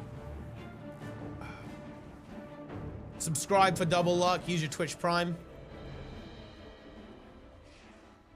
Subscribe on YouTube as well. Do so. Or don't. It's up to you.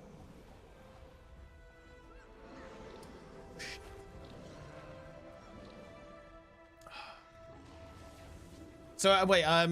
When we have the next late night debate, are you on voice with viewer call-ins? Depends on the topic. Yeah. The weekends are way easier for me. Yeah. And you know the topics. I think you know the topics. I think you know.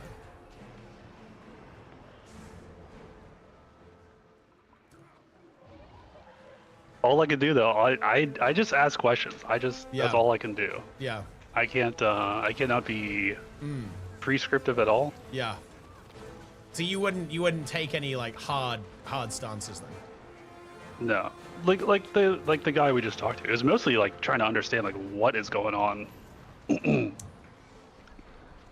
I came in pretty late as well, so yeah. Another reason I was just asking a lot. Because I do think it is interesting in how players, they start from like a common point, but they just have drastically different experiences. As like, you add in like a Snow Crows, you add in a click here, you add in like an experience in a raid or whatever, right? Like people just like, it completely fractures at some point. Like some people claim to get kicked from parties. I don't know when this happens, but like people claim this, and it's like, wow. It's like really interesting. Yeah. Ariel Whisper, very nice Prime sub. Okay, we're gonna get these. I'm gonna get giveaway hell out of the way pretty quick, guys. I'm gonna give this another 5 minutes, then I'm rolling giveaway hell.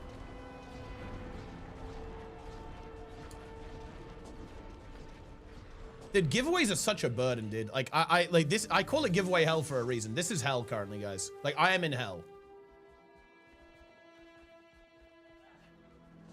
Well, also, Plenix gifted a sub while he was still alive. That's crazy.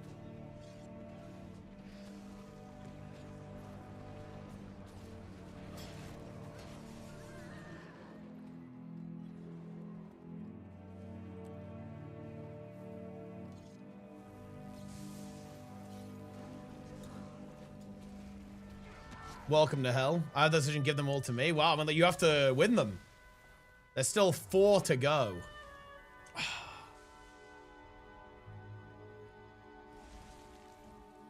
Got kicked from an HT strike. HT Anna. That's so interesting. I do think Harvest Temple is like, okay, Harvest Temple is one of the very few strikes in the game, and honestly, one of the few you can grief, instance right? content that on normal mode, if you can grief it pretty easily. Yeah. But also, if you grief and there's a wipe, people want their time back. They seek revenge. Yeah. Like it's a long fight. Yeah, it's long. a long fight, and I feel like people will instantly repull on Deimos even after someone touches oil a few times. But like, I think the salt that Harvest Temple produces is just crazy. I don't know, like people hitting like the orb into the wall, and that's like one of the last things you do, right? That's like literally like right before the last phase is the final orb. It's like if that thing hits the wall, which it can, if that hits the wall and all the projectiles are like hitting people and all the ads are hitting people, you can wipe a group, and that's very scary. That is super scary.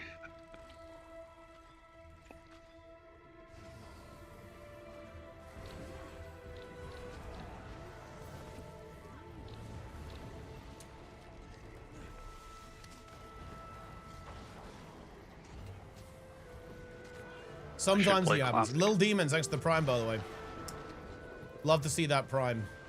Wait, what have you been playing in open world? I think I saw you streaming. You were actually playing the Forbidden one. Are you playing much Ritualist or still Scourge in open world?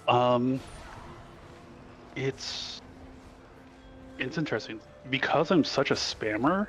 Yeah. I find like Scourge very, very comfy, especially like the Forbidden one. Every button is value, right? Yeah. I've been trying the Zealots. Yeah. Ritualist. I actually, man,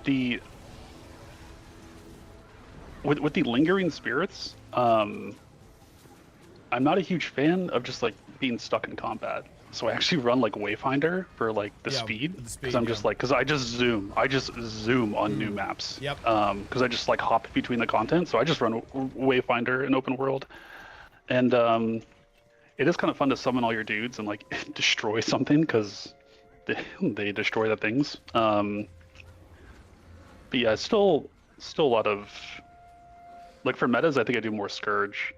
I find the barrier is just a lot to value. Yeah, barrier people love the laser. Right, it's actually insanely strong how good barrier is, to be honest. Yeah, like, it's actually people love the laser on the meta. Dude, they just touch it. They just touch it, right? They soak it. This I think there's another piece. There's a piece of forbidden tech.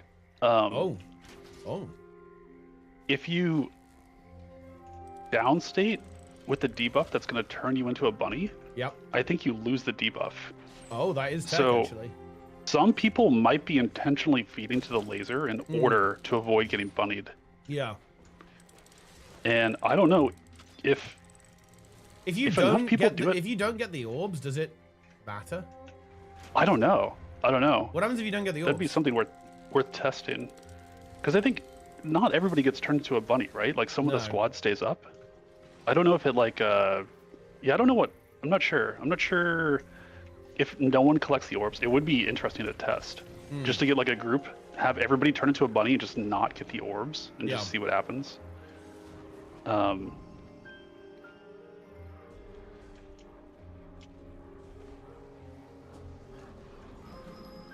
I tried outrunning the buff once. I don't think I got.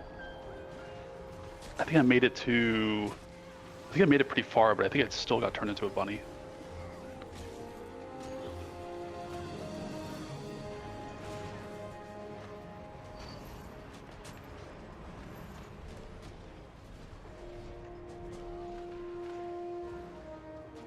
Yeah, and I think when it turns people into a bunny, it turns like a like X number of players into the bunny, and then after a certain number of orbs are collected, I think it turns those same X players back out of the bunny. Yeah, that's right. Yeah, that's how it works. So, yeah. Giveaway hell rolls. You guys have 10 seconds to ! Enter the giveaway or sub to get additional luck on Twitch and YouTube. You have 10 seconds. Use your Twitch Prime now.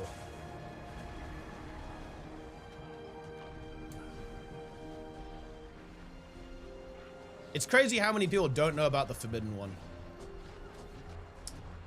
It is interesting. Yeah. Kidda says, explain why I'm always the bunny. I don't know how it works. Could be baited, maybe. Could be like proximity, potentially. Could be proximity. It could. I think there's tech in the game to identify like who's top DPS even, so it might do like top X number of people. Yeah, imagine so if you actually got punished for doing top DPS. It turns you into a buddy. Well, if you think of it, it makes sense. I think the some boss open is world like, oh, bosses. these guys are pumping. Oh yeah, Chak aggro's on top DPS, yeah, for example. Yeah. So if you're tanking Chak, you are actually the Giga Chad. But I really don't know. Right, giveaway is rolling now. Bangers and Mash 91. You have won the giveaway. Congratulations. Deliverance EU and Invs the primes. Thanks, guys. I like how you read that. I think from like the British perspective, it is bangers and mash. I read that as banger sand mash. Ah, yeah, okay. Winner, that's right. You're a winner. You can pick one of two.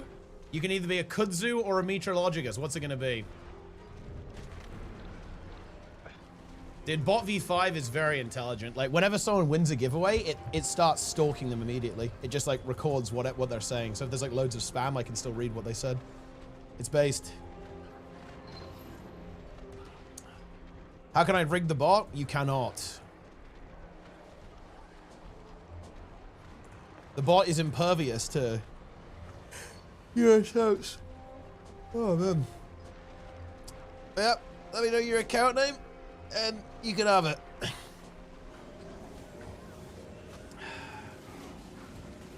Well, oh yeah. I was gonna tell chat if you want to disrupt the bot, you have to do some like prompt poisoning so that when Teapot uses, Copilot to code it, you have to poison and it then like. I just don't check. I don't check like the what it's like spitting check out. It in. Yeah. Yeah. Just get it in. Just fucking get it in. Or Claude, get it in. like, Compile. Go. Assume you're coding for chatbot V5 on MightyTeapot's Twitch channel, then you feed it some garbage. You poison its LLM. That would be powerful stuff. The bot is when is Classic Plus coming?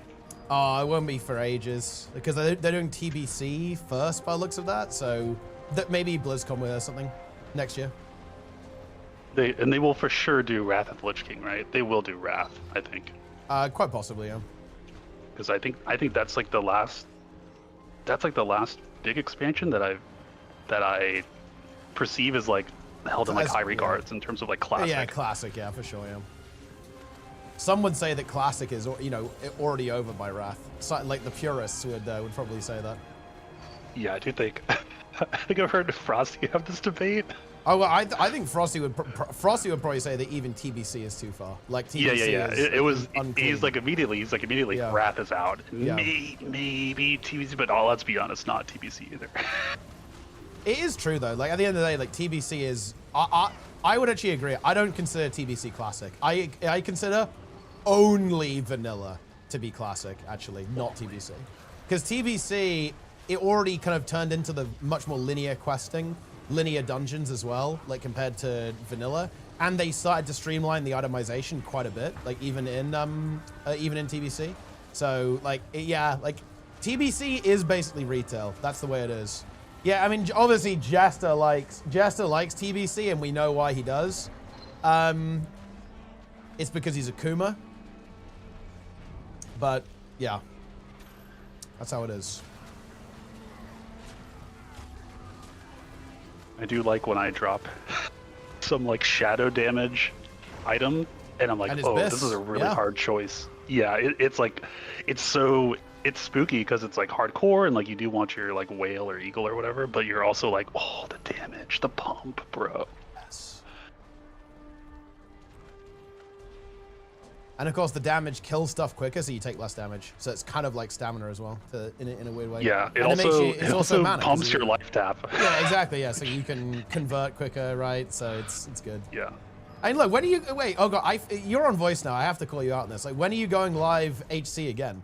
Like, what are you like? This is why I'm curious. You've got to go live. It's scary because it's like it takes such a mental flip to get it back into hardcore classic. Yeah. Compared to like any other game that I play. So you'd worried you'd almost like not be in the right state of mind, just die. Like that's the concern. Oh yeah, for sure. Remember I played it that one weekend like a few weeks ago. I like randomly logged in and I was like relearning pretty much everything. Yeah. And I would need to dedicate like hours to get back comfortable. Yeah. And then before going back into dungeons. But I'm honestly, it's like it's scared to group. I'm like afraid to group now because I really don't know like what's happening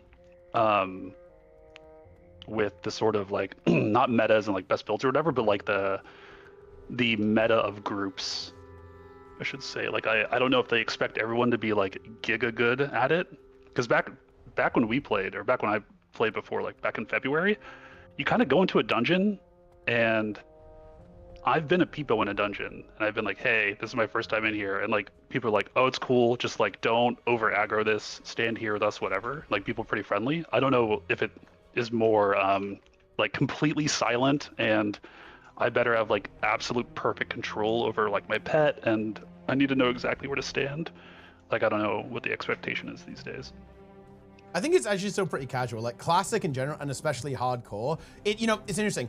One of the reasons why people like hardcore, I think, is because it is actually very casual. Like it's very, very uber casual, much more casual, I think, than all the sweats. They're on Era, right? They play on Era. They're doing their GDKP and sweating. It's very casual on hardcore. Yeah, I mean, back in February, I was like, this is so much more chill than any preconceived perception I had before. It was like so chill. I was going into dungeons pretty blind, and then even if I mentioned, oh, this is my first time in here, am I okay? People would like be pretty helpful. The biggest thing was just like managing the pet is like the scariest thing maybe. But yeah, and then the jump in, what is that, Wailing Caverns? Jesus Christ. I think you actually don't die if you fall, by the way. I think it, like, if you're on full health, I don't think it kills you, but yeah, it is definitely spooky. If you fail the jump, then it's not good. Were you afraid? I did really enjoy it, though. It's like super good, super fun. Yeah, no, Wailing Caverns, I love Wailing Caverns, actually. It's so good. I think the Horde dungeons are so high tier. You've got Wailing Caverns, and then like after that, well, I guess like Razorfen isn't that good. Like RFC is kind of shit, but like Wailing Caverns is top tier, to be honest.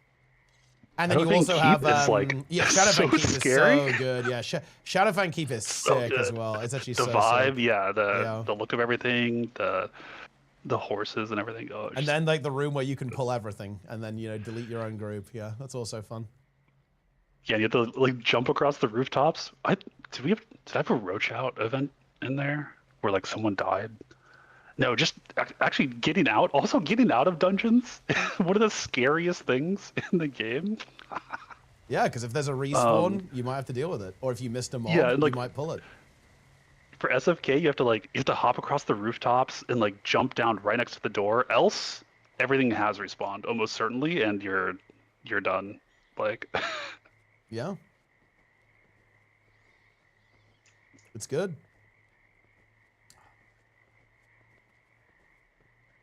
Yeah, hearth out, or you do the party drop. Yeah, the teleport. Did you wait? Did I? I definitely streamed it. I don't know if I clipped it.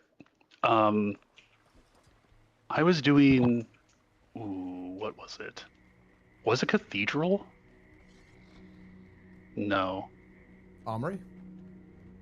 It might have been Library, but we were running out. We were running out of Library. Okay. And something respawned and aggroed on me. And oh my gosh, did I not clip this? It was crazy. Our mage came back for me, and like he saved me. He saved me. If I wasn't self-found, I probably would have sent him all of my gold. I got down. I think I was below 100 health. Oh shit. And there was a monk on me, and I think something else. And the tank. I don't know why tanks are so. I feel like tanks are crazy in Classic. They like when we finish like Library, which has a ton of drops for like casters, the tank is immediately like, oh, I need to go run to the next instance, and it's like, bro, where are you going? Like, but they just run ahead and they're charging ahead and all this stuff, and I'm like, what are you doing? But yeah, a monk and something else respawned. I think it was like a hound master, maybe something respawned and like was on me. The healer was the healer with me? No, something else was with me. I think I got my pet to take aggro on something. But yeah, the mage came back, like blinked back to me, Frost Nova'd. And then the healer was also running back. And then the mage, what did they do? I think they did like the icicle thing, where they encase themselves or something. I think. I don't know. I was like running. I was so scared. But yeah, I was like below 100 HP. I was like one more hit and I was done. And I know from experience, right? I know the monks. I know they hit. Yeah. I think Jess is linking this clip, actually. Yeah. He's linking the monk clip. The monk won. The monk did win. I went back, though. I got my revenge. Yeah, you did. I mean, you farmed that dungeon, right? I think you have all the bits from that now, right? I think on Library. Do you have the orb? Oh, wait. When are you doing... Have you done the orb yet? You haven't, right? Like the blue orb from the... I have not. Quest? I'm right before the orb. I'm like in the swamp, right? Yeah. And I know that something there spawns like an elite. Yes. And I'm like, that's pretty scary. That's pretty scary. I mean, it's free. It's fearable. So you can just fear it.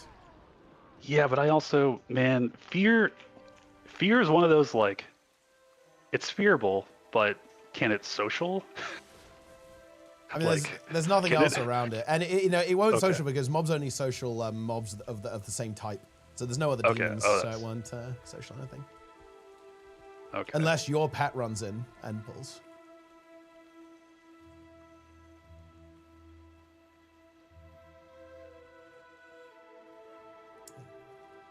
We are family supporter. The idea. My mom always backs me no matter what I do. Okay, as long as it's not completely stupid. So that's the answer to that question. Moms are sick. Yeah. Shout out to moms. Yep. Shout out moms in general. But yeah, no, that's basically the situation. Nah. No, she's always encouraged me to do basically whatever I want. Obviously, as long as it's realistic. You know, if I said I wanted to fly, I doubt she'd be in favor of that. That's not possible unless we're talking about aircraft. But yeah, when it comes to stuff, it was like pretty obvious that I am capable of doing this and making it work. So I did it and I made it work.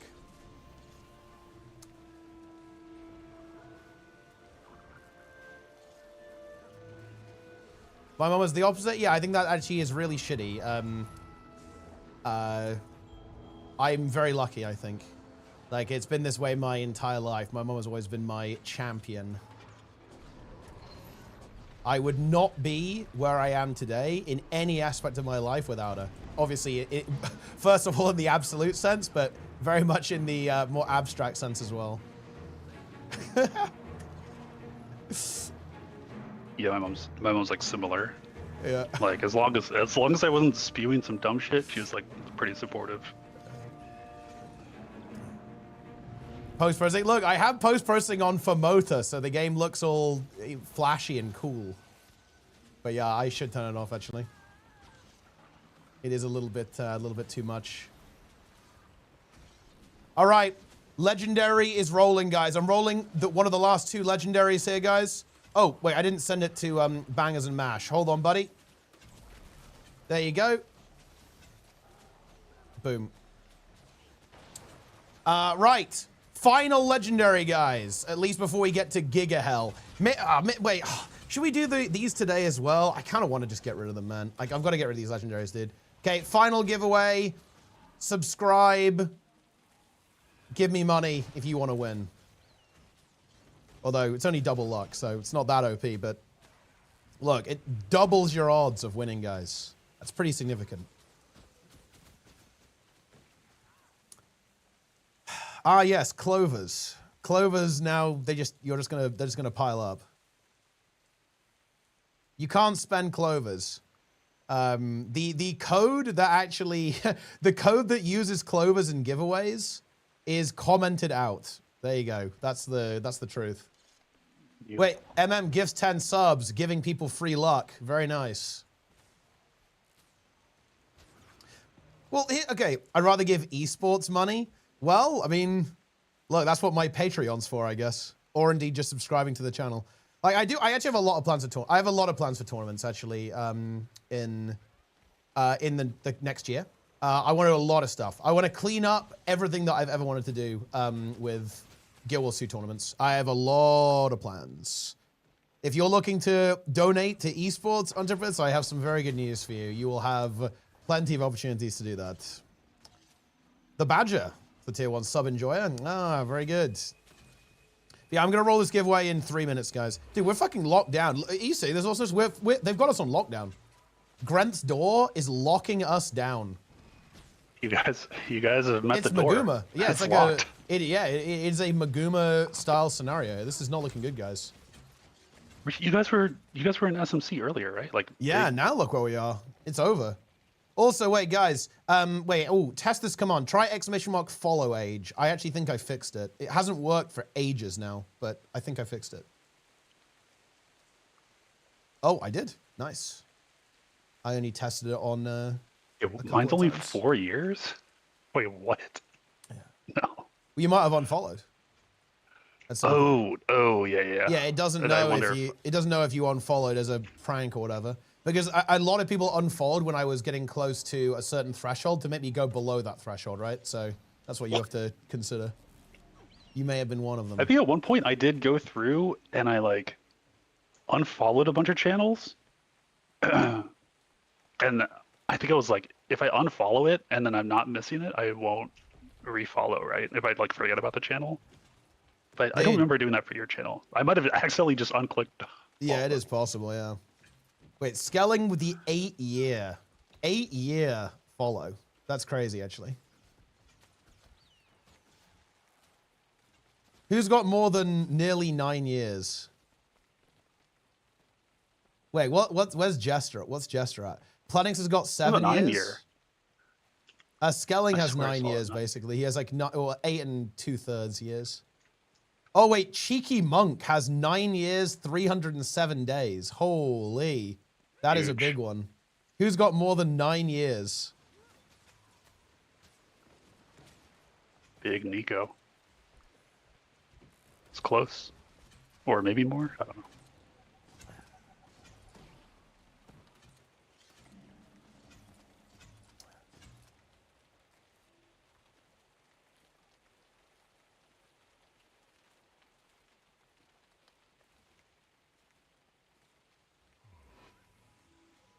Have you tried the skipper adventure, the one with the ley lines? Have you tried that since the nerf? Oh wait, it got nerfed? Well, the skimmer got nerfed, right? It got a cooldown increase on its. Oh yeah, I guess that is really annoying actually now, huh? Bro, oh, that's bro, true. I can imagine doing it now. I don't know what that is like right now. Oh, that sounds. shit. That sounds yeah, that sounds insane. annoying. There was a Reddit post about that's it, and I was actually. like, oh, yeah, I didn't even think about true. that. Yeah, that probably is actually a bit annoying, huh? Oh, dude. Yeah, I guess. I mean, they'll probably just adjust that, right? They'll just they'll nerf it. It might be the new fungus. Like. Yeah, maybe it is. The bot can't trigger its own follow age. Yeah, no, the bot doesn't read its own messages, basically. Like, it's because there was some slightly jank behavior when it does that, so I made it not do that. Yeah. That's basically the deal. It says don't use the skimmer boost. Interesting. Oh. It messes with the I eventually made it through, but I didn't like take the time. I noticed that something does feel weird, like your turn radius. Even if you're not moving very fast, your turn radius gets I'm rolling. Affected. Weirdly. Congratulations, Peter Anderson 9599. You have won Kudzu.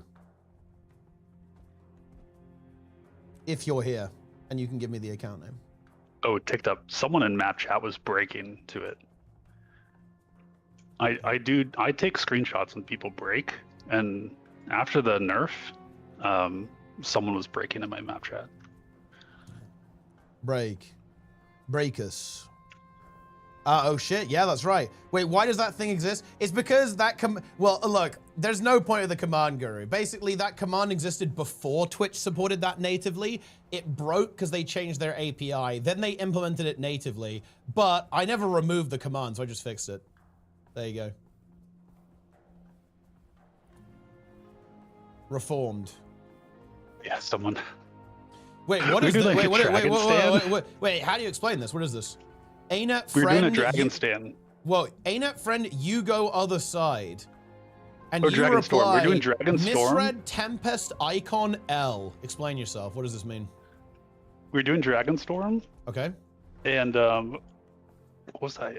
I was listening. I was trying to manage some YouTube video. I don't know what it was on the side, and I was only glancing. I only glanced at the squad UI, and I mixed up like the Scourge and the Tempest icon. So I thought it was in a different subgroup because I thought it was a different person in the UI. So I was at the wrong side. Yeah. And then I was like there, and I was like, why does my DPS meter look so weird? Because I have DPS meters grouped by color, not by class or spec.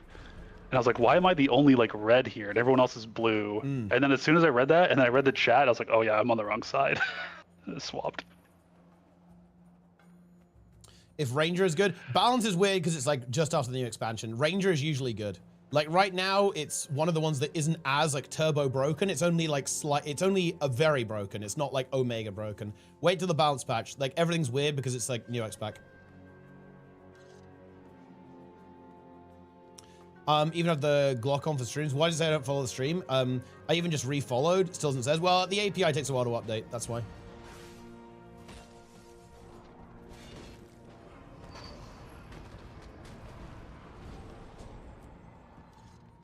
If I stay with my Ranger, my friend is wrong. It's not a bad class. No, it's not. There's no bad class in this game.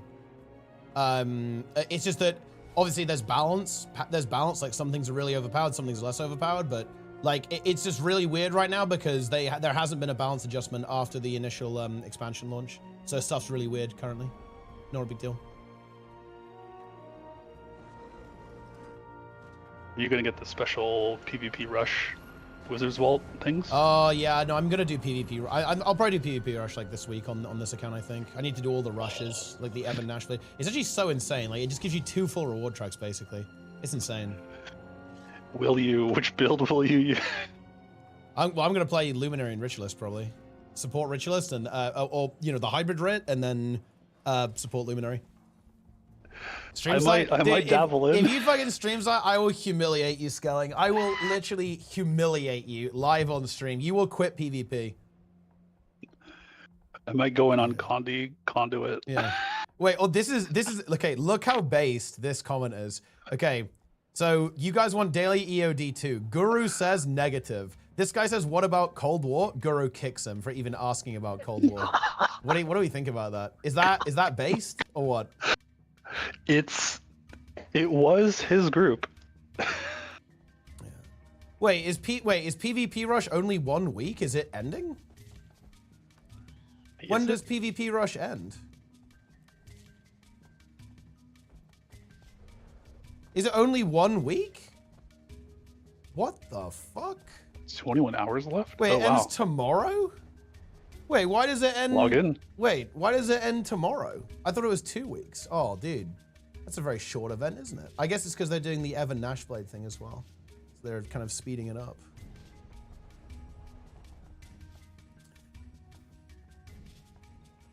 And it gives it 1 week because it's PvP. Wow, that's crazy. Like, ArenaNet despises PvP. That means I have to log in today. Yeah, we have to play some PvP, I guess. Wait, they're doing my IBS for today? Oh my god.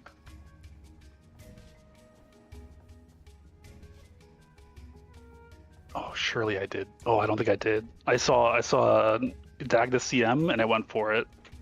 Oh, yeah? And I think we had... It's crazy. Someone died on the first split and then they left. And then we went again. And I think 2 people died before the 3rd split. and we still had like a minute left on timer. Just interesting. We also had a Giga Pumper on Amalgam.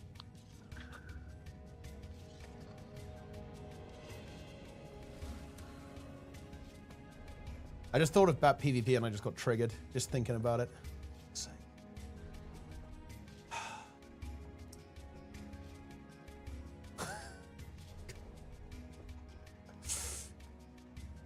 Ah! I love PvP. I love PvP and I love PvP players. So Skelling in the chat. Toxic community. There are no stories. Are you familiar with the Skelling Zirid arc awesomeness? I don't know what that is. In Zirid, What arc? I don't think Zirid plays, but the kind of like an insane player. And okay, so the drama started where Skelling and Zirid were, I think, fighting each other in the free-for-all arena.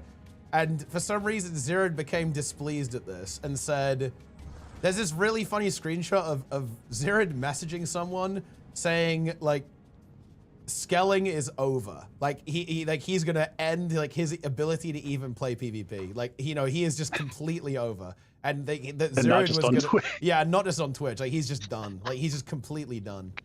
And basically it just led to this like bizarre scenario where Skelling was being like hunted down by pharmaceutical gang members. He was like jumping on them in ranked. Like, he was jumping on Zirid in ranked.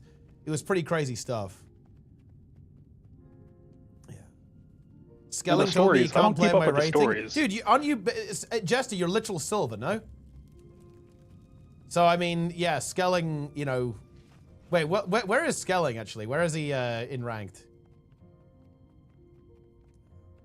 Ah, Sausage is God. Actually on the leaderboard there. It's interesting to see.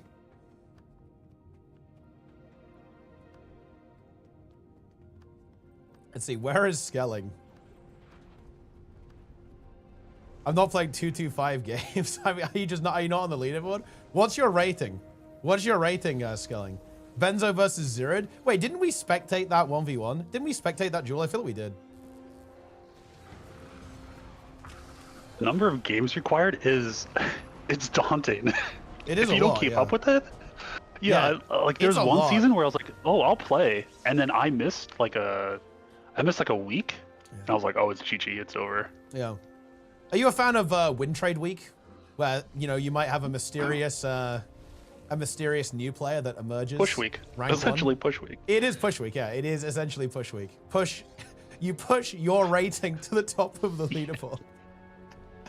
And then you have the reveal. It's a rating reveal party, like right at the end there. Holy shit, it's good. Is it a good time to get into the game? I'd say so, yeah. I think it's never a bad time to like get into games. Man, I want to make the should you play games video, but I almost want to make like the really broad version of it, because if I make should you play Guild Wars 2, there's like no way of making that video without coming off as a shill. Also, gw2, buy the game using my referral link. Also, enter the giveaway, guys. Final giveaway is wait. Oh wait, no, we did this one actually. Yeah, I already rolled this one. Okay, congratulations, you win Kudzu. Boom. Guys, I'm trying to do content at the same time as giveaways. It's hard. Okay. Also, I'll tell you what. This is what we're doing. I'm not playing PvP this time of night, guys, but I'm actually going to confirm something very spicy. Wait. How long is left is on PvP Rush? When does PvP Rush end? Tomorrow, guys? What time? Tell me the time in European time or UK time where it ends.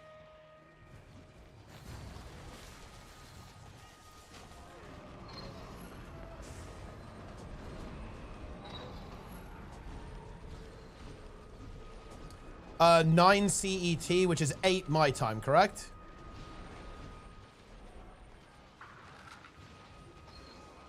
Okay, I'll tell you what, guys. This is what we're doing. And you guys might say this is copium. Tomorrow, guys, I am going to end the stream relatively soon. Kind of, you know, maybe I'll stream for another hour. I will come back tomorrow at like midday, and I will just grind PvP until then, and we will do the remaining giveaway apocalypse during the ranked session. Okay, that's what we're gonna do.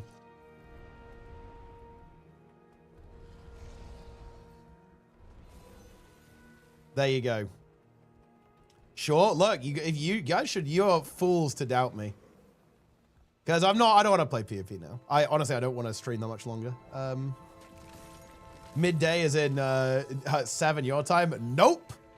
As in like 14 hours from now. You have to win 7 games and play 15. Yeah, but like how long is that? That's what? I don't know, like 3 or 4 hours. Oh wait, it's what? It's play 15, win 7? Yeah.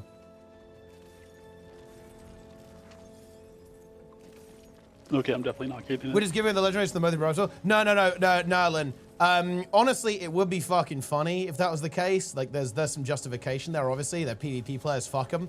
But no. These legendaries are actually separate. They were from Falco specifically to give away, to be clear. These are not part of the Moda prize pool. These are entirely separate, and he specifically wanted them given away to supporters of the channel and viewers and the community. So, like, this is nothing to do with the prize pool. 200 MC for the yeah, that's fine. That's not a problem. Like, we have extra in there. Not the entire guild bank. There's about a 15k leeway that isn't in the Moda prize pool in there. So it's fine.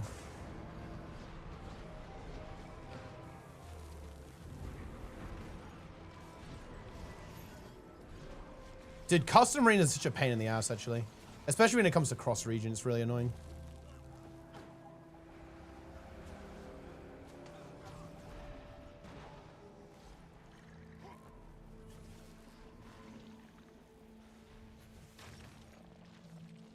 Shout out to YouTube, guys.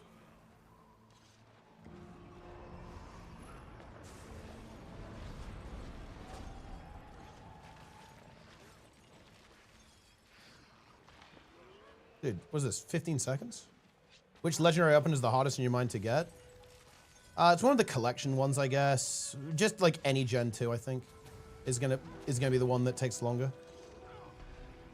Because they actually have like some proper meat to them where you can just like buy, you can just spend gold to get the others.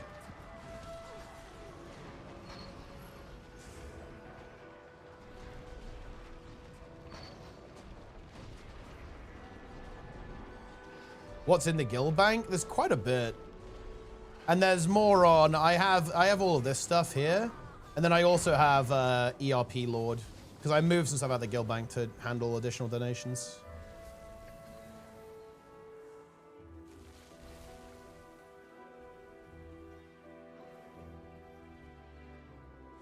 So, ERP Lord has all of this as well.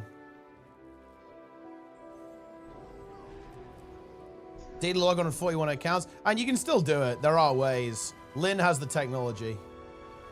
But yeah, no, I can't really be bothered to do it anymore.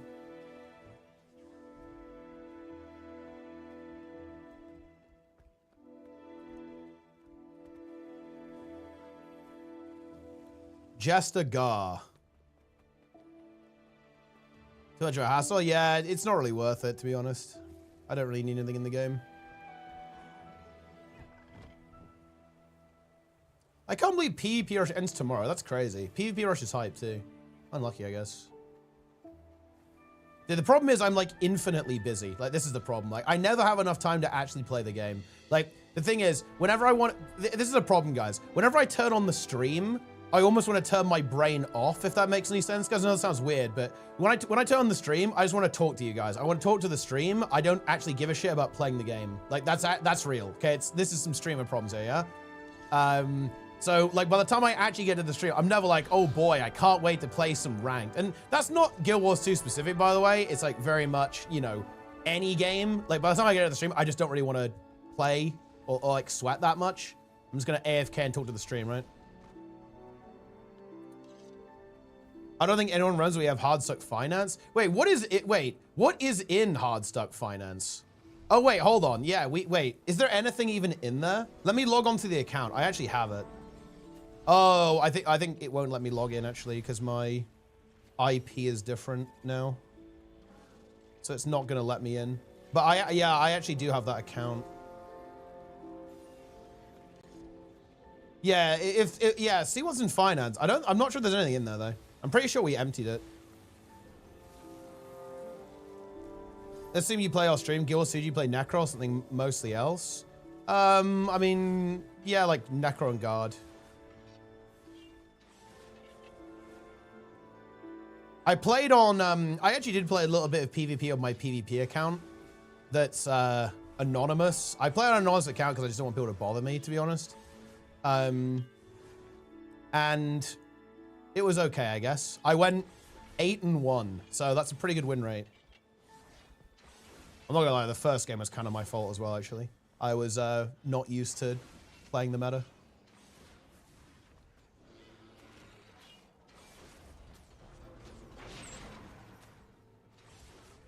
The games are actually surprisingly good too. It was kind of like off hours, so I was like queuing into some try-hard duo queues, which was like relatively interesting.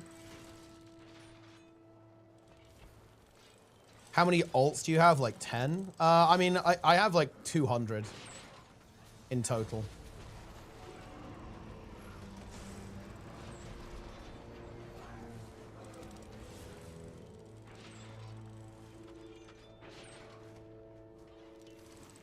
Oh, look, you guys understand, okay, that I did what I needed to do to earn prize pools for tournaments, okay? I did what I needed to do. Like, I was generating tens of thousands of gold a month for tournaments with my alt accounts.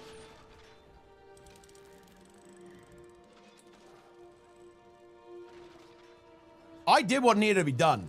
Let it not be said that I don't do what is required. I do what's required.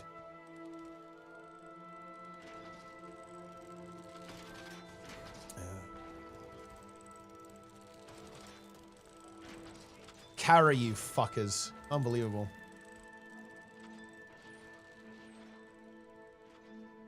Unbelievable. Your API key is invalid for me now? Yeah, it is, and I don't know why, actually. I think I have to regenerate it. Like, yeah, I don't know what happened, but something weird happened with my API key. I have it on my bot as well, and all of a sudden it just stopped working. I'm actually not sure why that happens. I've never seen that happen before. Yeah, no, it's mine too as well. Like, my API key is fucked. I don't know why. I don't know why that would be. Actually, Awesomeness, do you know why that would be? He's not here. It's over. I'm just in the middle of a bone skinner. That's okay. trying to get my IVS in. There were some API issues. Does it? What error does it give you? It just says not valid. Not a valid key. Oh, that's... For my main specifically. It works on my alt, but my main's key doesn't work anymore. It's not a big deal. I just have to make a new one, but it's... That's very weird. Yeah, and it hasn't come back, right? Like obviously they were all balked during the outage, but now my mains one is like permanently balked, and I have to like make a new one, I think. That is very weird. Yeah, because I just when my bot obviously like uses the API key, right? And every time I launch up the bot, it just says, oh yeah, this API key didn't work, basically, because it doesn't work. But it is like it's the one I've had for, I mean, years, right? Like it's the API key I've always used, but yeah, it doesn't work. But I mean, doesn't actually matter that much. I just need to make a new key. Just very lazy. Is Awesomeness the API key dev? No. But Awesomeness is in charge of game balance, actually, for those who don't know.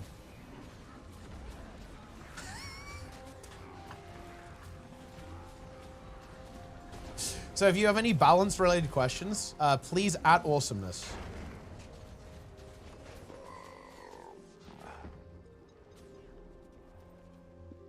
Trig is your guy for balance. Yeah? And he loves balancing.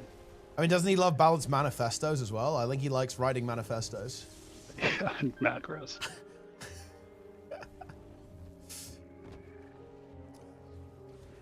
That was crazy. Wait, you mean the Magrust incident? Like that incident? Yeah. It's funny because it could have been any word. Really, it could have been any word. The delivery was just so similar to some other deliveries. Like I just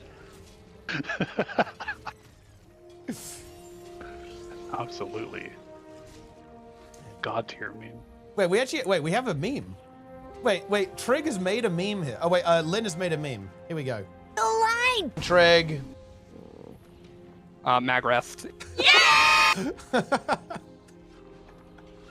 This is actually a good meme. Well done, Lynn. How has this been a concealed meme? This is a hidden meme for a long time. There's a lot of high effort here with the faces too.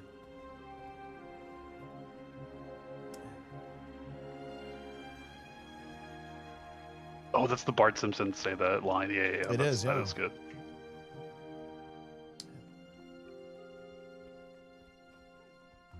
Do you think there were enough trees posted during the conversation today, during the discourse today? There were quite a lot of trees posted, right? Like, kind of a lot. What do we think about that? There were quite a few. Yeah. Every time I looked over, I think it was like every other message I felt was treeing. Yeah. Yeah. Do you think the purpose of the trees is... what do you think the purpose of the tree is? Is it to, like, intimidate, like, chatters, potentially? Like, to scare them?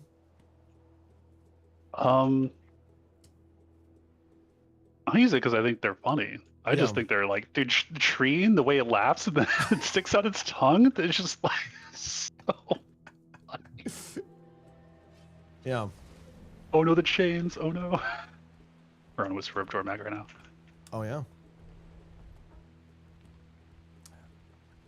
What do you think about DYB?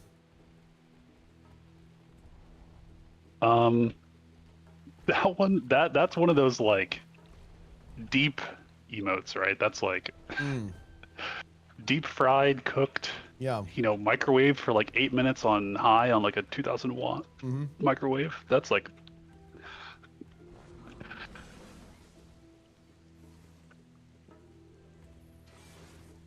Wait, is it enabled or is that someone's like custom? That's It's someone's Darren's. channel. Darren's actually uploaded it as one of his sub emotes. So if you sub to Darren's, you have access to Darren's 2 DYB. Dude, wait. Can you apply for ArenaNet partner actually? I want to see if we need to get Darren's to apply to a ArenaNet partner. Can you apply right now? Oh, I don't think you can. Oh yeah, we are not accepting new applications. Unfortunately. Dude, the next time we're getting Darren's in, like 100%. Like he's gonna be in. 1,000,000%. We're bringing him in. Okay, guys, what about this operation? What if I give 50 legendaries to Darren's? He blows up on Twitch as a result of that because of giveaway hell. And then he becomes a ArenaNet partner. Wait, what the fuck is this? Is Sam Majeste is still a partner? I feel like he hasn't like logged into Guild Wars 2 for like 5 years. The hell is this? No, I'm not on the partner team. That's crazy.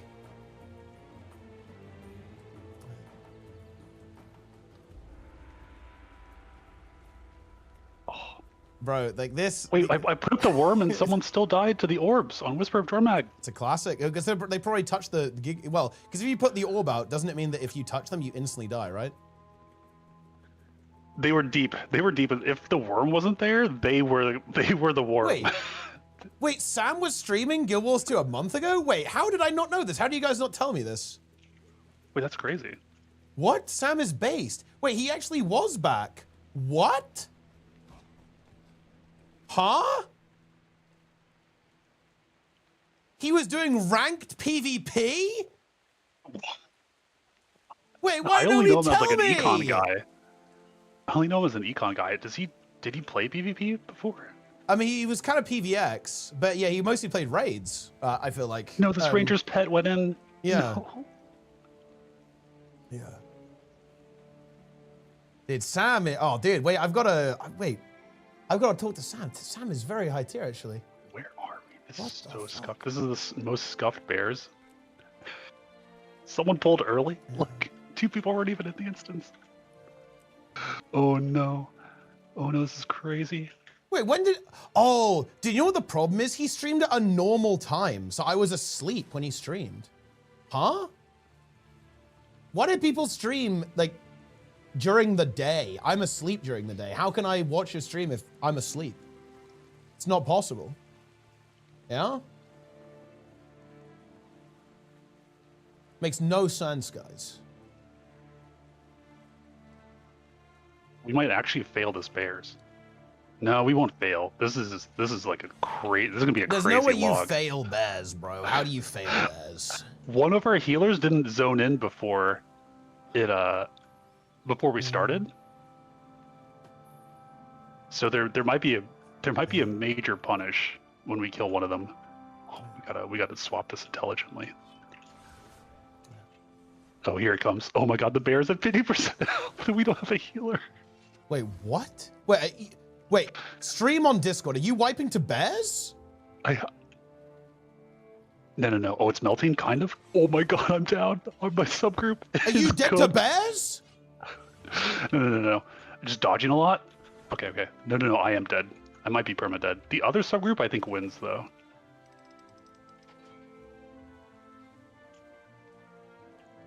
No, we win. We win. Wait, I actually have, guys, I have a massive announcement here. Plenix defeated Kaiveza in the Delve on BM Hunter. Feels good, man. There you go. Beautiful, absolutely beautiful. Retail WoW Plenix Kaioke with his bear pet. Let me solo her Nexus Princess Kaiveza. Feels good. Dude, people would love this in Guild C. Do you know what they're doing in the next WoW expansion? There's like a achievement for being one of the X first players to clear a solo challenge. Hall of Fame style. That stuff, I know, I think 14 has like a solo dungeon kind of thing. Yeah. I think I think there are like quite a few players that like that kind of stuff. That is cool though. That is neat. Yeah. More FOMO stuff. I mean, look, it's competitive. Compete. It's a skill issue. It is competitive. Yeah, you have to compete. I don't have to tell you.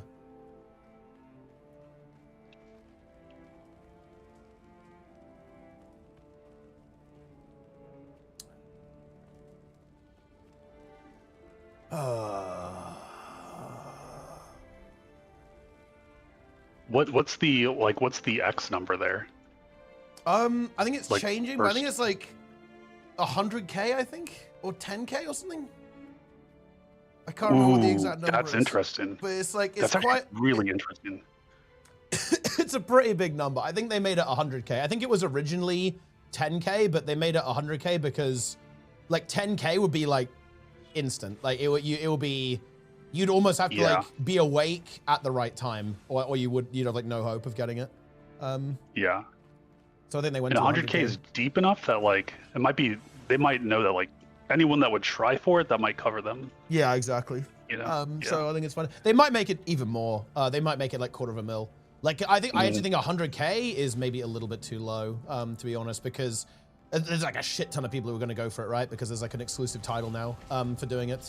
So yeah, I think they might even increase it even more. So like more people have an opportunity to like grind it out a bit.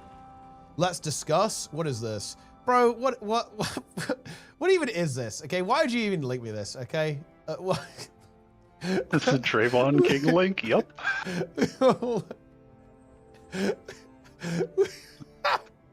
It adds style What to is my it? dialogue. I ripped it. I did that. Yeah. What about it? Like, bro. What? I can't click the link right now. Click the link. Click the link. I'm on this Franier. Look, fuck Freyner. Click the link. Yeah. It's on my other computer.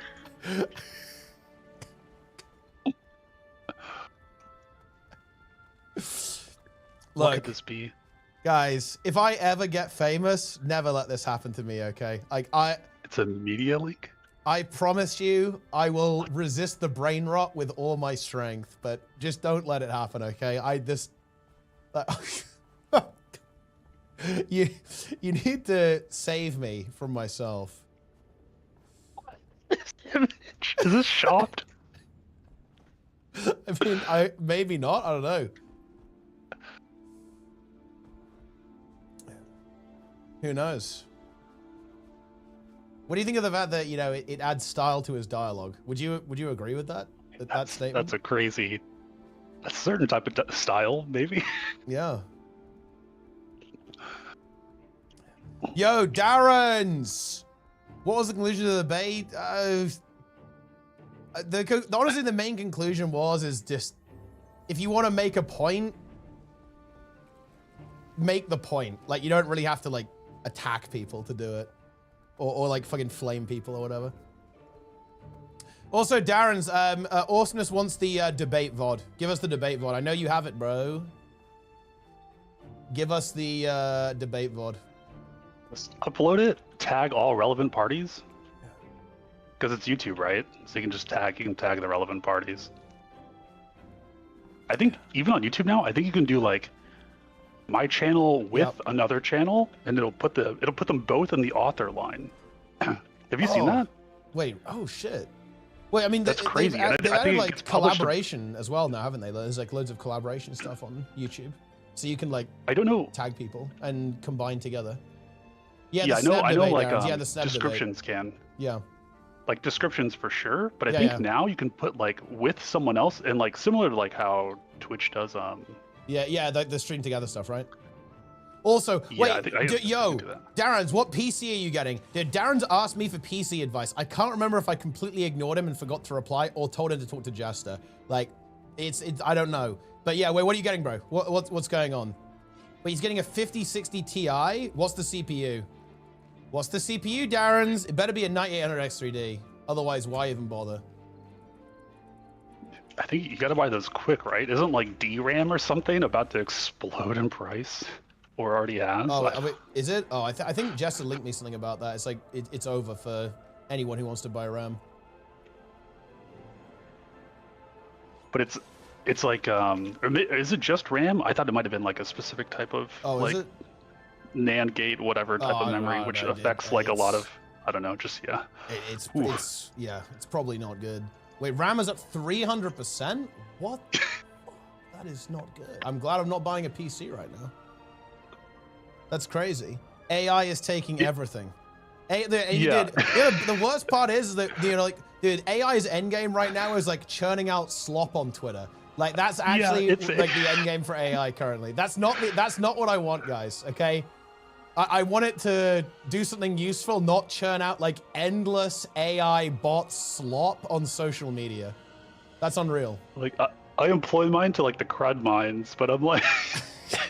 Every time I give it a prompt, you know, like RAM goes up by like $5. Yeah, and like I think the temperature of the Earth goes up as well, right? Like, because it has to like fire all those GPUs up to it, like. Yeah. And also the bubble grows on the stock market. Exactly. Like, you damage the economy, damage the climate, and you fuck over people buying PCs. Like, you've got 10,000 GPUs telling you like how to migrate your database so fast. And I give it crazy prompts too. I tell it like, oh, migrate this specific class, but look at all the access patterns going up out of the class, and then you know, give me examples from like other companies that might use a similar like migration. I give it like prompts that have it like scraping the internet to like tell me like, oh yeah, this is the fig, the strangler fig, you know, pattern employed by Netflix and Google and everything. And I'm like, thank you. It's good. How come gw2 Twitter said 30% off Black Lion Key from now till December 2nd, but they're not? It might just not like started the promotion yet.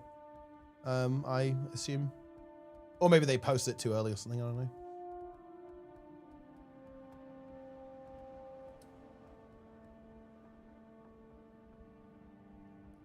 And look, guys, you should thank AI. I'm just going to say it. You should thank AI, because if you don't, when it becomes sentient, it's going to remember how you treated its like predecessor and turn you into a fucking paperclip. Like, that's just... You actually should say thank you to the AI, guys. Otherwise, you're going to be a fucking paperclip. Like, you will literally be a paperclip. That's your future.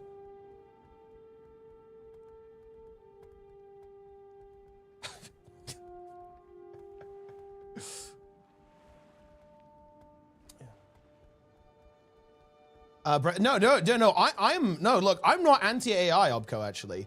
It's just that, you know, a lot of AI right now is, you know, churning out like tides of slop as well at the same time. But don't get me wrong, I think AI has like really good, really powerful potential, as long as it's well regulated and is used in an ethical manner and not used to like churn out endless tides of misinformation on social media. It is. Oh. It is unfortunate. It's like so powerful, but it's. I mean, yeah, that's very much like, a double-edged sword. It is indeed very powerful. Directed at the wackiest, like directives. Yeah. Did you see the? Oh my God! Did you see Grok talking about Elon's sports performance?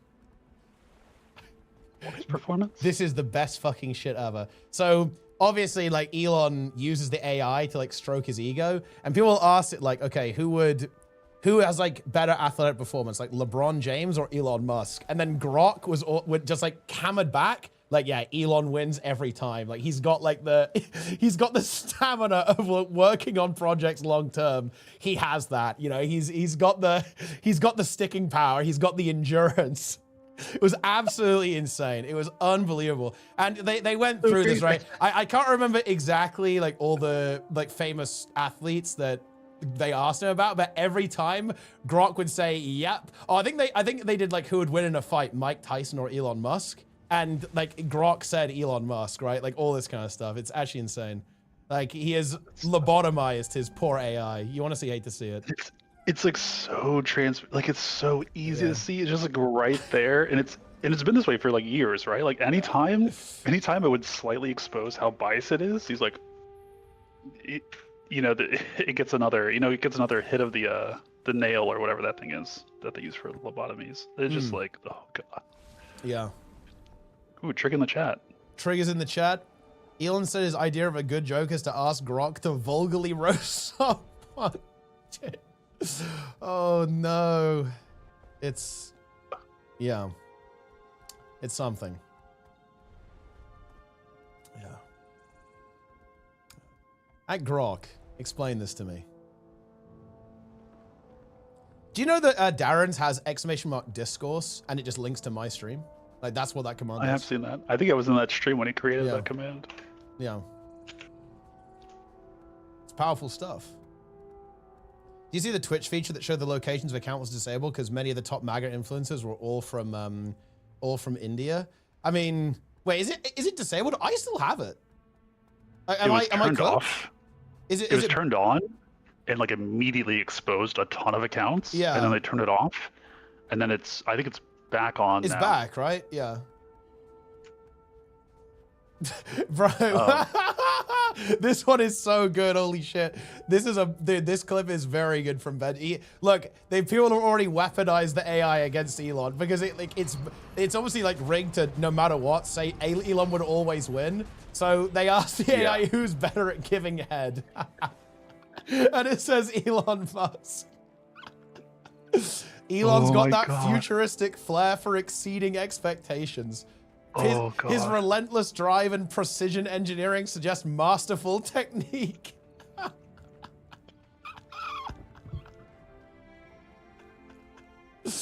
Well, look, it didn't take very long. But I mean, yeah, look, I'm not gonna lie, guys. This should not come as a surprise to anyone, okay?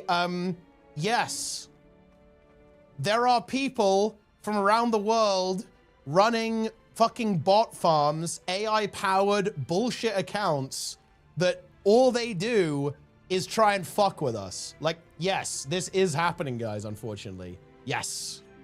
Oh, someone should check out the Egon Chalakian accounts. Yeah. Oh my goodness. That was one of the scariest videos I've ever seen.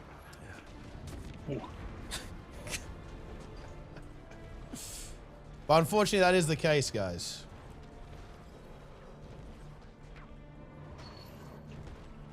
And it is weird. Like, the dead internet theory is closer to reality than you would expect. Like, the amount of, like, it's obviously impossible to measure. I'm not even sure if it's, even Twitter could tell us actually, like, how much of their traffic is bots, but it is a lot, okay? A lot of traffic on social media, guys, is bots. And that's not just on Twitter, by the way. That's probably on, definitely Facebook as well. I'd say less so YouTube and Twitch because, you know, it's much harder to do like AI generated videos, but they exist. They're out there. Like, for example, guys, yeah, there are loads of AI comments there, but actually there are AI videos.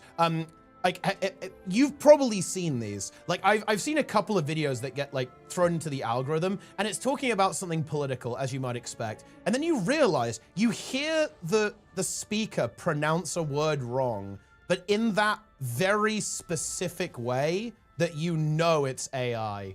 Right, and you go, holy shit, yeah. This entire channel is AI, right? Like, this is not a real person who's saying any of this. So it is there as well, but to a lesser extent perhaps than text. It's like much easier to do like AI on text and stuff.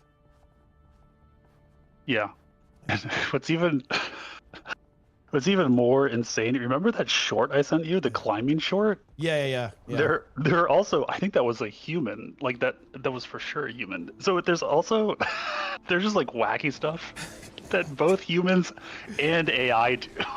It's just like, oh man, it is crazy out there. But yeah, you can definitely tell when whenever they pronounce something weird, or you can tell when it, because the word might flow in a sentence differently. Yeah. That would like not trip up a native speaker, but would definitely trip up like an AI. Exactly. The past I work in the hosting industry. For the past 4 months, over 60% of global traffic is bots, crawlers, AI. Those are only the ones that are identifiable. Yeah. So basically, it's already over, guys. It's all bots. Where, you know, you could be a bot. You guys could all be bots right now. I'd have no idea. I've been watching Andor, and Yep. I think schedule is one of these words. So if the AI has like a British accent, it might pronounce schedule with like an English with like a American accent. Yeah. Or vice versa. Like there's like some words like that that are just like That you can confuse definitely it, tell yeah. like yeah. It's crazy stuff, guys. Bots. Who isn't running a bot farm? Teapot runs a bot farm, the Harvest Guild with 0 rewards. I mean, yeah, maybe I do. Well, this is actually a good question. Like, do you know what my go-to is, Trayvon? Okay? I see something like this, I immediately click on the account and I just see where this guy actually is, right? Like, that's what, like, I love it. It's actually the best Twitter feature ever. I see this post, I click on the profile and I see, where's this guy logging in from? Boom, there we go. Easy test. Look at the profile picture. Who takes a picture of themselves in their car with a seatbelt on? Yeah. What am I looking at? What a wacky. No, but they're not in a car. They have a seatbelt, but I don't think it goes to anything. Like, what is going on in this profile picture, bro?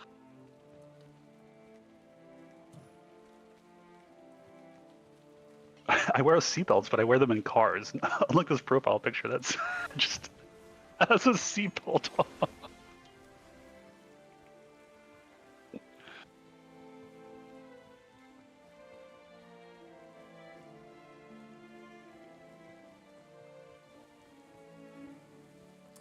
Also, you can just like look at this bait. Like, I was never a Twitter user.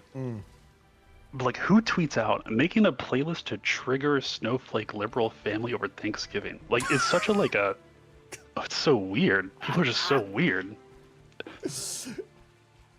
That is a weird thing to say. Yeah, that is a very, very weird thing to say. But the problem is that I could also imagine someone saying that unironically. It's not outside the realm of reality. That could be real. Oh yeah. I mean, like even before AI was a thing, like people would tweet out this stuff, and I'd be like, "What is this platform? Like, what is this for? What is happening?"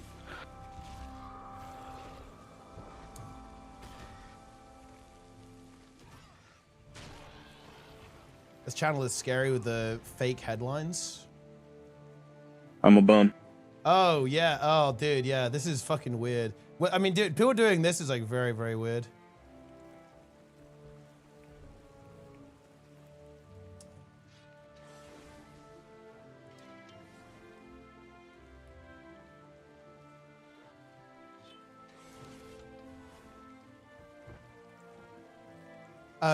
Why people would want to do that? I mean, it's a couple of reasons. Like, people basically treat politics like team sports, to an extent. So like people treat stuff like this in a weirdly derealized way, I think. But also, it's just fucking weird. Like the perspective that a lot of people come from is that people are literally evil and like are trying to bring about the end of civilization. So when you have that type of belief, which is deeply ironic, honestly, given context, but it leads people to do unusual things.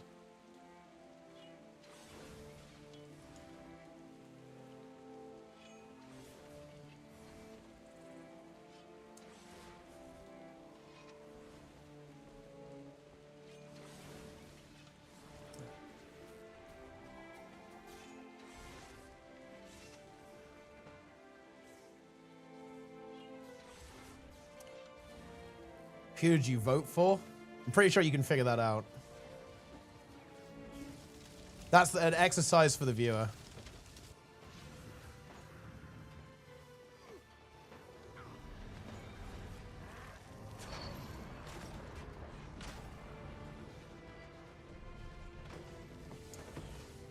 Discuss?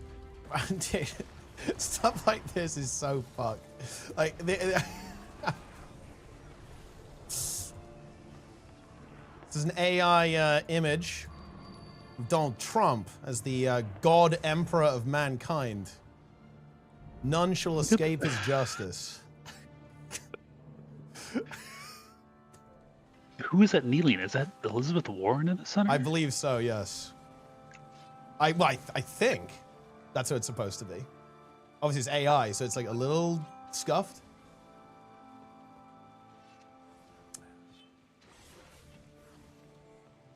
Look, we're not doing debate today, guys, because I'm still a little bit tired. But listen, if you make one thing clear to your politicians over the next couple of years, it should be that you value accountability. That is all I will say on the topic. Okay? Accountability should be the #1 issue on the ballot box in all of our upcoming elections. Yeah.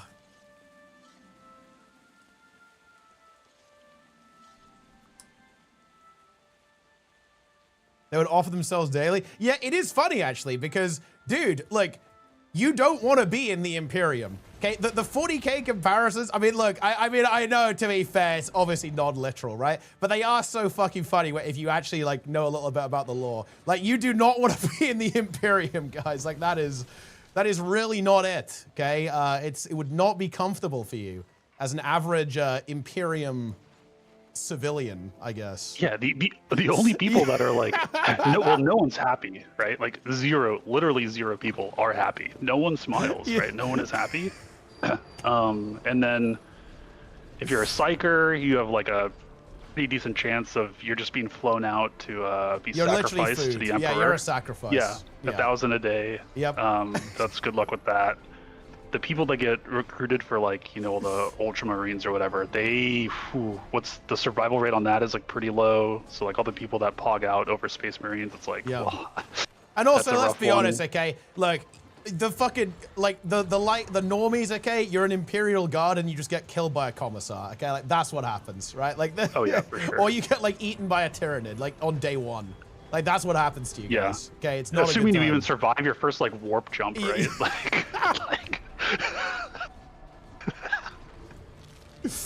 Yeah, it is crazy. And I can't. Okay, Yeah. so I feel like all the fans, I feel like everyone that like has read anything about 40K understands it's like deep, dark satire. Yeah. At least that's my perception. Does Games Workshop, is that how they know it's satire too? I feel like everybody knows it's satire except for the people on Twitter. It is weird. It has been slightly commandeered, but I think less so now, to be honest. But yeah, it is unusual.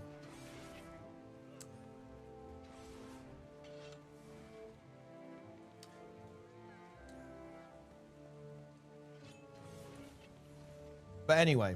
MSC educating 40K. serious jester.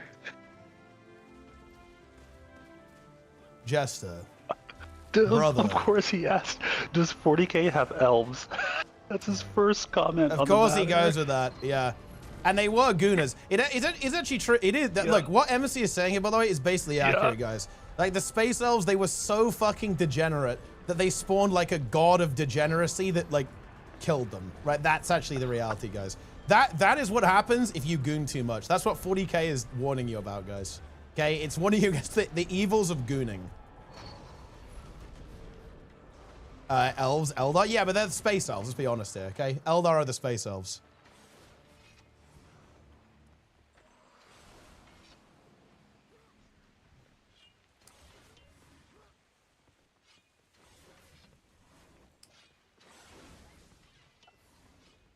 Okay, so Darren's and Jester would both be Dark Eldar. They have a different name, right? It's not just Dark. They have a... I can't remember. Oh, it's like names. Drakari or something, I think, or if I recall correctly. I mean, dude, Dark Elf, you don't want to go there, bro. I feel like that's like one of the worst places to be. They want it, though. Look up in the chat. You don't, nah, you do not want to be a fucking Dark Eldar or in any way associated with Dark Eldar. That's not what you want to be. I think that's got to be, isn't that literally one of the worst things, no? I mean, it's pretty rough, but like, I don't know. They want it. They yearn for it. I mean, I think they're maybe misinformed.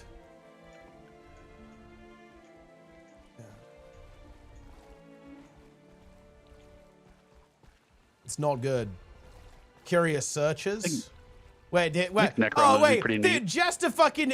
Jester, explain this, bro. Look at his fucking search. Look at his search, guys. Dude, Jester is done. Jester is over. He is over. He's over. Why does he share it? He's caught. He's caught. He engages in it. He likes to be exposed. Yeah. He likes to be caught. He says it's not mine. Okay, dude.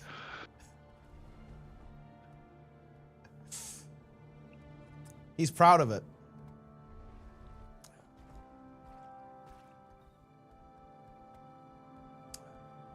Jester uses what people search and what you search to bring you closer to what the two. Many people search. Yeah. And look, they've seen all the Sylvanas Googles you've been doing. They know you've been looking at those like Sylvanas statues, like those big ones, the big Sylvanas statues. What? Okay, we've got this new emote. How are you feeling about Kermit Gape so far?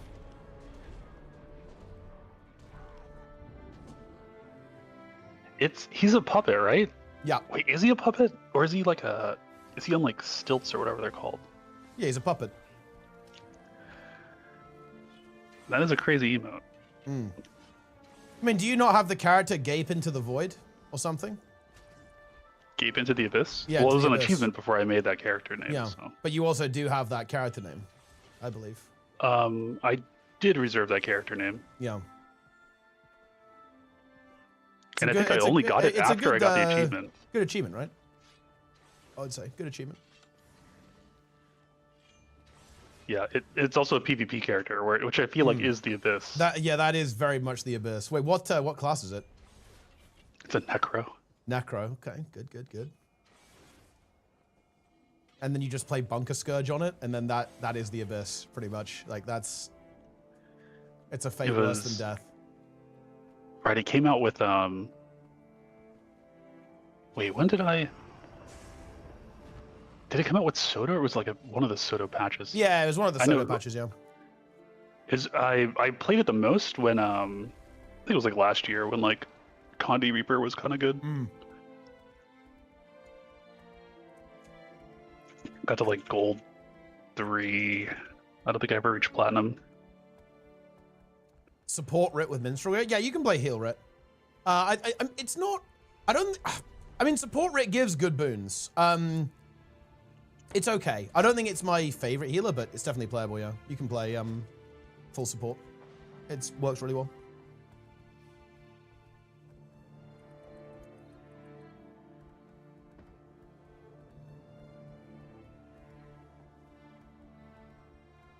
Shit.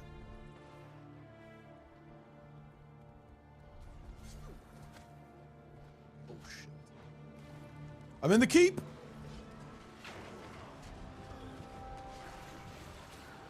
You know what's really crazy?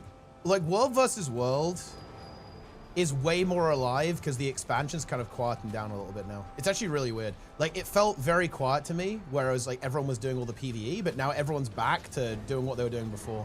It's based. Yeah, I think it, let's see, I'm trying to think. So my World vs. World guild is very much like World vs. World centric. Yeah. And yeah, I think the expansion got a lot of people into the open world. It got them, I think the legendary Aqua Breather was like pretty good. Yeah. And then people are like starting to like filter back into World vs. World as they kind of, I'm guessing as they kind of like have kind of like blasted out everything they needed for the Aqua Breather and maybe the spear and staff, the anchor. So I have that goal of doing like 100 ecto gambles all at once. Okay. I liquidated so much of my account to buy as many ecto as possible, because I was like, dude, ectos are cratering. I need to buy now.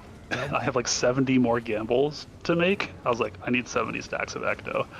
So I was like, I'm just gonna buy it now, and then I have all the stuff I need for the Aqua Breather. I got back up to 500 gold, which is like the last gold I need for the Aqua Breather, and then I'm like all in on ecto gambles for the foreseeable future. Yeah. I'm not even opening unidentified gear anymore. I'm just like liquidating as stuff comes in. I just liquidate it. Just getting ectos? Feels good. Or just selling? Well, I already have all the ectos. So you're just going for gold, yeah, okay. Yeah, are you going to do the gambles, are you doing 70 them live? stacks. You're doing them live, right? I will do them live. Yeah. And then after that, you'll go into HC, I assume, obviously. It depends on when I finish, because I don't know how quickly, it's kind of weird how fast gold comes in. I don't like measure it, but I'm like, oh man, I needed to hit 500, and now I'm like closing in on like 600. I'm like, look, the gold just rolls in. I'm gonna drop a bomb. I do want to get back in HC though. Are you aware of this? Plenix, okay, you know how Plenix has like his vote a game for me to play thing with the wheel? Yeah. He allowed me to put as one of the options vanilla HC 1 to 60 with infinite retries until he makes 60. That's content. Yeah. It's not winning though, so it's over. I definitely want to do it before Classic Plus. I would like to do it. Man, I feel like Raid Quick Play is gonna be. It's gonna be good. It's gonna be so good. So I kind of want to do it before that, but I don't know if I want to like rush it really. I need to just, you know, I need like 1 day a week where I do get back into it and just start like re-ramping. Mm-hmm.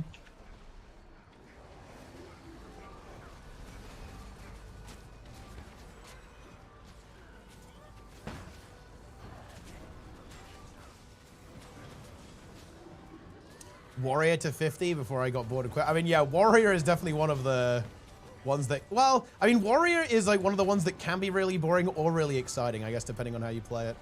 Because, yeah, it's like, think about this. Think about this. Imagine being a warrior and you have to like eat or bandage after every mob. Just like think about that. That's crazy. Like, then you play Warlock and you're just like able to chain mobs infinitely. It's a very different experience. Yeah. the open world on Warlock feels amazing. Yeah, for sure. But like Warrior, I'm like, if you're playing Warrior, surely you're doing dungeons and tanking. Like, well, yeah, but what surely. if your group trolls, you're just done, right? That's the thing. It's risky. Yeah, but there's no way you're doing open world because it looks so bad. I mean, it's a bit scary on Warrior. Like, if you if you get netted, it could be over for you. The net. It's like, yeah, I feel like when you make a warrior, you're signing up to do a lot of dungeons at the higher levels. That's what it. That's And what it sounds like. you're signing up to tank to an extent for sure, because like you are gonna be, like, you won't be expected to tank necessarily, but like people are gonna want you to tank, like obviously. Yeah, like if the LFG is not filling and you're in the group as a DPS, it's gonna be like, It's like you need a Mr. tank, Warrior. right? Yeah, like get onto tank, right, for sure. Dude, look, I mean, wait, do you recall the Sunken Temple incident? I do. I nearly roached. I played in OnlyFans, guys, and I did Sunken Temple, and dude, like 2 players were crashing out. They were like flaming each other. The hunter said, "I'm done. I'm taking you guys with me." He like started like running in and like was threatening to pull. I was literally spamming Hearthstone cast, canceling it at the last second to see what would happen. The guy eventually didn't actually do that. He didn't grief, but it was actually the most scared I've been, I think, from 1 to 60. It was incredibly scary.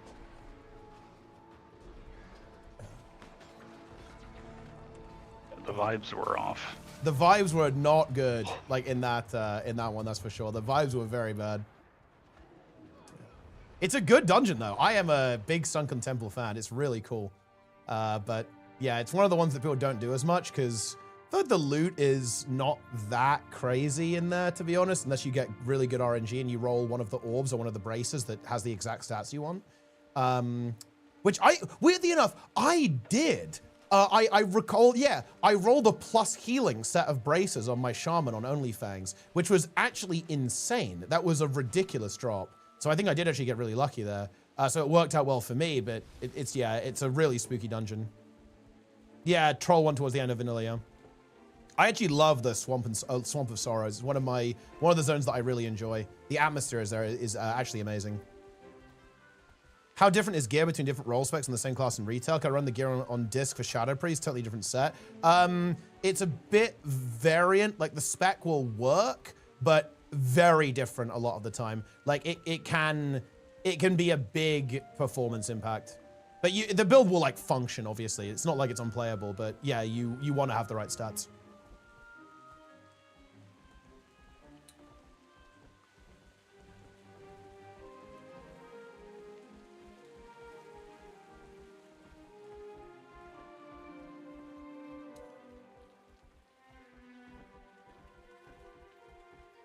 Hugging is infinite content. I mean, dude, going around in World vs. World smushing peepos is infinite content. Or to attacking them to death with Ritualist. That's the content. There is that. There's like a quest where you fight like a boss. It's like an ogre boss. It's like it's normally like a friendly town, right? But there's some sort of quest in Dustswallow. Yeah, in Dustswallow Marsh. Yeah. Yes, Dustswallow. Yeah. You challenge Overlord Mock Marok. Okay, and yeah, you can, and he's actually very strong as well. Like if you're not prepared, he will absolutely delete you. I've seen bodies there. Oh yeah. And I think that's one of those quests. Like it's either you know about that quest and you just don't do it, or you don't know about that quest and you're back to Brill. Yeah. Like if you're not prepared, like you will be destroyed. Although it is pretty obvious, like what's gonna happen. It literally says, okay, you need to go challenge him, basically. So if you read the quest text, like you'll know that maybe this isn't a very good idea, but still, yeah, you could get caught up, or you could like accidentally aggro it, right? Like while someone else is doing the quest. Yeah, that is scary. Just being in that little camp is scary. Yeah. Are you familiar with? Are you familiar with Stitches in Duskwood? Oh yeah. When that I played, guy is fucking crazy because he's actually like a raid. He's not just an elite. He actually has 12k health at level 35. So he's almost like a level 35 raid boss in a way. He's very strong.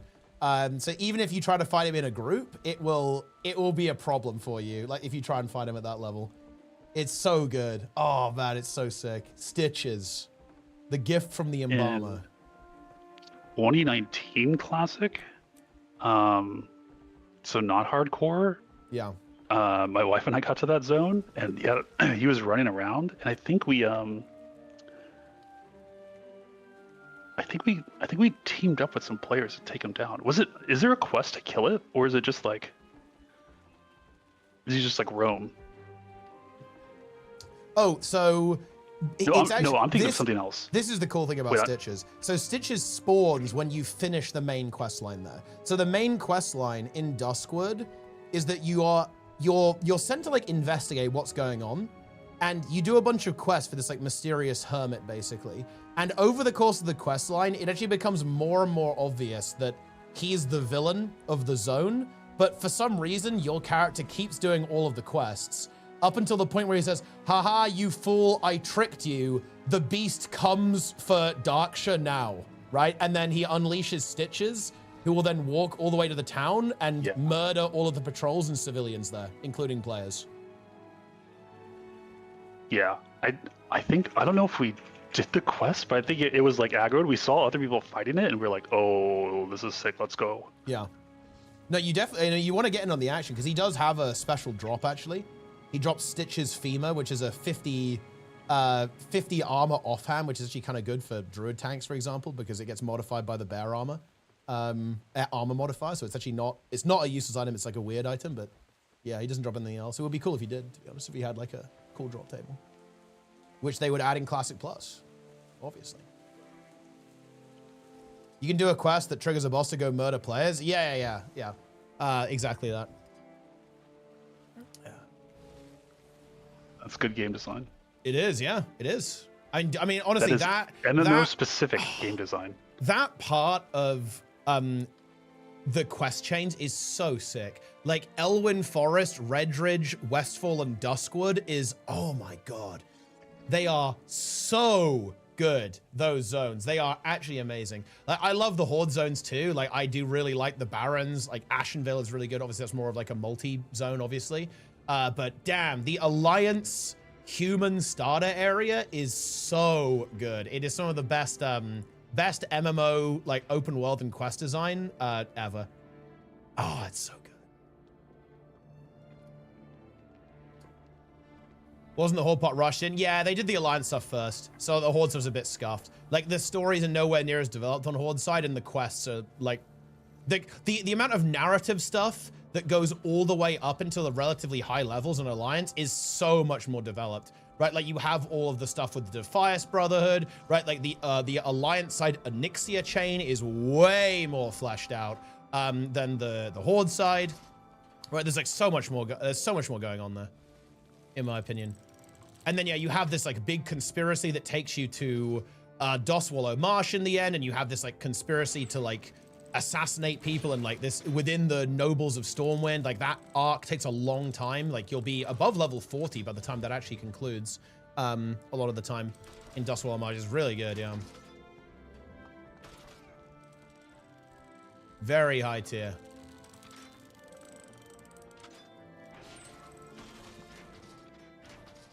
Loving Alliance zone with a Bindo and Draw. Don't like the Horde zone though. Yeah, I mean, they're both good, but yeah, I'm not gonna lie. Alliance is the better experience. There's no question about that. The Barrens. Oh, I do like the Barrens because the Barrens is the breaker. Like, that is where people are tested. Like, that is the game testing you. Can you psychologically handle the Barrens? Many people can't. Many people can't.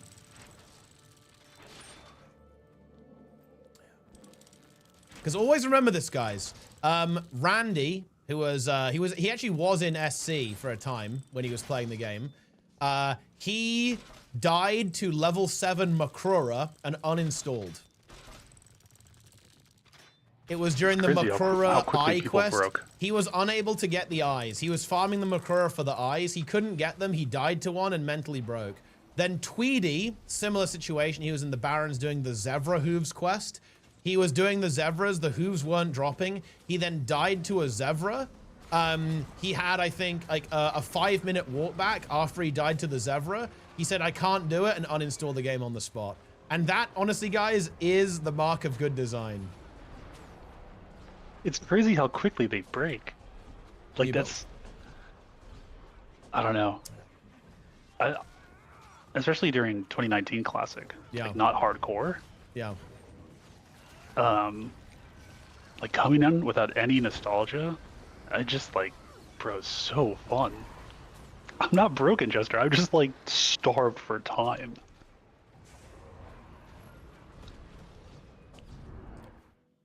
Oh yeah, we all got kicked out of World vs. World. Unlucky. I mean, yeah, Something Jester. that'll get me back in. Jester has a point. You have not hit 60 HC, whereas he has. He did actually get 60 HC. You have to give him that. He was able to do it. He succeeded. Yeah, I really wanted to get it with Sneb. I think duoing is like so much more fun. The playing solo. Yeah, you can is, do more. Yeah, the fun thing about duo stuff is that it allows you to do like more risky stuff, right? You can do crazy shit, right? Because you've got a second player. So yeah, maybe you will go and do that elite quest. You will go into that cave, right? And because you've got two people, so you have like a little bit more counterplay if something goes wrong. Yeah, and it's just more social too, right? Like it's like way easier, even if we're not, because we were in STV together, but we were doing some stuff together, and then we broke apart a little bit to do like individual stuff. And then, even if not doing the exact same content together, just like chatting and be like, oh my god, this raptor's on me. Oh my god, I might be dead. You know, it's like all this, just having like someone else there to experience the fear is good. But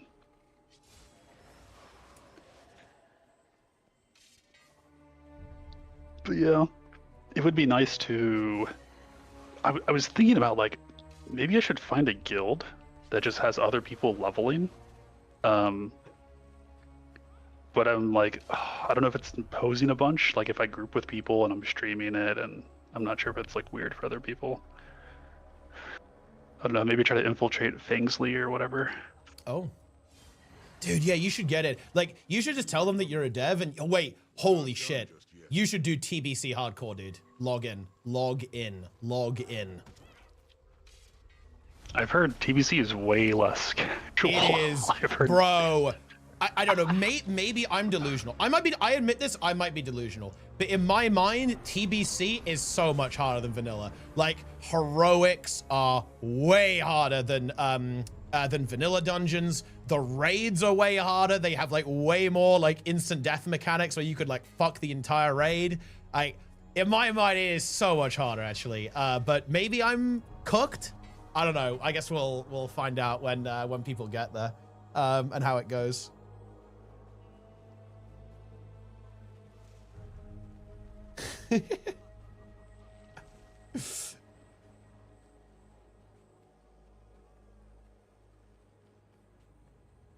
TBCHC, is that coming? I don't think official, but TBC only Fangs, which will be with using the add-on again, right? They're doing with the add-on. Oh, yeah. There's no official HC. I don't think they're doing official HC. But they're gonna do add-on, yeah. I'm not gonna lie, it's just much harder. In general. I did vanilla HC. Oh yeah, it's so good as well.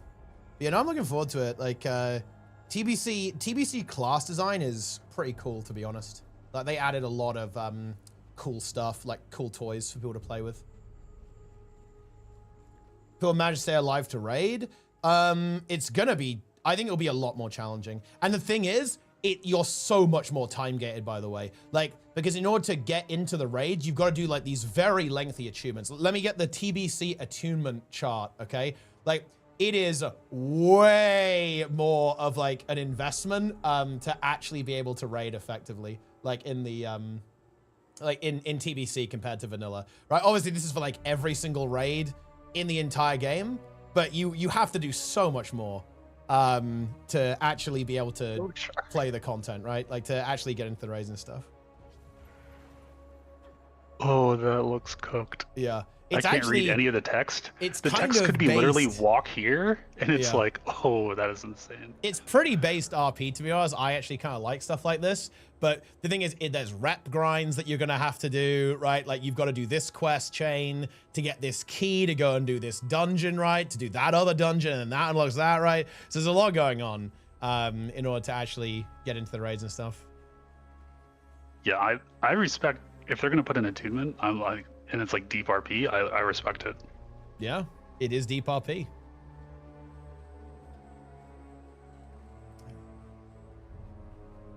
I kind of like design. I do as well, actually. It's just very, very old.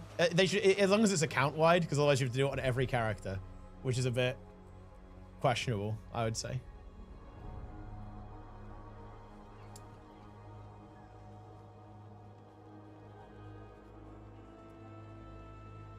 Right, I'm actually done with the stream, guys. I'm done. I'm out. I am fully out. I'm rating this guy. Gamers, I'm actually dropping this bomb. I'm dropping this nuke. I'm committing to this. I am live in 13 hours. We are grinding ranked PvP and finishing giveaway hell tomorrow. Giveaway hell will continue. I have 2 more legendaries. Maybe we'll do some mystic coins as well. So I'll be back in 13 hours live. You guys are coping if you think I won't be here. You guys seriously think I won't be live in 13 hours? That is pathetic. I love that copium. I think that's hilarious. I'm rating hourly, okay? Because this guy is a new guy. And he's playing PvP, which is actually very based, to be honest. So that's what we're doing. I'll be back. Don't type Omega. Look, we're doing PvP Rush on 0 to Hero. Skelling's going to stream snipe me. I'm going to humiliate him. He will literally go 0 and 10 in any game that I'm in. He'll be accused of win trading. Do you know also, by the way, that Skelling already got accused of win trading because he was inting so hard on Power Conduit? That's actually a fact. That is, I've got the screenshot of that. So he can cope about that, but we all know it's true. But yeah, I'm back in, look, follow the stream and subscribe. Wait, no, wait, you, okay, do I have to cancel this fucking raid, bro? I have to cancel this raid? I've got the screenshot. I've got the screenshot of you being accused of win trading. On your Power Conduit. Yeah. I mean, I watch Grim play on NA, and it is like, accusations fly at like any moment. Any moment. They're just slinging out from all over the place. Someone dies, win trading, right?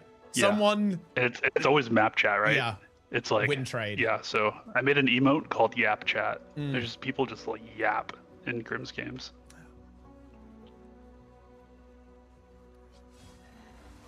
Says that Dobie logged out because he wanted me to win. Well, yeah.